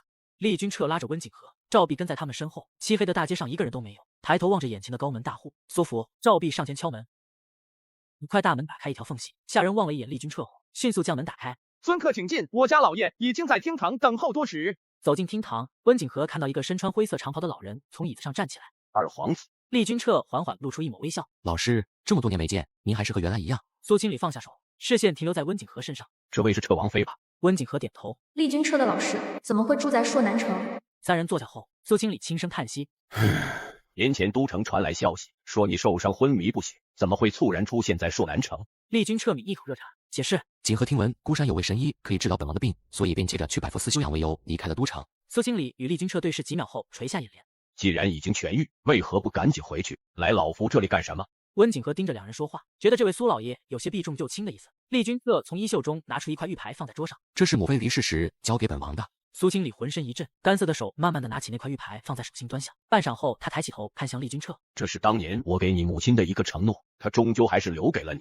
厉君彻神情沉静平和，朝中百官大多已经站在厉于衡那边，母王想请苏老帮忙。苏经理满是皱纹的脸上带着一丝怀疑。罢了，老夫若是反悔，100年后恐怕无颜在地府见你母亲。温景和放在腿上的双手微微蜷缩，自己听到了什么？怎么感觉厉君彻的声如云飞，好像和这个苏老的关系不一般？两人继续说朝廷的事。温景和渐渐明白，这个苏老在朝中应该挺有势力的。大概过了半个时辰，厉君彻这才准备带温景和离开。大晚上的，我爹不在房里睡觉，在厅堂招待什么客人？刚打开门，就看到一个衣衫不整的男子被赵碧和那个苏府的下人拦在门口。温景和愣了一下，此人我好像见过，在满秋给我看的合作方画像里，好像叫苏怀之。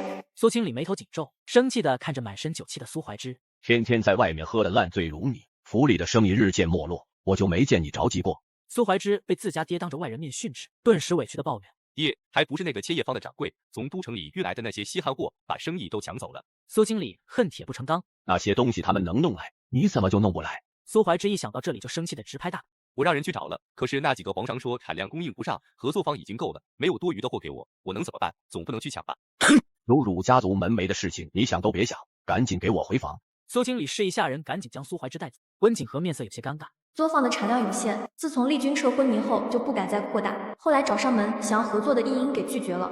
回到客栈后，厉君彻将苏经理的身份告诉温景和。苏经理是北帝国上一任丞相，现在当朝丞相是他门下弟子。礼部尚书曾经受过他的恩惠，我5岁之前曾经被苏经理教导过2年，所以尊称他为老师。苏经理的父亲曾经是帝师，教过皇帝厉景行，尽管已经退出朝堂多年，但在朝中的人脉人情终究还在。只要他肯开口，朝中不少文臣都会主动站到厉君彻这边。温景和听明白了，苏经理就是个大杀器。不过这么好用的武器，厉君彻怎么会留到现在？看出温景和的疑惑，厉君彻解释道：苏经理和我母妃是青梅竹马的关系，母妃若是没有进宫，应该会嫁给他。温景和好奇，既然是青梅竹马，从小一起长大，为什么没嫁？因为他退缩了，在权力和我母妃之间选择了丞相之位。怪不得苏经理说无颜见云飞，原来是辜负了他人一腔深情。第2日，在离开朔南城的马车上，温景和掀开窗帘看了眼城门，喜欢这里。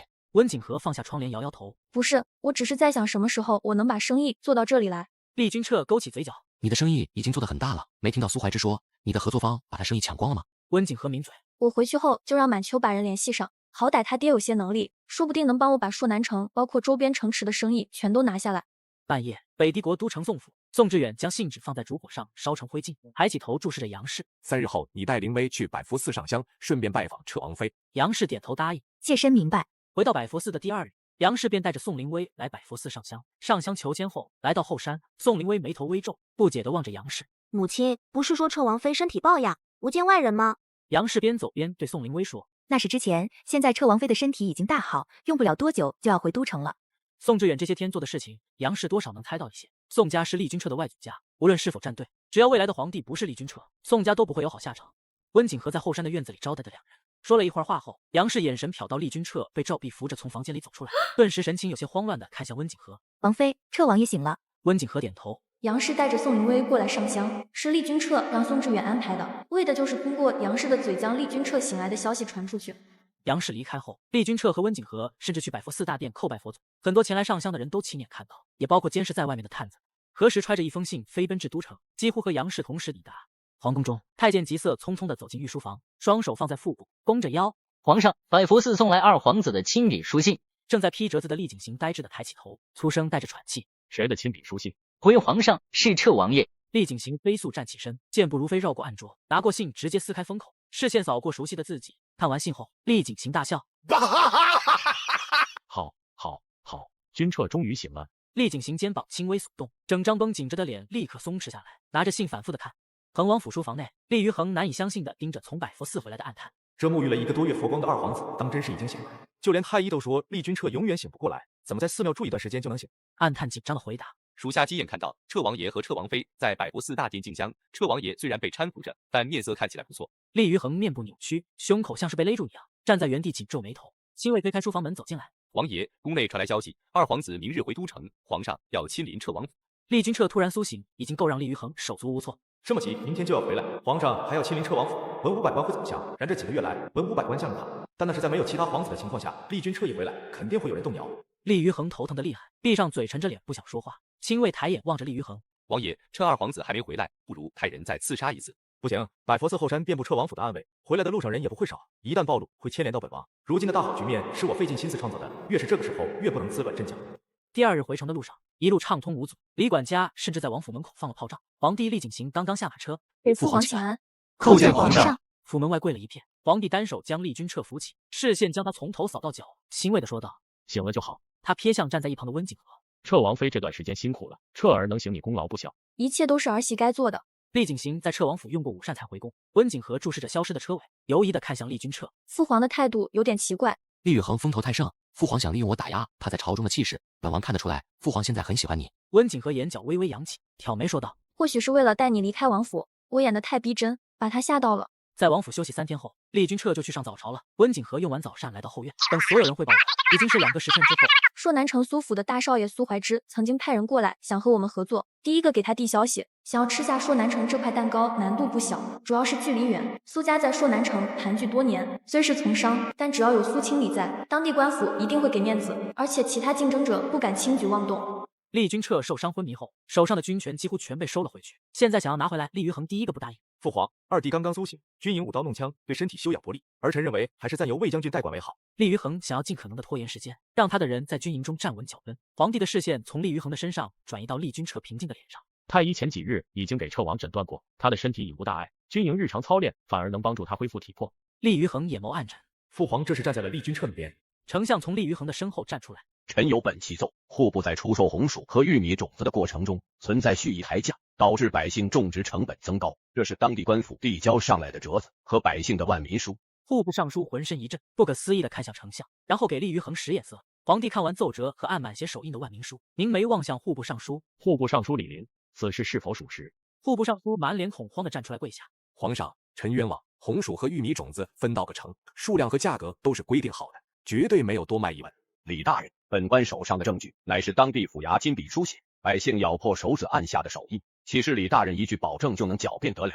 皇上，此事关乎民生，臣请命彻查。臣附议。几个文官站出来跪下附和。厉于恒拱手说道：“父皇，儿臣请命彻查此事。”丞相高声喊道：“皇上，微臣建议让彻王负责彻查此事。”皇帝眼神出现一丝破冰，户部尚书大惊失色。皇上，彻王多年在外行军打仗，对朝堂之事并不了解，让他彻查恐难以服众。丞相抬起头，义正言辞地说道：“彻王没有上阵杀敌之前，文采斐然，也曾对国策有深刻的见解。微臣以为，彻王可以担当此任，而且户部尚书乃是恒王妃的父亲，让恒王负责此事，恐有包庇之嫌。”文武百官被吓得静默，不敢出声。丞相这是赤裸裸的敌对恒王爷。厉于恒怒瞪丞相，直接跪下。父皇，为了北狄国的百姓，儿臣一定会将此事查个水落石出，不辜负父皇的期望。礼部尚书站出来说道：“皇上，无论恒王有没有私心，百姓都不会轻易相信。微臣认为，还是另派他人为好。”从头至尾，厉君彻从未开口。苏清礼的信件在前几日就送到了都城与他有关系的官员府邸。很明显，丞相已经彻底倒戈，站在厉君彻这边。皇帝坐在龙椅上，望着一脸淡定的厉君彻。君彻这次苏醒后回来和以前不一样。彻王，此案你可有信心？厉君彻，儿臣自当将事情查个水落石出，给百姓一个交代。若当真冤枉了户部尚书，一定还他一个清白。好，那此案就由你负责，需要哪些人手，任你去刑部挑选。退朝后，户部尚书单手撑着地面爬起，双腿已经软了，抬头求救似的望着厉于恒。王爷，厉于甩开衣袖，眼眸漆黑的盯着厉君彻离开的背影。一向忠义的丞相，什么时候站在厉君彻那边去了？还有那几个附和的官员。丞相望着厉君彻的眼神别有深意。这么多年来，从未向哪位皇子靠近过，为的就是独善其身。只是唯独没想到自己的老师会给自己写信支持厉君彻。彻王呀，既然苏老已经发话，微臣自当效力。厉君彻点头，多谢丞相鼎力相助。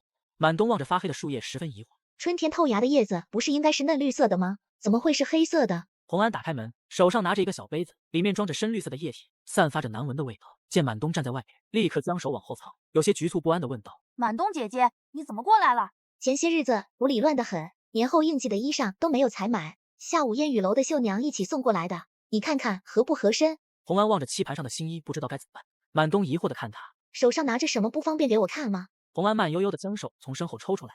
满东皱紧鼻子，什么东西，味道这么大？洪安有些怯弱地盯着满秋的脸，是蛇毒。满东愣住，回过头瞧一眼那棵长满黑叶子的树。你用蛇毒给树浇水？洪安缩回脖子，轻点头。我在培育一种新型毒药，用蛇毒浇灌的植物也会变成有毒的，而且是从来没见过的毒植。满东瞪大眼睛，十分震惊。洪安才10岁，怎么会有这种想法？他不是在跟着周大夫学医吗？满东回到后院后，将事情告诉温景和。温景和放下手里的账本，抬头注视着满东。就此事，看来这孩子不简单。洪安将自己制毒被满东发现的事情告诉了他的师傅周大夫。瞅那棵被糟蹋的桃树，深深地叹了口气。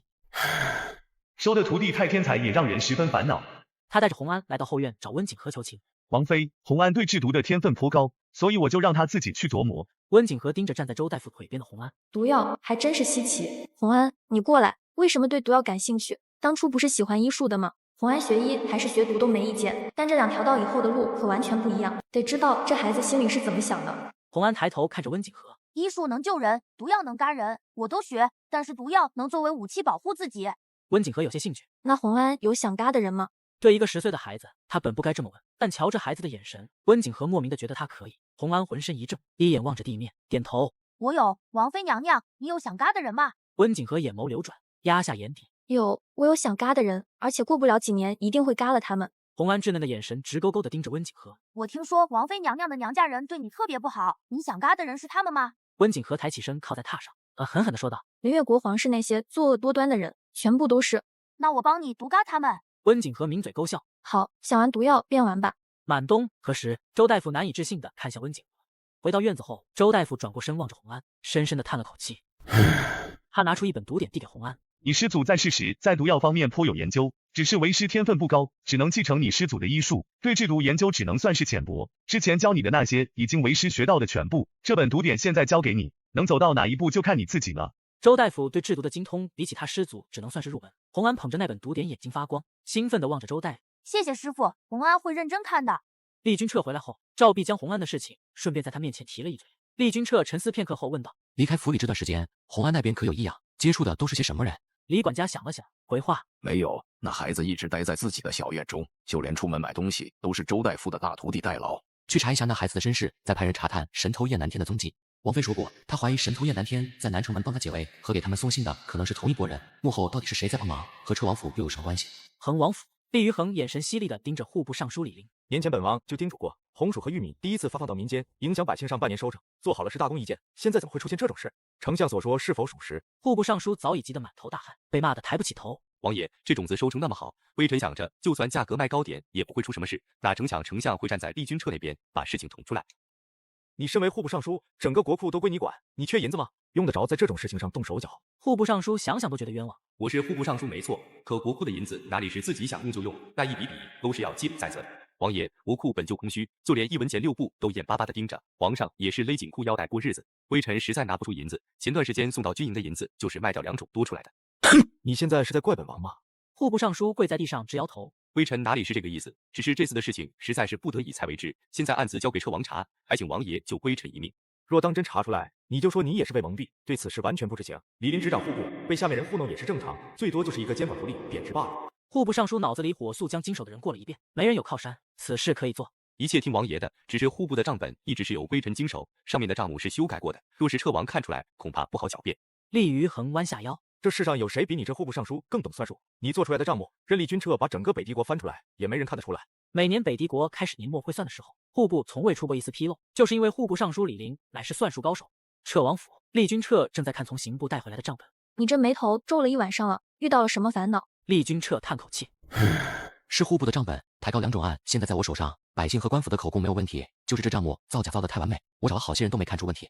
让我看看来。这户部的账怎么记得这么复杂，密密麻麻的，看得人眼花。厉君彻解释，李陵当上户部尚书后，让手底下的人按照他那套记账方法记录，说是方便年末会算。温景和挑眉，让户部所有人按照一个人的习惯去记录，这户部尚书脸倒是挺大。我给你瞧瞧，这古代的账目记得再复杂，也就那么一回事。想要从这里面偷银子，方法基本上差不多，就那么几种。厉君彻惊喜抬眸，我倒是把你给忘了，你仔细看看，找不出来也没关系。温景和坐在垫子上，厉君彻在一旁看着，一本账本被温景和换成阿拉伯数字，写在一张巨大的白纸上。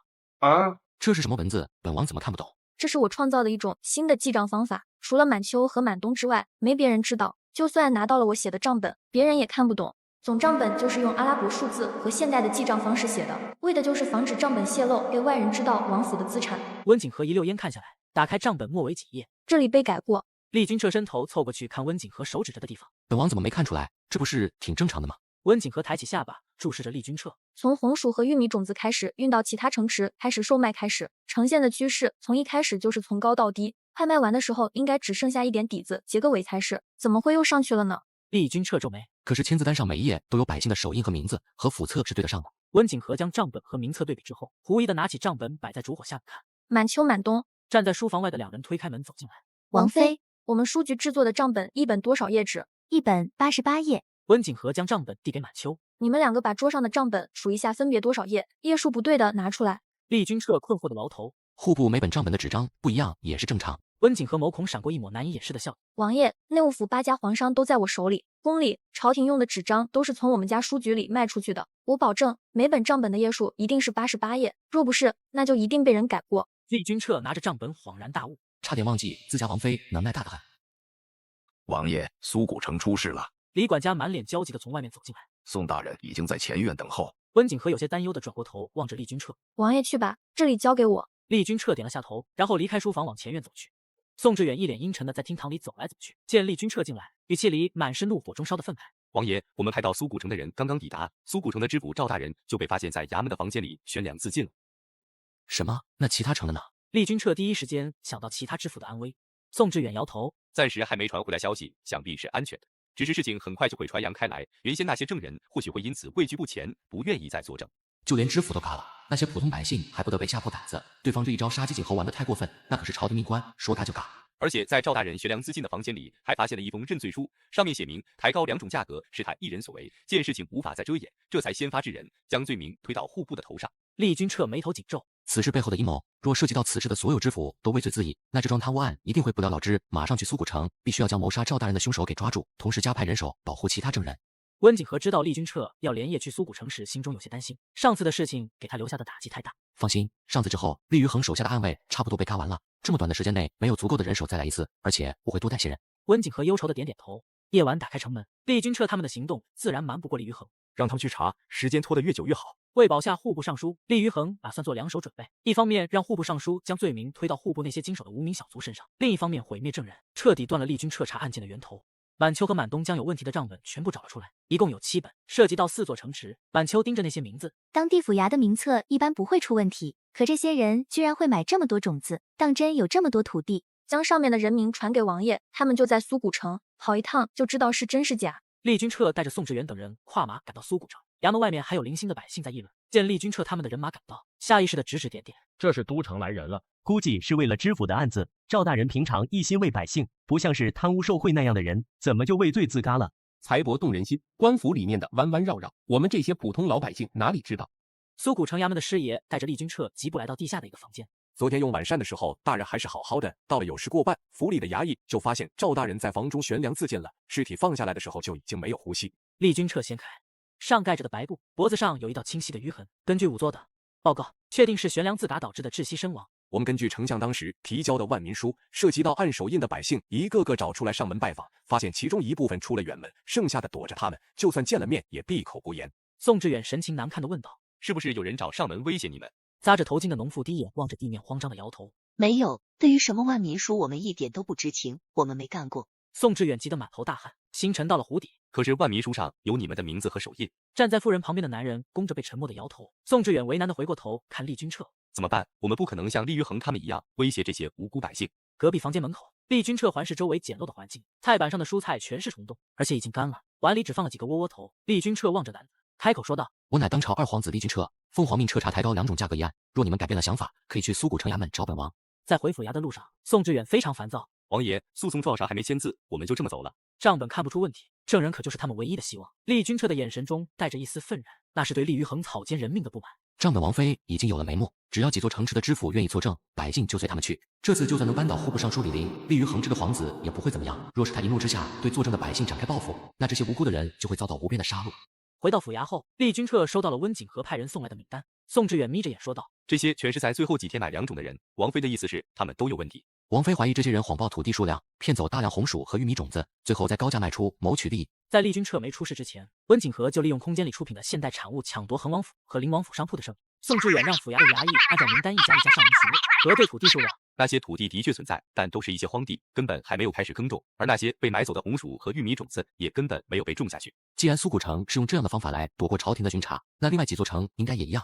从刑部调来的那几位官员火速将人缉拿归案，关入刑部大牢。厉君彻前脚刚回到刑部，户部尚书李林就已经被带到大堂之上。李尚书，这些百姓收了你的银子，伪造土地，骗取朝廷低价卖出的红薯和玉米种子交给你，接着你高价卖到其他城池谋取私利，现在证据确凿，你还有什么可说的？厉君彻一双剑眉，凝成一股绳。皇室为了皇位之争，争权夺利本是常事，但不能通过犯罪危害江山社稷，动摇国本。这次绝对不会放过户部尚书李林，一定要将他绳之以法，断了利于衡的一条臂膀。望着大堂跪倒一片的证人，户部尚书满脸恐慌。车王爷，此事和微臣无关，售卖两种之事，微臣全部安排手底下的人办，卖出的银两也都已经收入国库，笔笔皆登记在册，微臣冤枉。厉君彻将账本往李林面前一扔，那你给本王解释一下，这些账本多出来的页数上记录的文字，为何和这些证人偷卖出去的完全能对上？这户部的账目不是你一一亲自记录核对的吗？账本打在李林的脸上，他顾不上疼痛，低着头，眼神慌乱地望着掉在地上的7本账本。怎么会？车王怎么会查出来？自己做的账明明天衣无缝，没人看得出来才是。怪不得车王能这么轻易地将冒充之人找出来。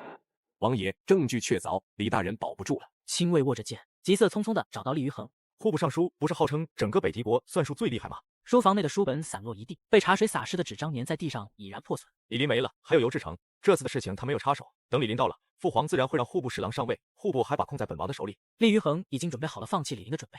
亲卫眼睛放大，户部尚书可是王爷的岳父，那王妃怎么办？一国皇后若是罪臣之女，那可是会被文500关口诛笔罚的。没有利用价值，只能拖本王后腿的东西，自然就不必留了。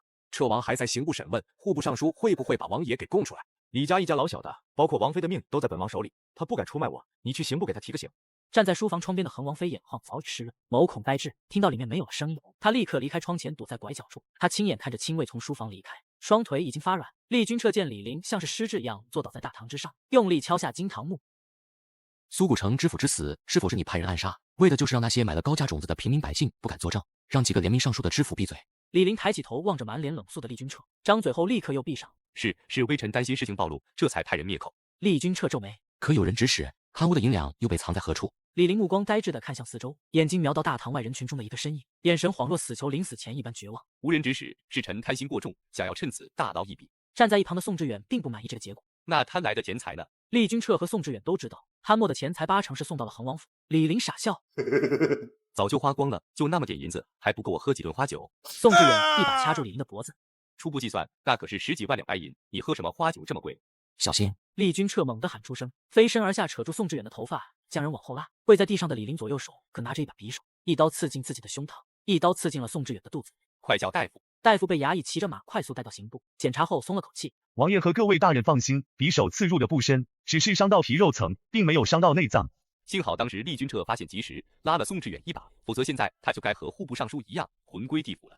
李府被抄家，所有人该流放的流放，该处死的处死。李家3个未成年的孩子被送到关外，父皇虽下令永世不得回都城，但本王已经安排人妥善照料。厉于衡背着双手，身上还带着刚刚在侧妃院子里沾染的脂粉味。恒王妃双目发直地盯着一桌的佳肴美馔，没有丝毫胃口，只觉得恶心。虽然你是李家的女儿，但毕竟已经嫁给本王多年，育有一子一女，不会有任何人看轻你。好好做你的恒王妃，直到本王荣登大殿。厉于衡随意吃了几口后，便离开了房间。恒王妃抬眼看着门槛，若不是育有一子一女，自己又怎么会坐在这个位置上荣登大殿？你做了皇帝，还有我的位置吗？彻王府的后院里架起了火堆，烤全羊的香味传得整个后院都是。厉君彻走在外面就闻到了。这几天回来的都挺早的，军营没事吗？温景和眼神直勾勾地盯着火架上烤得流油的烤全羊，嘴上问厉君彻：赵弼说过，你不在军营那段时间，厉宇衡在军营里安插了不少人。厉于衡塞进去的人现在在军营占据着不少重要职位，若是没犯错，我不能随意把人调走。父皇好像有意提前和林月国开战，若是不肃清，打仗的时候背后捅你一刀怎么办？还是得赶紧弄走。经过邺城一战，新兵的战斗能力已经过关，加上红薯和玉米的出现，北狄国百姓今年的收成会翻好几倍。厉之灵火同林月国发动叛乱，刺杀厉君彻之事，让皇帝对林月国的耐心崩溃到了极点。我打算在军营举办比武大会，能者居之，借机让那些人将位置主动让出来。厉于衡安排的那些人本身能力就有问题，真刀真枪的干起来，完全不是其他人的对手。这方式挺不错，若是有人发难，也无话可说。武官靠的就是实力。王爷，林月国出兵了。慕容聂从收到边境消息后，他就马不停蹄地赶过来，兵部都没他快。温景和满脸诧异地望着慕容聂，自己没听错吧？林月国会主动出兵？厉君彻面色淡然，多少兵马到哪里了？慕容聂拧眉，似笑非笑地回答道：3万，距离边境还有2座城池。众人像是在看白痴一样望着慕容聂。北狄国守在2国边境的守军可是有10万，他们这是打算以卵击石，送上门自杀。就是因为不知道这群杂碎的真实目的，我才心慌。他要是几10万大军直接压过来，属下反而不怕。兵部尚书向皇帝告示，厉景行直接大笔一挥，区3万人，岂敢犯我北狄国？告诉边境领军，他要是敢踏入北敌国领土一步，就地斩杀，不留一个活口。边境的军报每隔2天送到兵部一次，3万大军根本就没抵达边境，反而是在距离边境的城池停住，攻打了一个叫鬼府门的江湖门派，领军的还是文信侯。这个发展让众人有些摸不着头脑。什么时候一个江湖门派用得着朝廷派兵去剿灭了？厉君彻收到消息后，望着燃尽的灯芯，久久没有言语。看来是陆夜白暴露了。在调查洪安身世时，厉君彻发现他是灵越国人，而且还是5年前被满门抄斩的武安侯府的嫡次子陆洪安。赵弼惋惜的摇摇头。陆夜白苦心经营多年，一朝被灭，满盘皆输。文信侯3万大军攻上鬼府门，一个活口也没留下。陆夜白嘎了吗？据说是血战到黎明，最后掉下了悬崖。王爷，此事是否要透露给洪安？厉君彻摇头否决。陆洪安才10岁，就算知道他哥哥被嘎，也没有能力报仇。陆夜白明明知道他弟弟在王府，却没有把人带走，无非是觉得自己的图谋危机重重，怕陆洪安跟着会有危险，还不如待在车王府来的安全。另外，王妃养着孩子也有段时间了，若是陆洪安出了事，恐怕是要难过。你摆动千叶蛇毒这么久，怎么会这么不小心自己沾到？周大夫拿着银针刺入洪安的手腕，嘴上担心的碎碎念。洪安望着倒在桌上的器，心中有些不安。不知道为什么刚刚手忽然抖了一下，下次不会了。当年跟师傅玩毒玩了一辈子，到最后就连自己都变成了一个巨大的毒药武器。现在洪安才10岁，就也走上这条道路，真是让人不放心。庆宝公主骑着马停在彻王府的门口，却不想正好撞见正要出门的厉君彻，顿时合紧双臂。二哥，厉君彻停下看着他，你二嫂身体不好，别带着她整天在外面乱吃东西。我知道了，二哥。对于厉君彻，庆宝公主是有点害怕的。从小时候记事开始，二哥就没怎么笑过，上战场之后更是多了一种杀戮之气。临近中午才上门，没想到二哥还没走，不是说军营里很忙的吗？厉君彻带着侍卫骑上马，直到人影消失，庆宝公主这才松口气。二嫂，二嫂。未见其人，先闻其声，庆宝公主的嗓门在院子外面就传到了温景和的耳边。不是说害怕见到你二哥吗？今天怎么会过来？庆宝公主丧着脸坐下。我特意赶在中午来，还是在门口撞见了二哥，他还特意和我说不要带你出去大吃大喝，那眼神感觉要隔空射死我。温景和撇过头看向满东，到中午了，让厨房上菜吧，在后院厅堂用。是，王妃。满东屈膝行礼，转身离开。你二哥哪有你说的那么可怕？明明就很温柔。庆宝公主瞪大眼睛。二嫂，你那是情人眼里出西施，就说二哥那铠甲，走近都能闻到血腥味，不知道沾染过多少人血。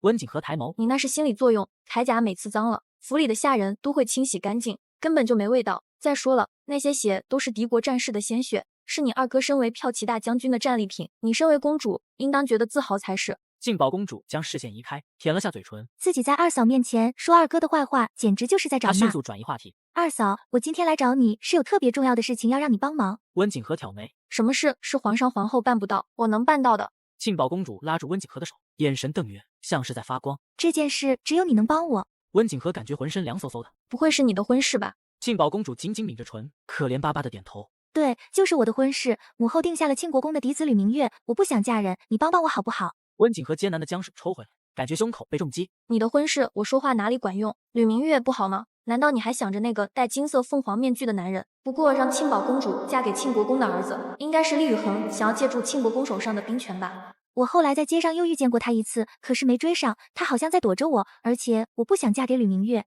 温景和想到自己在云溪酒楼看到的那抹身影，不由得叹气。唉，你已经到了嫁人的年龄，庆国公的嫡子未来肯定会继承他爹的爵位，皇后那么疼你，挑的人选应当不会有太大问题。二嫂，我不信你不明白，二哥手握重兵，母后分明就是想利用庆国公手上的兵权去帮助大哥。我的幸福完全是次要的，就算父皇母后再宠爱我，也比不过身为男子的大哥。若是在大哥和自己之间选一个，母后肯定不带一丁点犹豫的选择大哥。温景和安慰道，就算皇后和恒王有这个想法，也不会给你挑一个不靠谱的人。庆宝公主站起身，所以我才想让二嫂帮我调查一下吕明月，看看能不能找出他不好的地方，那样我就能拿着证据去找父皇，让父皇不要把我嫁给他。一个满脑子充斥着心上人的女人，就算是8匹马也拉不回来。若那吕明月各方面都很优秀，并且没有任何不良嗜好呢，你嫁不嫁？皇后是不可能让庆宝公主这么拖下去的，否则恐被外人嘲笑嫁不出去。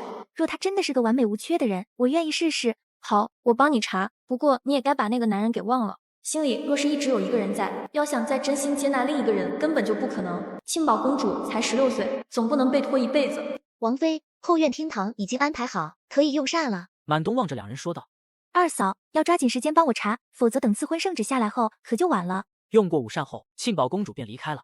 王妃，您真的要帮庆宝公主去查吕明月？温景和觉得赵碧话里有话，怎么不能查？属下担心皇后还有恒王会针对您。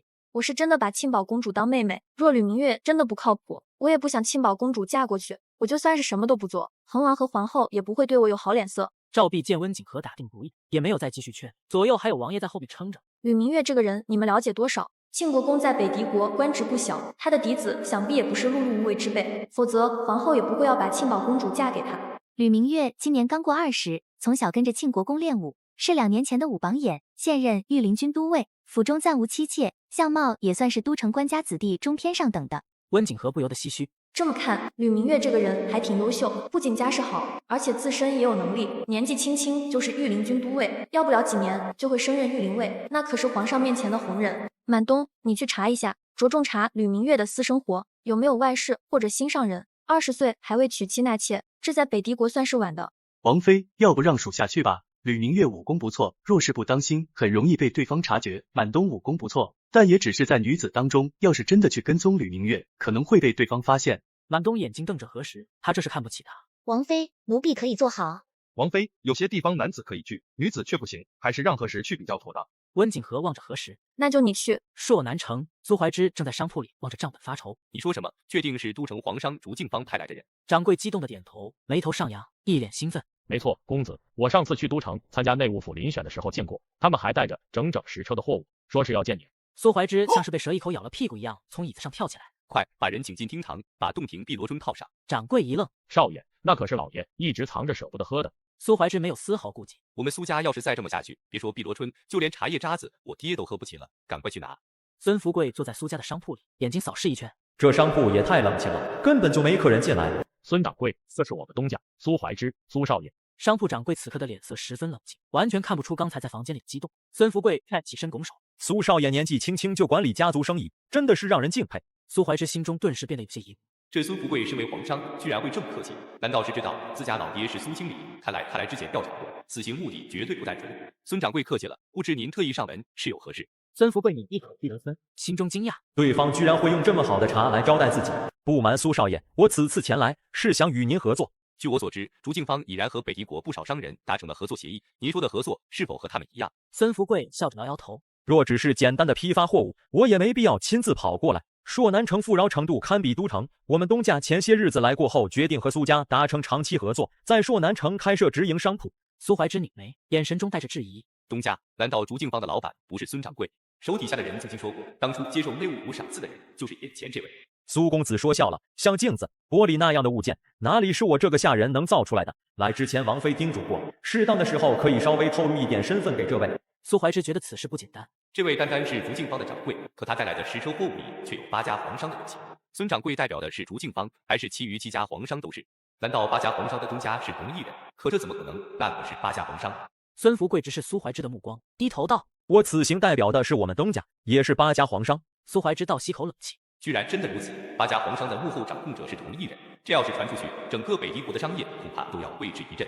朔南城有的是比苏家更富有、更有名望的商户，而且还有历代皇商长居于此，为何你们要我合作？我家东家前些日子来朔南城时见过苏少爷，凭苏家在朔南城的威望，相信若是和您合作，一定会财源广进，畅通无阻。苏怀之开始回想自己前些天见到过什么特殊的陌生人，也不知道这竹敬方的东家是和自己说的话，还是只是远远望自己一眼。不知道孙掌柜的东家是男还是女？是女子。苏怀之眼眸瞬间放大，脑子像是被薄荷汁浇灌一样精神抖擞。竟然是女子。难道是那天晚上家中来的那位女子？苏怀之借口说需要考虑，将孙福贵送走后，立刻往家赶。爹，那天晚上拜访你的一男一女到底是谁？苏经理正在看都城发过来的信，自从他决定帮丽君撤后，都城内的信息就一直没停过。整天嚷嚷，我不是告诉过你让你不要管吗？苏怀之一屁股坐在旁边的椅子上。现在我已经是不得不管了。刚刚竹敬方的掌柜来找我了，说是8家皇商要和我一起做生意开商铺，拿下整个朔南城市场。你上次不是说皇商的合作方已经饱和，你没抢到吗？对呀，我们苏家生意不大，在整个朔南城也不是数1数2的。他们偏偏找上我，还亲自上门，就连货物都直接带来了。我和竹敬方的掌柜交谈了几句，爹，你知道吗？这次内务府选定的8家皇商背后的东家，居然是同一个人，而且还是个女人。孙掌柜说，他们东家前些日子来朔南城的时候见过我，这才决定合作。思来想去，我也没见过什么有本事的女人，也就是那天在府里见到的那个女子最有可能。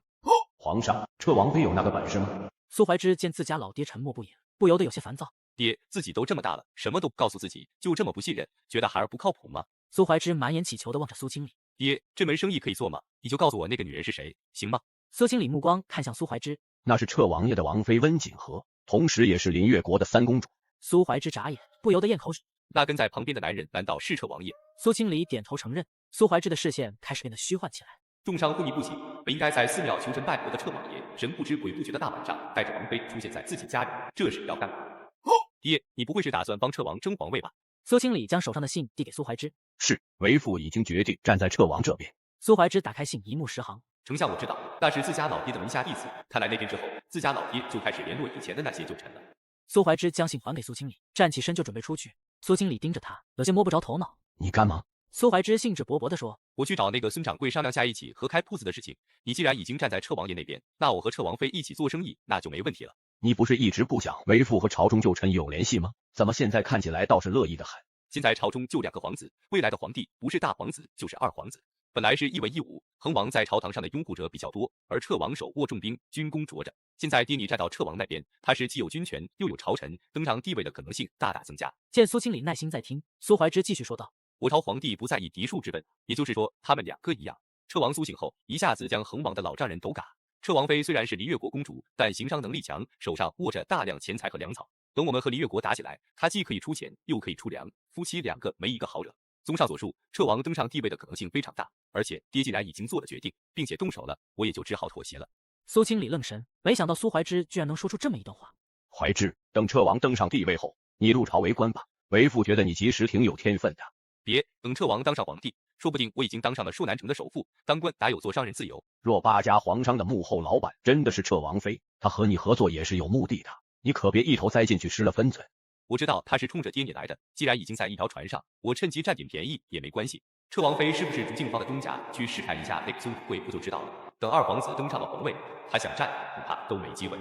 孙富贵在客栈还没怎么休息，店小二就过来敲门，说苏怀之在楼下等候。苏公子这是考虑好了？孙富贵踩着稳中带急的脚步走进客栈包厢。王妃可是叮嘱过，这桩买卖必须做成。孙掌柜是从都城来的，听闻二皇子厉君彻身体大好，已经和彻王妃一起回了都城。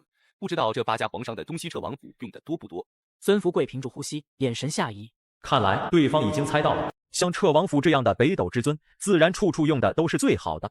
孙掌柜，我也就直接问了，8家皇商背后的东家是彻王妃温景和吗？孙富贵停顿片刻后点了点头，是。苏怀之一直悬着的心稍稍定了些，果然是他。他面对孙富贵勾起嘴角，浅浅一笑。既然如此，那我们就好好商谈一下合作的事情。孙富贵眨眼，慢悠悠地从怀里拿出一本只有手掌大小的小册子。这是东家提前拟好的合作方式和利润分配明细，以及商铺开起来后如何在朔南城发展的计划。苏怀之打开小册子，一字一句地看，他想知道温景和到底有没有本事。这册子上的东西我从未想到过，每一个宣传策略以及商铺的运营方式需要注意问题都清晰地列在上面。他眼眸深沉地看向孙富贵，上面的每一个字都是彻王妃亲笔吗？没错，东家亲笔，再由贴身侍女交到我的手上带过来。苏怀之此刻的心情十分激荡，他现在就可以确定温景和一定会成为北帝国的首富，而且不会止步于此。我们的合作方式就按照上面的来，以后还请孙掌柜多多关照。别看孙富贵就是个下人，单单能得到温景和的重用，就能说明此人能力不凡。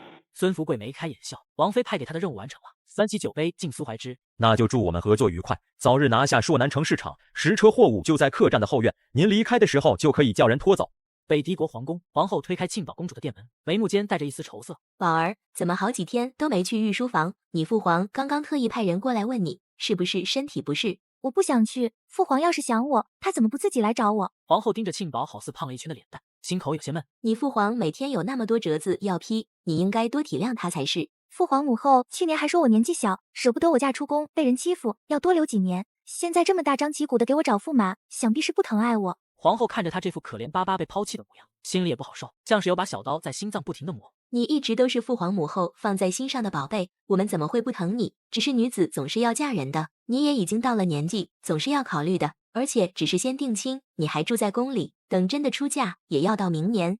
皇后心里清楚，皇帝厉景行对于庆宝公主什么时候嫁人根本就没那么在意。说到底，一国公主还怕被人欺负不成？庆国公嫡子就在宫内当值，你可以偷偷去见见，还是很优秀的，说不定就喜欢了。皇后离开后，庆宝公主将所有人都赶了出去。也不知道二嫂调查吕明月调查的怎么样了。云溪酒楼，何氏一字一句的将吕明月这几天的行踪禀告给温景和听。温景和嗦一口米粉，嘴里满是螺蛳粉汤汁的味道。从何时跟踪的情况来看，这个吕明月真的算是个老实人，每天不是在皇宫当值，就是回庆国公府待着。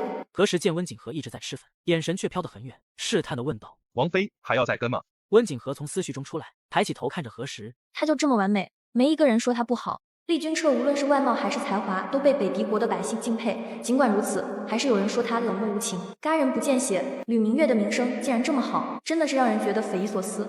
何时摇摇头，属下也派人打听了，真的是口碑好的不行。王妃，那就是吕明月。满东指了指坐在外面靠窗桌子上的吕明月，还真是巧，竟然恰好在云溪酒楼碰上。温景和头往后瞧了一眼，吕明月穿着一身纯白色的长袍，他不是武官吗？怎么穿得这么素净？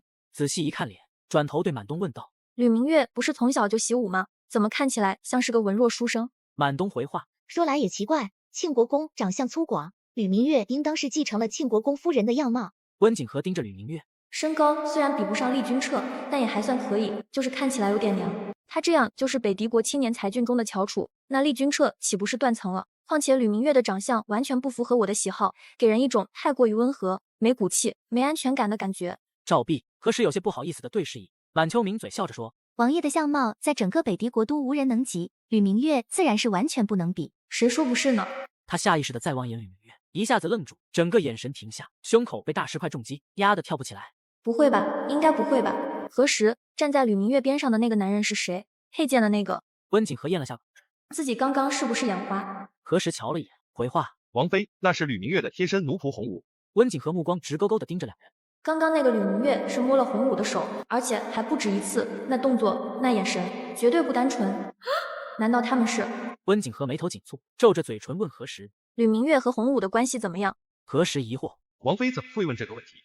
洪武是庆国公从小拨给吕明月的奴才，吕明月干什么洪武都跟着，属下跟踪他这么多天，吕明月对洪武应该算是非常不错，不是那种苛待下人的人。”温景和觉得自己派何时去跟踪吕明月，简直就是做一个非常错误的决定。再看看身边这几个，左思右想后，示意满秋跟着自己来到窗户旁边，他用手握遮住自己的嘴，对着满秋的耳朵低语了几句。啊！赵壁三人满腹狐疑，是什么事情是满秋能知道，我们不能听的？吩咐完后，温景和瞧着满秋不可置信的模样，坚定地说：“按照我的吩咐，你去做。”满秋虽然年纪不大，但在厉君彻的手底下也经历过不少事情，此时他却感觉有些头重脚轻，头脑发胀发晕。奴婢知道了，我会特别注意的。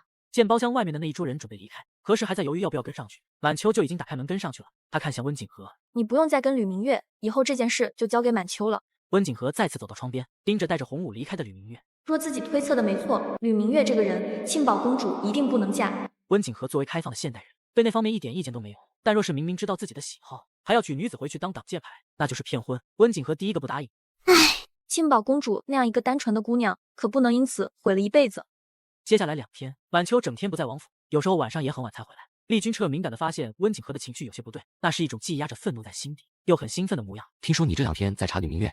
自从百佛寺回来后，厉君彻派给温景和的几个人，已经彻底成为了温景和的人。庆宝公主不满意皇后给她选的驸马，所以拜托我帮她调查一下。厉君彻对庆宝公主这个同父异母的妹妹没啥感觉，这么多年也没怎么接触过，那孩子挺怵他的。吕明月有能力，以后还能承袭晋国公的爵位。抛开厉于衡的拉拢不说，皇后给庆宝公主选的驸马还是不错的。温景和眼神木然地注视着厉君彻，想到这2天晚上满秋汇报给自己的话，伸出食指指着厉君彻：“你不懂。”厉君彻宠溺地摇头：“若是没有非常过分的缺陷，就算闹到皇后那里，他们也只会认为是本王不想厉于衡和庆国公结亲，这才插手庆宝公主的婚事。所以我才让满秋一直盯着，就等着铁证呢。”此事就算他告诉厉君彻，恐怕他也觉得难以置信，没亲眼看见铁铮铮的事实，凭自己的直觉，温景和也不能打包票。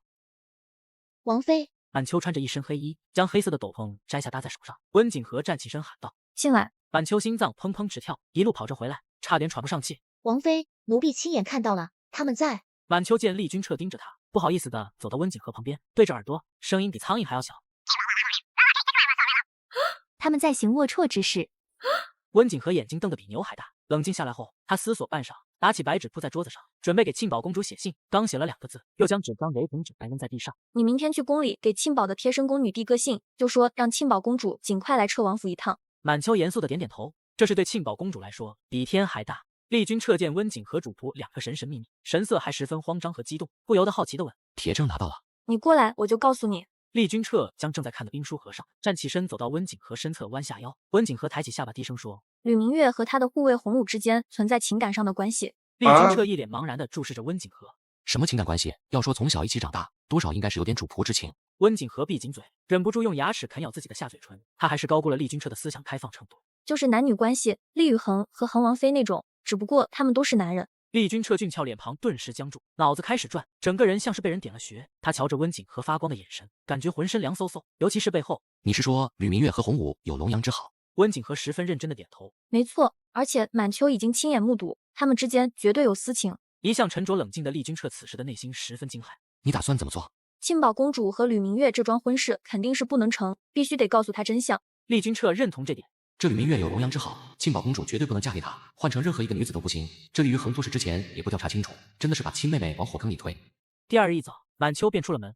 午膳过后，庆宝公主就来了。二嫂，查清楚了吗？那个吕明月有没有不好的地方？庆宝公主是真的不想嫁人，若不是皇后阻扰，她上午就过来了。温景和眼神示意赵碧他们回避。庆宝公主注意到温景和的动作，心中有些不安。房门被关上后，温景和这才凝视着庆宝公主说道：“我派人盯了吕明月7天，发现他有龙阳之好，和贴身奴才不清不楚。昨日他们在城西的一处民宅里行苟且之事。”庆宝公主呆呆地坐在那里，像是一颗木头桩子，接着整个人一锁，眼睛里崩出2道刺眼的白光，站起身就要出去。我这就去告诉母后，让父皇不要赐婚。温景和连忙将人拉住，自己白担心了。这姑娘分明是特别高兴，你就这样告诉皇后，她一定不会相信，捉贼捉赃，捉奸捉双，我们必须得证据确凿才行。庆宝公主嘴唇微张，那怎么办？温景和从衣架上递给她一套衣服。今天吕明月休沐，我上午就一直派人盯着她，他们现在就在城西的那处民宅里，我带你过去。庆宝公主盯着那套简朴的利落女装，果断拿着衣服就去内室换。等她出来之后，温景和也穿了一套和她差不多的。何时被温景和派到城西民宅盯着？赵碧、晚秋和满东寸步不离的跟着温景和庆宝公主。早上王爷出门时可是特意叮嘱了，今天无论发生什么事，王妃的安危是最重要，其他的就算事情闹得再大，王爷在后面撑着。庆宝公主的侍女被留在了彻王府，他们从侧门悄悄离开，一路来到城西。何时此刻正趴在屋檐上，脸上整个表情仿佛吃了狗屎一样。早知道是这事，王妃吩咐的时候，我就不应该上赶着，让给赵碧多好。温景和牵着庆宝公主来到民宅的墙角，赵碧朝着何时挥挥手。何时见王妃居然带着庆宝公主来了，顿时心梗，悄悄飞身从屋檐下来。王妃，温景和拉着庆宝公主就要躲到窗户底下偷听，何时想拉住，却被挥手拒绝了。公子，庆宝公主嫁过来后，你是不是就要把我赶出去了？沙哑的男声带着喘气声，他们还能听到身体碰撞的声音。吕明月的声音是弱中带尖，本公子离不开你，等公主嫁过来，我们在府里规矩些。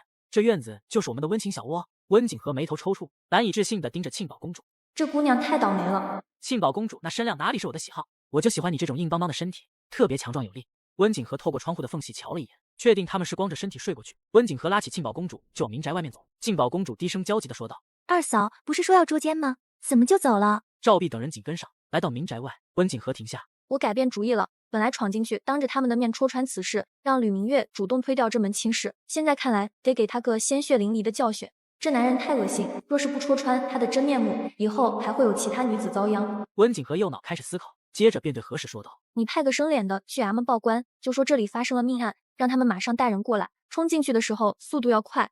满秋，你去集市上吆喝几句，引几个嘴碎的妇人婆婆过来。”何时和满秋点点头，迅速离开。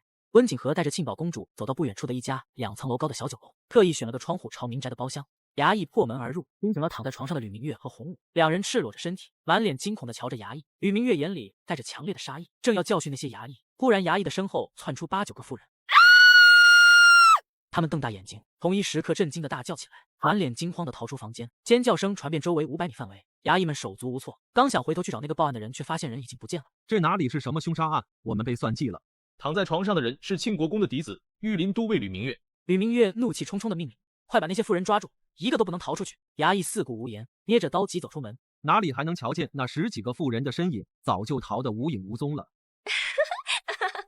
温景和看着那些逃向各个方向巷子的妇人，高兴地大笑。满秋，给我把消息传出去，半个时辰内，我要整个都城的人都知道。满秋屈膝点头：“是，奴婢马上就去办。”吕明月望着那些衙役：“谁让你们到这里来的？”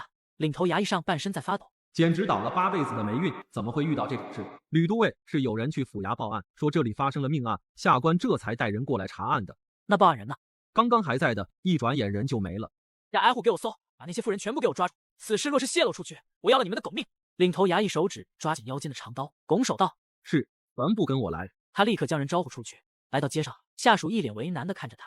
好，那么多妇人，这都跑得没影了，怎么抓？挨家挨户搜查，那得要知府大人同意才行。而且那些妇人的脸我们都没记清。领头衙役一掌拍在对方帽子上。那吕明月做出这等丑事，还被人看见了。那些妇人一个个嘴巴厉害的不得了，要不了多久，整个都城就会传遍。他这是完了。你们假装抓人做样子，我回去向知府大人禀告。衙役们点点头，四散开来。民宅房间里，吕明月视线飘忽不定。你马上离开，找个地方躲起来，不要回府。洪武粗犷的脸上带着一丝慌乱。是。都城知府知道此事时，一口热茶当场喷出来，被呛得脸色冲红，不停的咳嗽。让那些衙役继续找，抓不到没关系，态度摆在那里给庆国公看就行。堂堂伯爵之子，居然会做出这样丢人的事情，这吕明月的名声恐怕是彻底完了。等吕明月和洪武都离开后，温景和这才带着庆宝公主回府。等着吧，这桩婚事绝对不可能成。在回皇宫的马车上，庆宝公主眼神发呆的盯着马车壁。今天的事可以再利用一下，彻底绝了母后给我找驸马的打算。厉于衡来到后宫，将事情的来龙去脉告诉皇后。母后，此事一定是车王在背后捣鬼。皇后瞧着满桌的美味佳肴，心冷无比，站起身盯着厉于衡。母后只问你，吕明月有龙阳之好的事情是否是真的？厉于衡双手都不知道该往哪里摆，额头出汗心慌。被很多人瞧见，他们在行苟且之事，应当是真的。你是庆宝的亲哥哥，你怎么调的人？怎么会让这样的人出现在你妹妹选驸马的名单里？简直荒唐！皇后被气得胸口起伏的厉害，整个人都要晕倒过去。厉于衡直接双膝跪地。母后，儿臣要是早知道那吕明月是这种人，儿臣绝对不会提的。谁想到他相貌堂堂，文武双全，居然有龙阳之好。好在父皇的赐婚圣旨还未下，一切都来得及。皇后被气得眼前发晕。赐婚圣旨要是下了，我的宝儿那得遭多大的罪？御书房，皇帝厉景行望着桌上的空白圣旨，脑子里想到庆宝公主，自言自语道：一转眼庆宝都长那么大了，朕还真有些舍不得。站在一旁的贴身太监浑身一颤，心中万分纠结。可是瞧着厉景行已经提起笔开始写，他鼓足勇气走到厉景行旁边。皇上，奴才有一事需要禀告。厉景行惊讶的抬起头，你说吧。手下的笔却并未停下。太监走到厉景行耳边低声言语了几句。厉景行手上的狼毫笔被他重重拍在紫檀木的案桌上。混账！御书房内所有太监宫女全部跪下，贴身太监低着头承受厉景行暴怒的视线，慌张的说道：皇上，此事今日下午都城内已传得人尽皆知，奴才绝无虚言。听闻庆国公头风发作，请了大夫上门。厉景行低眼瞧着桌上写了一半的圣旨，吕明月那3个字触目惊心。给朕马上烧了，烧了！贴身太监立刻站起身，拿起圣旨走到旁边的蜡烛上点燃。皇帝满胸怒火没处发，这不仅差点害了他的宝贝女儿，还差点让他在北狄国百姓面前颜面扫地，皇威尽失。隔天早朝，但这耽误不了朝廷御史对吕明月和庆国公的言辞轰炸。哼，罢了吕明月御林都尉的官职，至于庆国公，因为管教不严，罚他1年的俸禄。本以为这件事就这样结束，谁知没过几天，都城府衙来了3位妇人和3对年迈的夫妇，一纸诉状将吕明月告上了府衙。晋国公嫡子吕明月强掳民男，事后还嘎人灭口，犯奸淫罪、嘎人罪。知府大人望着跪在堂下哭得撕心裂肺、满口悲愤的百姓，烦恼的同时又觉得十分愤慨。原来那吕明月喜欢身体强壮的男子，所以就派洪武去城外农田里抓人，抓的还都是青壮年。那些被抓男子的家人知道后，想要去衙门讨公道，吕明月就派人去威胁他们，扬言要嘎了他们全家。3个青壮年被侮辱折磨后，尸体被扔在乱葬岗，最后被家人捡了回去，身上的伤痕最起码有上百种。迫于庆国公府的积压，加上此事名声不好听，他们不得不妥协，苟延残喘。直到吕明月和洪武的事情被爆出来，丢了御林都尉的官职，这才赶上衙门告状。知府将事情的来龙去脉审问清楚后，一方面派人去庆国公府拿人，另一方面派人去找那个洪武。些受害家属口口声声说是洪武去农田里抓得人，若是洪武找不到，就无人指证吕明月是幕后主使。派去庆国公府的衙役被庆国公府的下人给拦了下来。庆国公拖着病躯，声音强装威严：皇上已经下旨罢了小儿的官，此事乃是你情我愿，你们为何要上门缉拿？衙役瞧着庆国公脸色苍白的模样，想来还不知道府衙发生的事情。回庆国公，今日府衙来了3户人家，控告令郎强掳民男，事后还杀人灭口。属下奉知府大人的命前来拿人回去审问，还请庆国公配合。庆国公瞪大眼睛，双腿颤抖。若不是下人搀扶着孔已经跌倒在地上，吕明月最后还是被府衙的人给带走了。上堂之后，3个丧夫的妇人直接跳吕明月身上撕他的头，捶打在身。肃静，肃静！知府不停地敲击金堂木，赶忙让衙役将2拨人隔开。场面镇定下来后，知府开始审问吕明月。吕明月满口否决，甚至试图将罪名全部扣到消失的洪武身上。我大概知道洪武躲藏在哪里，等回去后将人给杀了，那就死无对证。就在场面陷入僵持的时候，去寻找洪武的那对衙役疾步回来，而且还把那个洪武给抓到。吕明月惊恐地望着被五花大绑的洪武，心害怕的砰砰直跳。知府脸上忧愁的表情顿时变得严肃，用力拍下金堂木。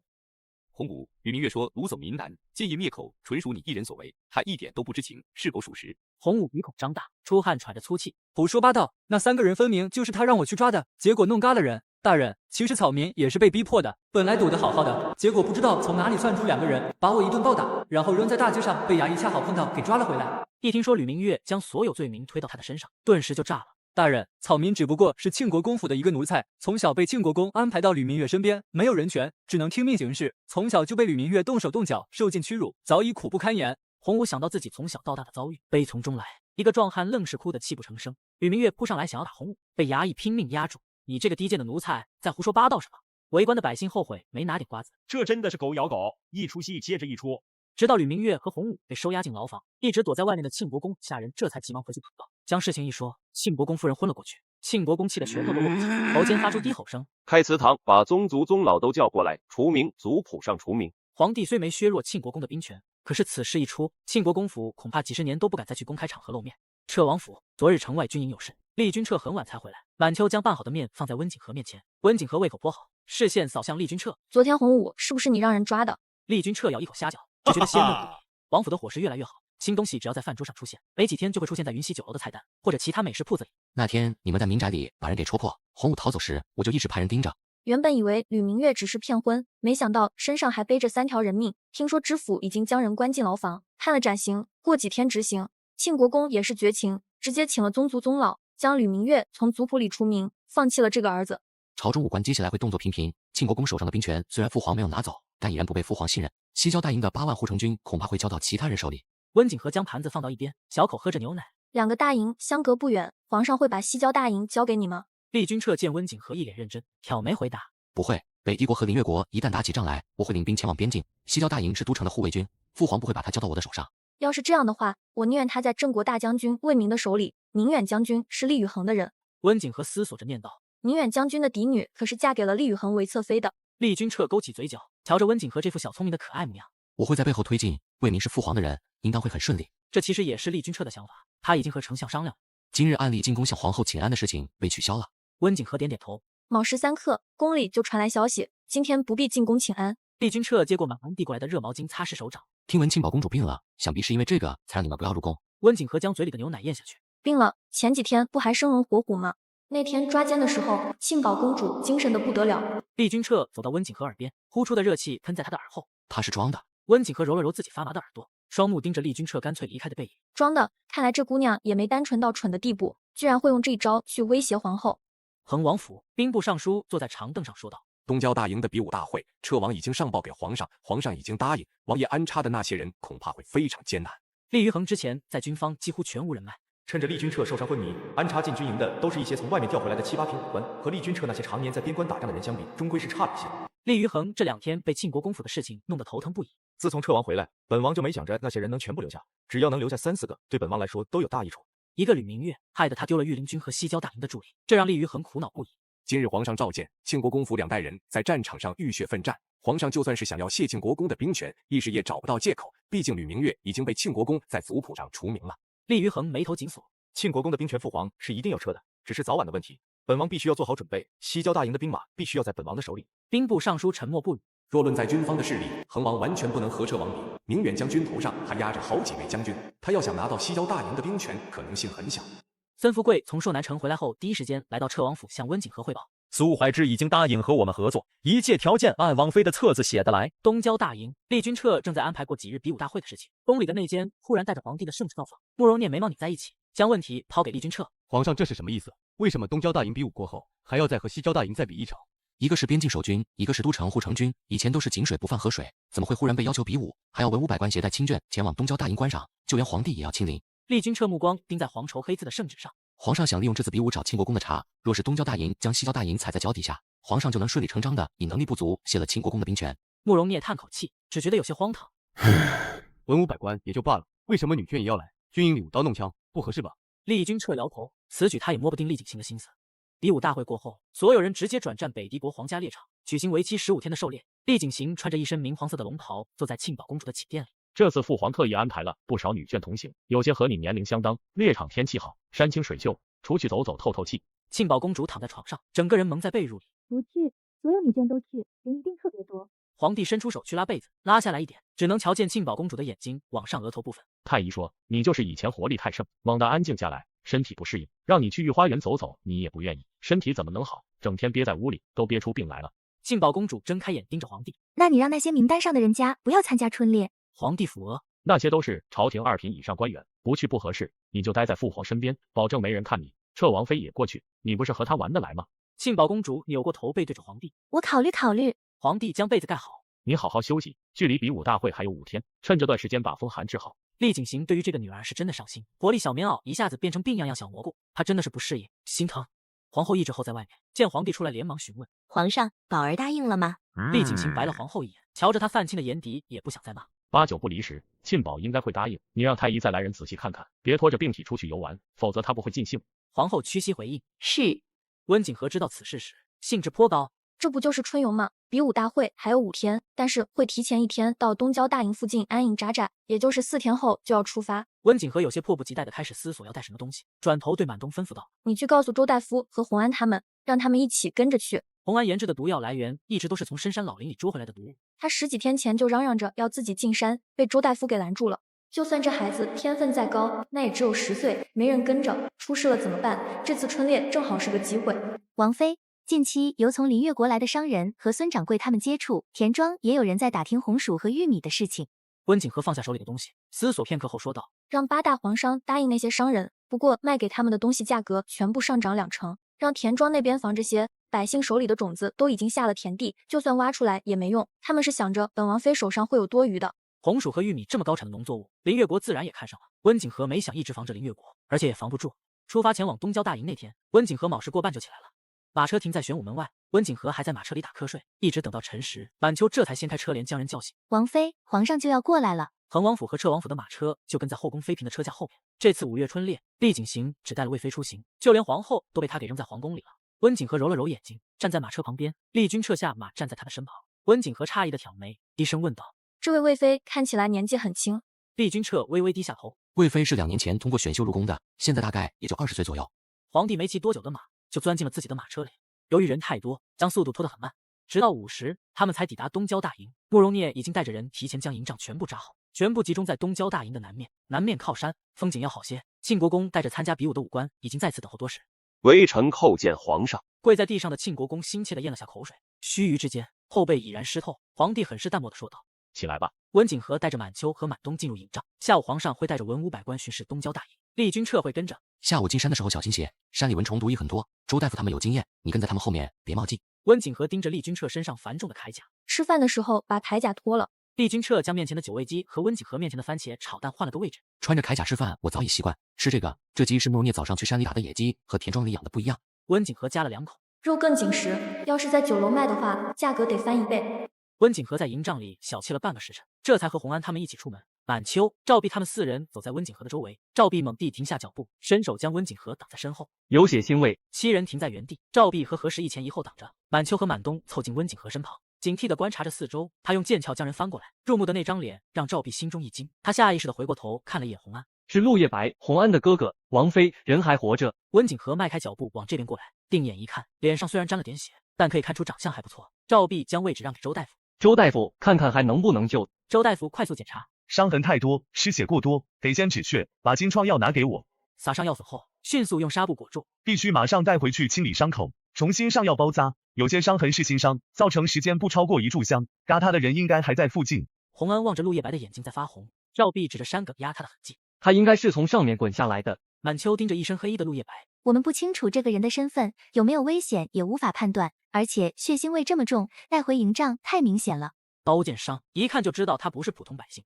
洪安急忙脱口而出，血腥味我可以掩盖，保证没人发现。满东看向温景和，王妃，我们得赶紧走，要是追杀他的人赶过来，恐怕会有一场恶战。温景和望着陆夜白，总不能见死不救，营帐里那么多人，还怕此人有危险吗？温景和对赵碧说，把人带回去。赵碧和何时立刻抬起陆夜白，一行人匆匆往东郊大营走去。快到东郊大营的时候，温景和停下脚步对满秋说，你先回去叫一辆马车过来，就说我不小心把脚扭了，就这样把人抬回去，肯定会有人注意到。是。满秋点头，快步往温景和他们的营帐跑去。守在营帐外的侍卫见只有满秋一个人回来，心生疑惑，这看日头，王妃也该回来了才是。王妃不小心把脚崴了。把马车套上，来个人跟我去接人。守在温景和营帐外面的都是车王府的人，是厉君彻的亲信，可以信任。一听到温景和崴了脚，侍卫立刻套上车，跟着满秋离开。赵弼和何时将陆叶白抬进车厢里，温景和满秋、满东坐在车厢里，马车直接停在温景和的营帐门口，加上周围有围栏挡着，陆叶白被悄无声息地抬进了营帐。周大夫立刻给陆叶白治疗。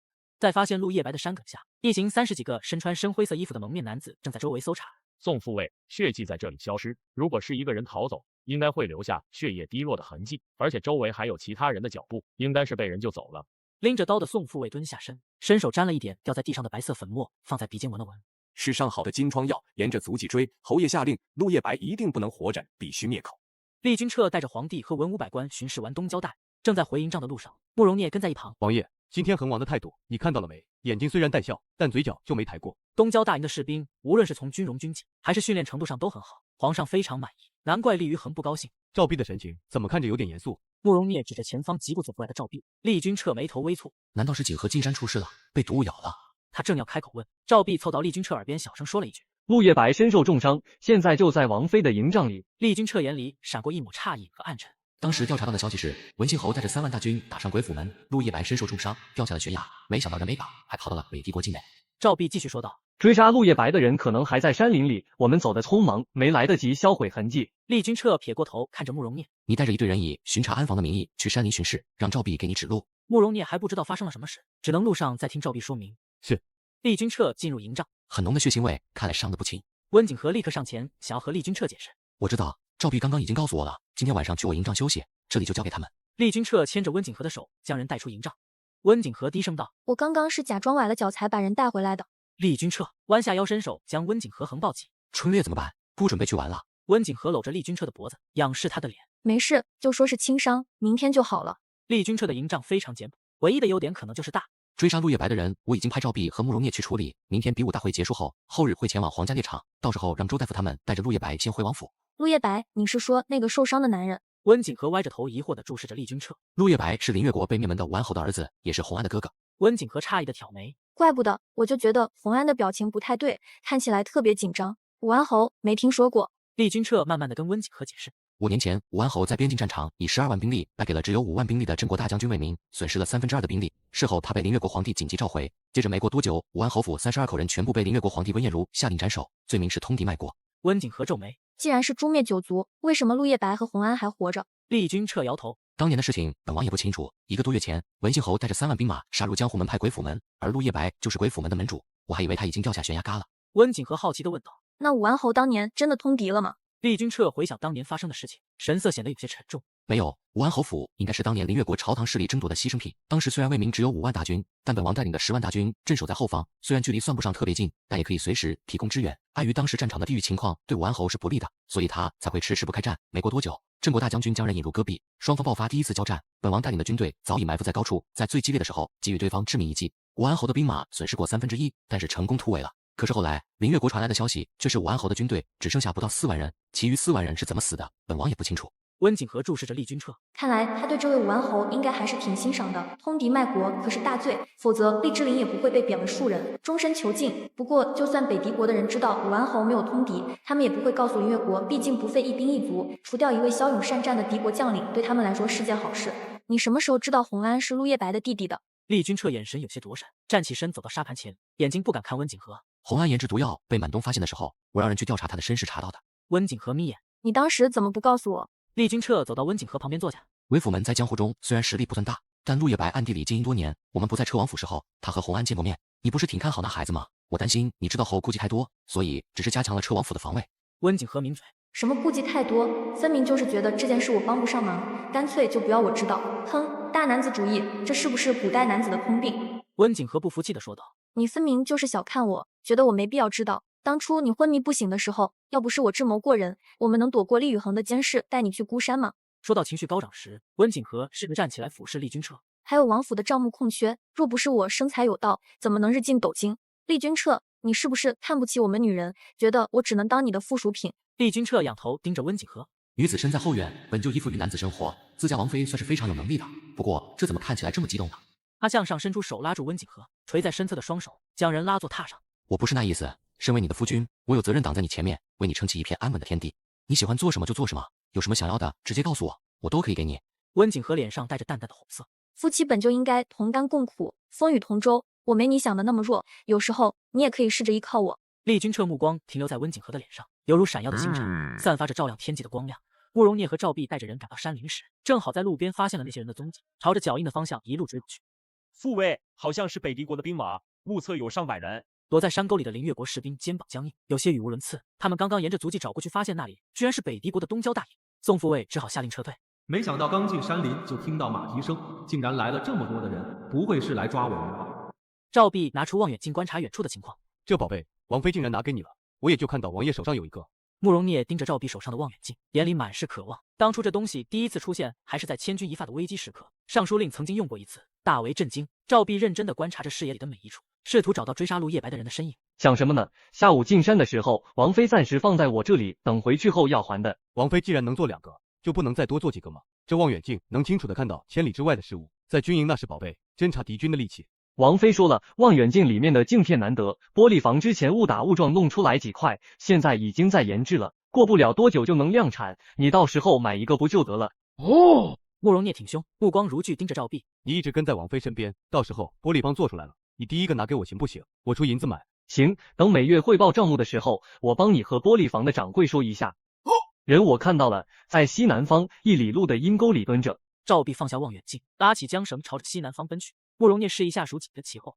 林越国士兵心脏狂跳，慌张地说道：“宋父卫，他们正朝着我们这个方向过来，是不是发现我们了？”宋都尉粗声呵斥：“这么远的距离，周围又都是树林草丛遮盖，你当他们是千里眼？等下就会转弯了。都给我别动，别暴露了踪迹。”直到慕容聂距离他们越来越近，宋都尉慌了。这分明是直接冲着我们来的，他们是怎么发现我们的？跑，活着的回去向侯爷复命！宋都尉朝着众人喊道。接着30几人快速朝着四周逃散开。赵碧和慕容聂等的马蹄将他们踩倒，红色的血液染湿黑色的地面，周围一片血腥味。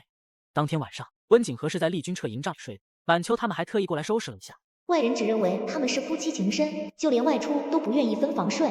晚秋偷偷瞧着坐在案桌前的厉军彻，再看一眼营帐侧边的矮榻。这王爷和王妃成婚也这么久了，好像还没圆房，两人感情很好，在王府也是分房而睡。今天这么好的机会，王爷怎么就不抓紧？晚上，温景和侧躺着，睁开眼望着睡在矮榻上的厉军彻。以前只想安安稳稳的过好自己的小日子，顺便解决一下生理需求。毕竟名正言顺的夫君，长相不错，只是当时买药的时候没买小孩嗝屁药，也没买小孩嗝屁袋。若是一不小心怀孕了怎么办？现在这副身体才17岁，还在发育当中，不着急。温景和转过身，闭上眼睛继续睡。陆夜白是在第2天清晨苏醒的。周大夫站在衣架前一动不动，一把血迹还未清理的长剑架在他的脖子上。你4肢身体动作太大，伤口容易崩开。陆夜白放下剑，他的警惕性太强，醒来后第一时间向身边的人发动攻击，剑锋架在对方的脖子上，这才发现此人他认识，是彻王府的大夫洪安的师傅。我怎么会在这里？周大夫将手上的药放在床边的矮桌上。我们进山的时候在山底发现你，王妃不愿意见死不救，就把你带回来了。洪安端着一盆清水走进来，见陆夜白醒来站着，立刻疾步走过去将人扶到床上。周大夫瞧着陆夜白服从的动作，将药端给他，把药喝了，然后我这个小徒弟给你换药。见周大夫出去了，洪安这才担忧地问道：“哥，你怎么会弄成这样？”我潜入文信侯府，拿到证据后被人发现，逃走后暴露了踪迹，回府门5000人全部被赶。洪安，文信侯当年的行为是受林越国皇帝温彦如的命令，从头到尾那就是一场骗局，一场早就设计好的谋杀。陆夜白一直以来都认为是文信侯觊觎武安侯的兵权，这才在武安侯退兵途中偷袭。可在文信侯府找到的证据却发现，居然是温彦如暗中指使，为的就是拿掉武安侯的兵权，嘎了他。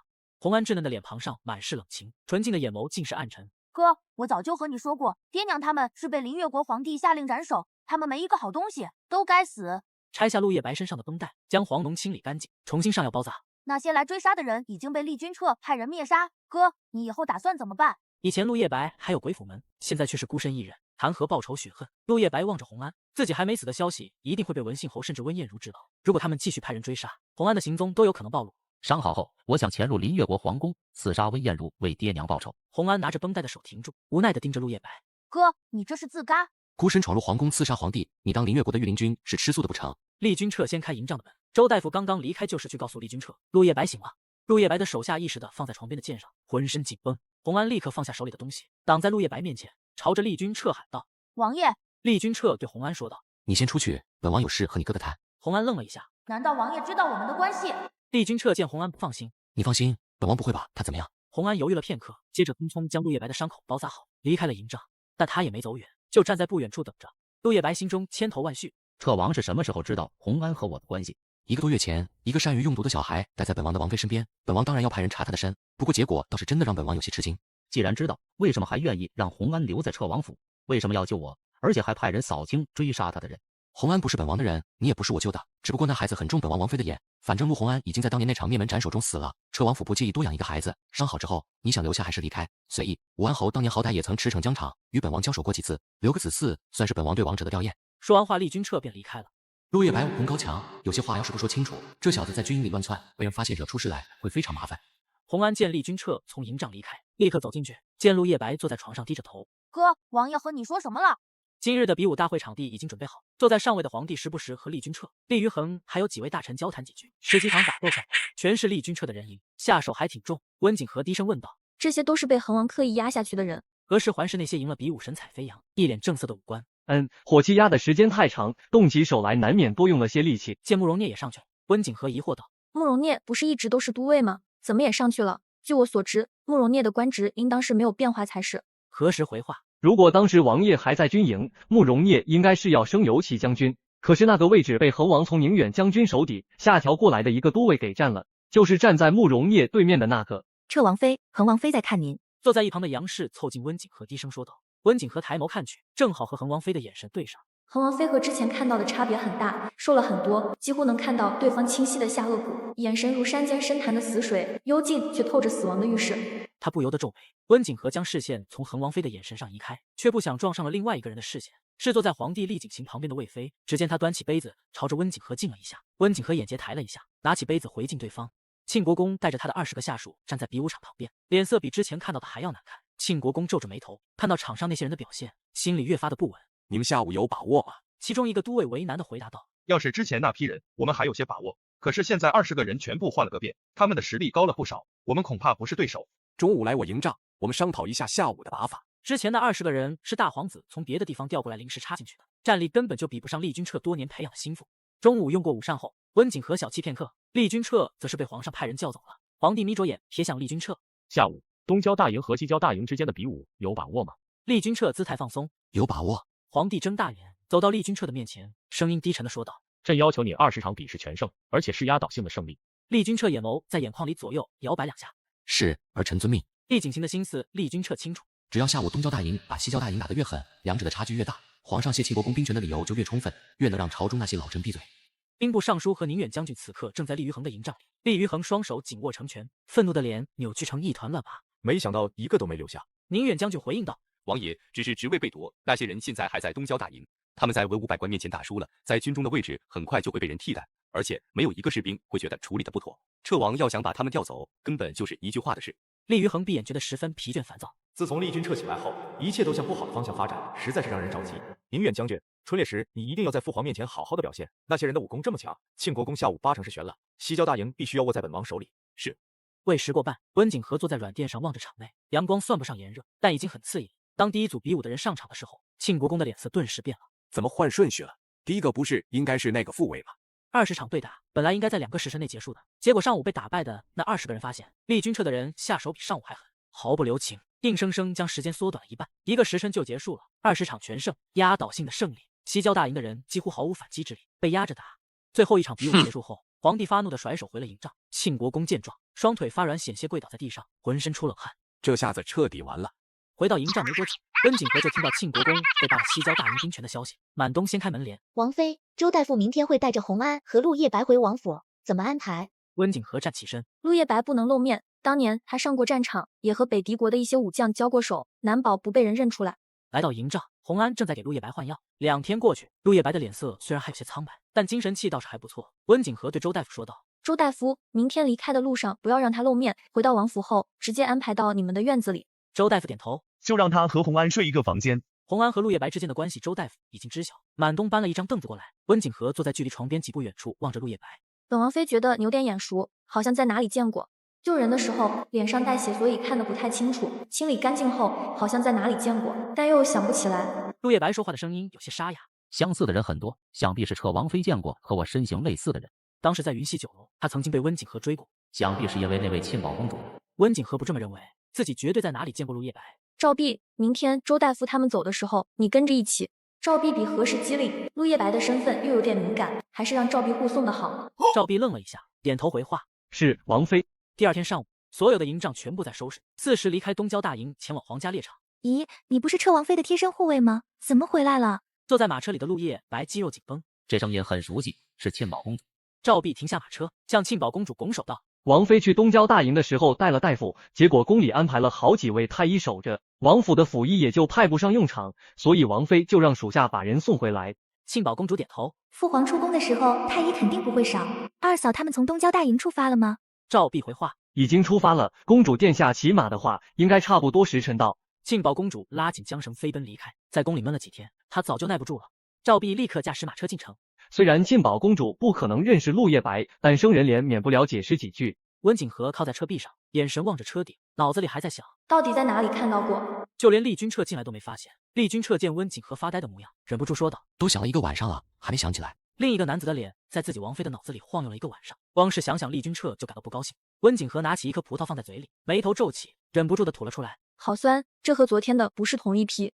这是前段时间田庄种下的新品种，果实很大，而且特别饱满。温景和抿一口茶水，这么酸，可能是昼夜温差不够，让田庄的农户再好好研究一下。若是这一批不好卖，做成果酱保存。是。晚秋低声回应道，将酸葡萄撤下，换上枇杷。嘴里的酸味下去后，温景和这才看向厉君彻，眉间带着一丝纳闷，总感觉还挺重要的。而且我问的时候，那个陆叶白好像在刻意隐瞒，我觉得里面有问题。厉君彻眼里掠过一丝思虑，你不是让赵弼护送他们回去了吗？王府里暗卫很多，陆叶白又身受重伤，不会有什么事的。你准备把陆叶白怎么样？人已经救回来了，厉君彻应该没想过要对方的命。不过陆叶白和洪安不一样，带在身边会有麻烦。厉君彻伸手抹掉温景和嘴边的黄色汁液，伤好之后想走想留他自己做决定，撇开那张脸的麻烦，我挺想他留在军中。此人武功高强，而且懂兵法。若当年武安侯没死，接班的人应该就是陆叶白。不过他应该不会愿意在我手底下做事。温景和疑惑的挑眉，为什么鬼府门被灭，他和林越国皇室又有血海深仇，在你手下当兵，1年后打回林越国，不就能为他的家人报仇了吗？就像厉君彻所说，陆叶白想凭一己之力杀了温彦如，那比登天还难。当年武安侯固然不是在战场上战死的，但戈壁一战，本王也算是直接导致武安侯战败的缘由。而且一个林越国的武将，若是倒戈敌国将领，就算百姓知道武安侯是冤枉的，名声也臭了。温景和摇头皱眉，我不赞同，爹娘一家人都被林越国皇帝下令斩首，而且用不了2、3年，林越国就会被北狄国吞噬，到时候林越国的百姓就是北狄国的百姓。人死不能复生，名声哪有活着重要？遗臭万年和流芳百世，那只不过是后人对前人的议论而已，又不能当饭吃。朝代更替在古代是再正常不过的事情，而且林越国分明就是不想陆叶白活着，要斩草除根。厉君彻被堵得哑口无言。自家王妃有些想法，真的是惊人的很。试问哪一位皇帝不怕史书上的寥寥几笔，生怕给后世留下一个昏庸无能的名声？陆叶白应该是在意的。武安侯为林越国赴汤蹈火多年，当年温彦如一道圣旨，就将人召了回去，灭了全家也没反抗，可谓是力胆披肝。温景和垂眼说道，可惜一颗忠心为了狗，那就是愚忠。洪安就比他爹聪明多了。等厉君彻带人攻下林越国都城，到时候林越国皇室那些面授心之辈，自己要不分一半给洪安吧，他用毒，说不定能让那些人更痛苦。厉君彻干脆闭口不言，自家王妃可是要手刃父兄的人。马车2个时辰后停在了皇家猎场。二嫂，二嫂！庆宝公主边喊边跑过来，满秋连忙掀开门帘，见到庆宝公主的那一眼，温景和脑子里灵光一闪，他想起来了，是在云溪酒楼见到的那个戴着半边金色凤凰面具的男人，庆宝公主的心上人。虽说当时对方戴着面具，但只是遮住了2/3的脸，有一半还是挺像的，尤其是背影和陆叶白简直就是一个模子里刻出来的。这不会这么巧吧？冰好了。温景和将脑子里的想法甩在身后，这是没确定之前，还是暂时不要告诉庆宝公主。庆宝公主坐在凳子上，随手拿起桌上的香辣鸡翅放在嘴里啃。我本来是想装病，趁着吕明月的事情给我母后一个教训，让她对我更加愧疚，暂时不要急着把我嫁人。谁想到真的病了，在屋子里捂了几天，可把我憋死了，整天汤汤水水，简直是在折磨我。温景和望着狼吞虎咽、吃得津津有味的庆宝公主，犹豫片刻后问道：“你还对那个面具男念念不忘？”庆宝公主沉默片刻后回答：“我已经决定放下了，但总得有个过程，而且我也不想我的亲事成为大哥争夺皇位的踏脚石，我想找个真心喜欢的驸马成婚。”温景和见一盘鸡翅都要被庆宝公主吃完了。满秋，多拿些点心瓜子过来，毕竟病刚好，还是不要吃那么多辣的为好。还有，你要真这么想，可以直接告诉皇上，我算是看出来了，你父皇还是很疼爱你的。厉君彻和我说过，这次5月春猎，皇上其实是考虑到想让庆宝公主出来散心，这才将本该在5月中旬举办的春猎提前了半个月。庆宝公主点头，下次要是母后还要把我嫁给我不喜欢的人，我就去和父皇说。两人在营帐里说了好些话，吃了一桌的东西，直到肚子圆鼓鼓的。厉君彻这才回来，见冷面阎王进来，庆宝公主站起身，二嫂，那我明天再过来找你。转身离开的时候，向厉君彻屈膝。二哥好。厉君彻低头没说话。温景和见人离开后，望着厉君彻笑着说道：“你冷着一张脸干嘛？都把你妹妹吓到了。”厉君彻看到地上一片狼藉，满秋和满冬正在清理。我哪有冷着一张脸，是他胆子太小了。你们吃这么多东西，晚上还吃不吃了？温景和摸了摸胸口，吃还能塞一点。虽说已经差不多饱了，但晚膳要是不吃，半夜还是会饿。厉君彻坐下，盯着温景和说道：“从明天开始，春猎期间，一半以上的武官都会进入猎场打猎。父皇有意在那些武官里面选出接管西郊大营的人，女眷会留在这里，基本上和往年一样，待在一起聊聊天、办茶会、诗会，可能还会表演一些才艺。”温景和皱眉，几十个女人凑在一起勾心斗角，事情特别多，能不去吗？我想在周围单独走走。当然可以，所有女眷当中，除了庆宝公主和魏妃，你和恒王妃最大，你不用管他们，想干嘛就干嘛，带上何时、满秋他们就行。我就在周围逛逛，不会走太远。父皇刚刚把我叫过去，说庆宝心情不好，你和他关系不错，在猎场这段时间开解他。不过你要是觉得他烦，也不用搭理。温景和脱口而出：“我会叫上他的。游玩怎么能没有搭子？庆宝公主是最合适的人选，活泼、话多，和自己的喜好很合。”厉君彻就猜到他会非常乐意。也不知道他有什么值得你喜欢的，每天就知道玩，胆子比猫还小。温景和来北帝国也有将近1年的时间了，没见他和其他女眷建立手帕之交，偏偏和庆宝公主相知恨晚。最主要的是，我亲耳听到过庆宝公主在温景和面前吐槽，说我冷心冷面，不知道照顾人，冷血，还喜欢打人，反正缺点一大堆，就只剩一张好看的脸了。温景和抬眸，每天就知道玩，说明他心无烦恼，单纯善良，胆子小，说明他不敢干坏事。你们北帝国皇室也就这位公主性情单纯，可以结交。厉君彻抿唇，皱眉威胁：“什么意思？就他心思通透，本王呢？不值得你结交吗？”温景和鼓起腮帮子，眼珠转悠：“你是我夫君，不需要结交，我们就是一家人。而且我也不希望你性情单纯，像现在这样长相帅气，性格沉着冷静，身材也不错，最主要是专一，我非常满意。”厉君彻的耳垂顿时变得又热又红，放下手眼示道：“你满意就行，要是哪里入不了你的眼，你可以告诉我，本王会改。”温景和眼睛不由得放大，莞尔一笑，点头回应：“好。”第二日上午简单露个面之后，温景和便带着庆宝公主去周围熟悉环境。怎么说也是要待半个月的地方，得看看周边有什么。何时牵着马，保证马不乱动。满秋和满冬在两边护着。王妃，上马的时候脚不要伸进马镫太深，防止落马的时候脚没办法脱落，被马拖着好。温景和想趁这段时间学会骑马。虽然骑自行车也挺快的，但是骑着马帅啊，看起来英姿飒爽，会有一种指点江山、挥斥方遒的意味。温景和坐在马背上，被何时牵着走，一眼望去，碧绿的草坪一望无际，远处可以看到森林。几人来到一片湖泊旁，温景和下马走到湖边，去找几把鱼竿来，我们在这里钓鱼怎么样？庆宝公主伸头望着水里，能看到一些成群结队的小鱼，兴致勃勃地点头。行啊，钓到了，我们晚上回去就吃全鱼宴。一会功夫，满冬就带着庆宝公主的侍女回来了。兵部尚书的夫人拿着手帕遮挡住嘴巴，有些好奇地问道：“这彻王妃怎么不在？”皇家猎场营帐里的女眷正坐在一起聊天喝茶，从子女谈到自己，再开始攀比夫君。丞相夫人好奇地望向魏妃，听说庆宝公主昨日也到了，怎么没瞧见人影？魏妃瞧着这些年纪比自己大了不少的女眷，浅笑道：“庆宝公主一向是个坐不住的，肯定是出去玩了。至于彻王妃，她不喜欢人多的地方。”在场的女眷心照不宣地对视一眼。中书令府的事情发生后，彻王妃就再也没去过哪家的宴会，请帖送过去，也只是派人送个礼品。这是一招被蛇咬10年怕井绳。春猎第一天，皇帝厉景行穿着铠甲，带着弓猎了一头鹿后，便打道回府了。皇帝听魏妃说一整天都瞧不见彻王妃和庆宝公主的人，欣慰地笑着摇摇头，随他们去，他们年纪小，和那些夫人待在一起玩不开，好不容易来一趟，自然是乐得开心才是。魏妃浅笑着点头。皇上说的是。皇家猎场周围的湖泊无人捕鱼，导致温景和庆宝公主没过多久就钓了几10条上来，木桶都快装不下了。庆宝，晚上我亲自下厨，你过来一起吃饭。对于自己钓的鱼有一种强烈的成就感，想要亲自动手。庆宝公主眼神停顿了一下，我当然想去吃，但是二哥在，和他在一张桌子上吃饭，有点难受。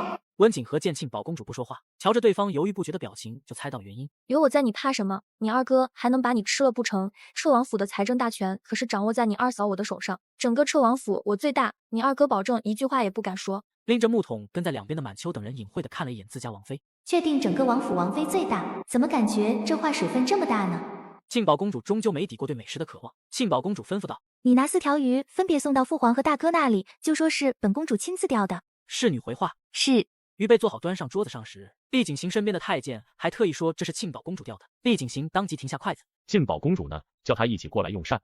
魏妃瞧着桌子上的2盘鱼，一道清蒸，一道红烧。太监低着头回答：“庆宝公主在撤王妃那边用膳，厉景行摆手，那就不用叫了，那丫头心情好不容易好点。温景和让人将鱼杀好，2条做成火锅鱼。厉君彻看着坐在温景和身旁，嘴手停不下来的庆宝公主，沉默不言。凭什么他俩坐在一起，自己坐对面，在一起玩一天还要蹭饭，还是王妃亲手做的，简直过分。庆宝公主吃饱喝足后，就回了自己的营帐，却不想在营帐外面看到了厉于恒，诧异的喊：“大哥！”厉于恒望着庆宝公主转身进了营帐，庆宝公主摸了摸自己的头发，跟着走进去。厉于恒望着侍女，语气低沉的说道：“你们出去吧。”侍女愣了一下，看向庆宝公主。庆宝公主点点头。营帐里只剩下庆宝公主和厉于恒2个人。庆宝，你和我才是一母同胞的亲兄妹，这段时间未免和车王走得太近了些。庆宝公主往后退一步，瞪大眼睛：“我和二皇子也是亲兄妹，再说了，我又不是去找二哥，我那是和二嫂一起。”厉于恒只觉得更加不满。庆宝公主很受父皇宠爱，她和车王妃走得近，连带着温景和都得了皇帝的青眼。夫妻一体，外人可不会管你是不是只和车王妃玩闹。温景和是林越国的冷宫公主，身份低贱，你身为北敌国唯一的公主，怎能和敌国皇室牵扯不清？庆宝公主细长的柳眉微微皱起，盯着厉于恒说：“无论她以前是谁，我只知道她现在是二皇兄的王妃，我的二嫂，我们北敌国皇室的人，就连父皇都夸赞过车王妃聪明识大局。”厉于恒见庆宝公主坚持，还和自己顶嘴，声音不由得抬高：“你是我妹妹，你应该站在我这边。”庆宝公主垂下眼帘，声音变得有些沮丧：“皇位真的有那么好吗？你们一个个争得头破血流，无论你们谁继承父皇的皇位，我都是父皇宠爱的女儿，你们的妹妹，我才不想牵扯到这种乱七八糟的事情里去。吕明月的事情，我不想再发生一次。大哥以后不要再打我亲事的主意了。”厉于恒眼里闪过一抹亏欠，连忙解释道：“吕明月那事，大哥实在是没想到，我要是知道他是那种人，绝对不会向母后举荐。”庆宝公主点头：“我知道你不是故意的，可是我不想我的婚事和你们之间的争夺牵扯上关系，我想找个喜欢的人。”厉于恒吃了一肚子的气愤离开，偏偏他对这个庆宝公主一点办法都没有。暗卫半夜进入厉君彻的营帐，王爷，神偷燕南天昨日在都城出现，而且还在王府周围转悠。厉君彻放下手里的狼毫，自从南门一事后，燕南天就在北帝国消失了踪迹，本王查了这么久都没消息，怎么在这个时候跑到都城来？难道是和陆夜白有关？暗卫低头回话：“陆夜白进入王府后，就一直被安置在周大夫的院子里养伤，从未踏出房门一步。”厉君彻摇头：“燕南天曾经给王妃解过围，那封暗信的来源到现在也没查出来。或许他们是一路人，你派人去查一下孤山寺的慈念大师，他没出家之前是何身份，和哪些人有来往？”慕容聂满脸充红的跑进来：“王爷，皇家猎场东边20个御林军被杀。”慕容聂喘着粗气：“皇上大怒，御林卫包明鹤已经被皇上叫过去问责了。”厉君彻赶到皇帝营帐门口时，厉于恒已然站在外面，脸上的表情非常严肃。营帐里传来皇帝斥责包明鹤的怒吼声，一抹明亮的火光从天而降，直直的插在温景和的营帐顶端，火焰迅速点燃白色的帆布。王妃，醒醒，着火了！温景和迷迷糊糊的睁开眼，发现自己正被满秋和满冬看着，眼睛不由得睁大，入目的是一片火光。温景和出来后，立刻拿起望远镜就朝标识射过来的方向查看。天太黑，什么也瞧不见。厉君彻看到火光的时候，就知道要出事。那个方向，景和的营帐在那边。他转过头望着厉于恒，叮嘱：“皇兄，父皇的安危交给你了。”厉于恒注视着厉君彻匆忙离开的背影，缓缓地勾起了嘴角。为情所困的人最是愚蠢。见御林卫包明鹤出来，厉于恒立刻走进去。父皇，有人用标矢射向营地东南方，那边已经是一片火海了。沿着标矢射过来的方向给朕搜。宁远将军当即跪下：“是，微臣立刻带人去搜。没想到恒王安排好的事情还没派上用场，这么好的机会就主动送上门了。”宁远将军迅速离开。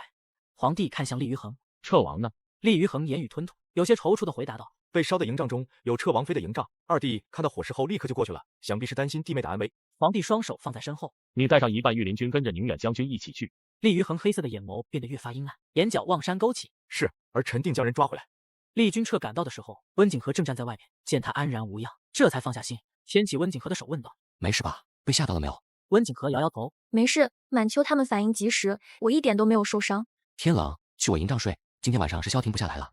厉君彻将温景和安排好后，这才离开。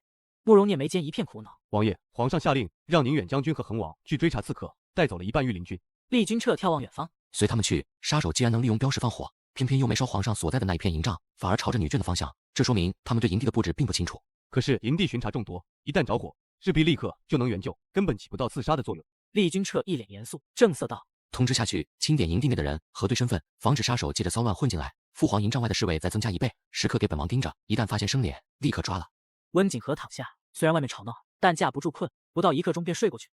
停下！你是哪一队的？我怎么瞧着你这么眼生？在皇帝营帐外面的一个校尉握着剑，伸手拦下一个穿着御林军衣服的侍卫。大人，我是宿卫队的。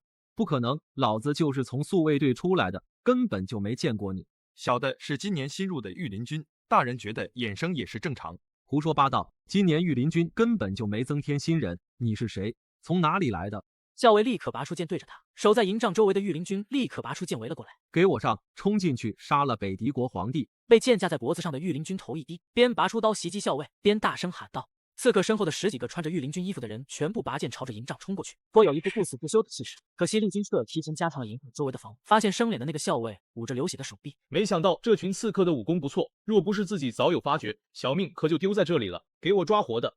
厉军彻赶到后，第一时间让慕容聂守在皇帝的身边。一阵乱杀后，他们见刺杀无望，纷纷咬破含在嘴里的毒包，自杀身亡。从营帐另一边赶来的郑国大将军魏明瞧着一地的尸体，不由得慎重地说道：“他们都是死士。”厉军彻将滴血的剑扔在地上。刺客应该是分2队行动，一队在远处设标时制造混乱，另一队趁着混乱闯进来行刺皇上。皇帝走近，查清楚这些刺客是谁派来的，朕要诛他9族。何时守在厉军彻的营帐外面，满东待在营帐里，守在距离床边不到几步远的地方。晚秋端着早膳走进来。王妃，昨日行刺的人还没抓到，皇家猎场加强了巡视监察，没抓到人之前，女眷不能离开营地。昨天晚上的事后来怎么样？设标时火烧营帐的人抓到了吗？昨日营帐被烧后，一群刺客乘机混入营地，想要刺杀皇上，结果被御林军发现，听说是服毒自杀了。恒王和宁远将军带出去的人，卯时传回来消息，说是已经发现刺客的踪迹，正在追击当中。温景和一边吃着，脑子里一边在思考，到底是谁想要杀厉景行，刺杀北狄国皇帝？不可能是临时起意，应当是早有计划。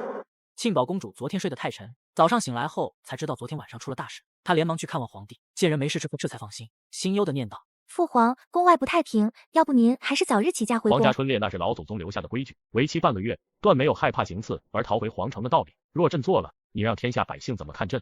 庆宝公主嘟着嘴撇向一边，就算父皇是皇帝，那也是肉体凡胎的普通人，什么事情有性命重要？而且春猎就让那些武官去打去拼就行了，父皇也不用在场。皇帝摇摇头，不由得觉得自己将这个女儿养得太单纯，不谙世事。那些武官捕猎，那是为了给朕看，想要在朕面前露脸。行军打仗，朕身在皇宫，不能亲眼瞧见这些武官的骁勇。每年春猎就是机会，一方面考察这些人的能力，另一方面可以拉近君臣之间的关系，其中道理复杂的很。庆宝公主低下头，叹口气：“唉，那父皇你还是多吃点，把身体养好。二嫂那边的饭菜不错，要不挖个厨子过来给您怎么样？”厉景行不由得笑出声。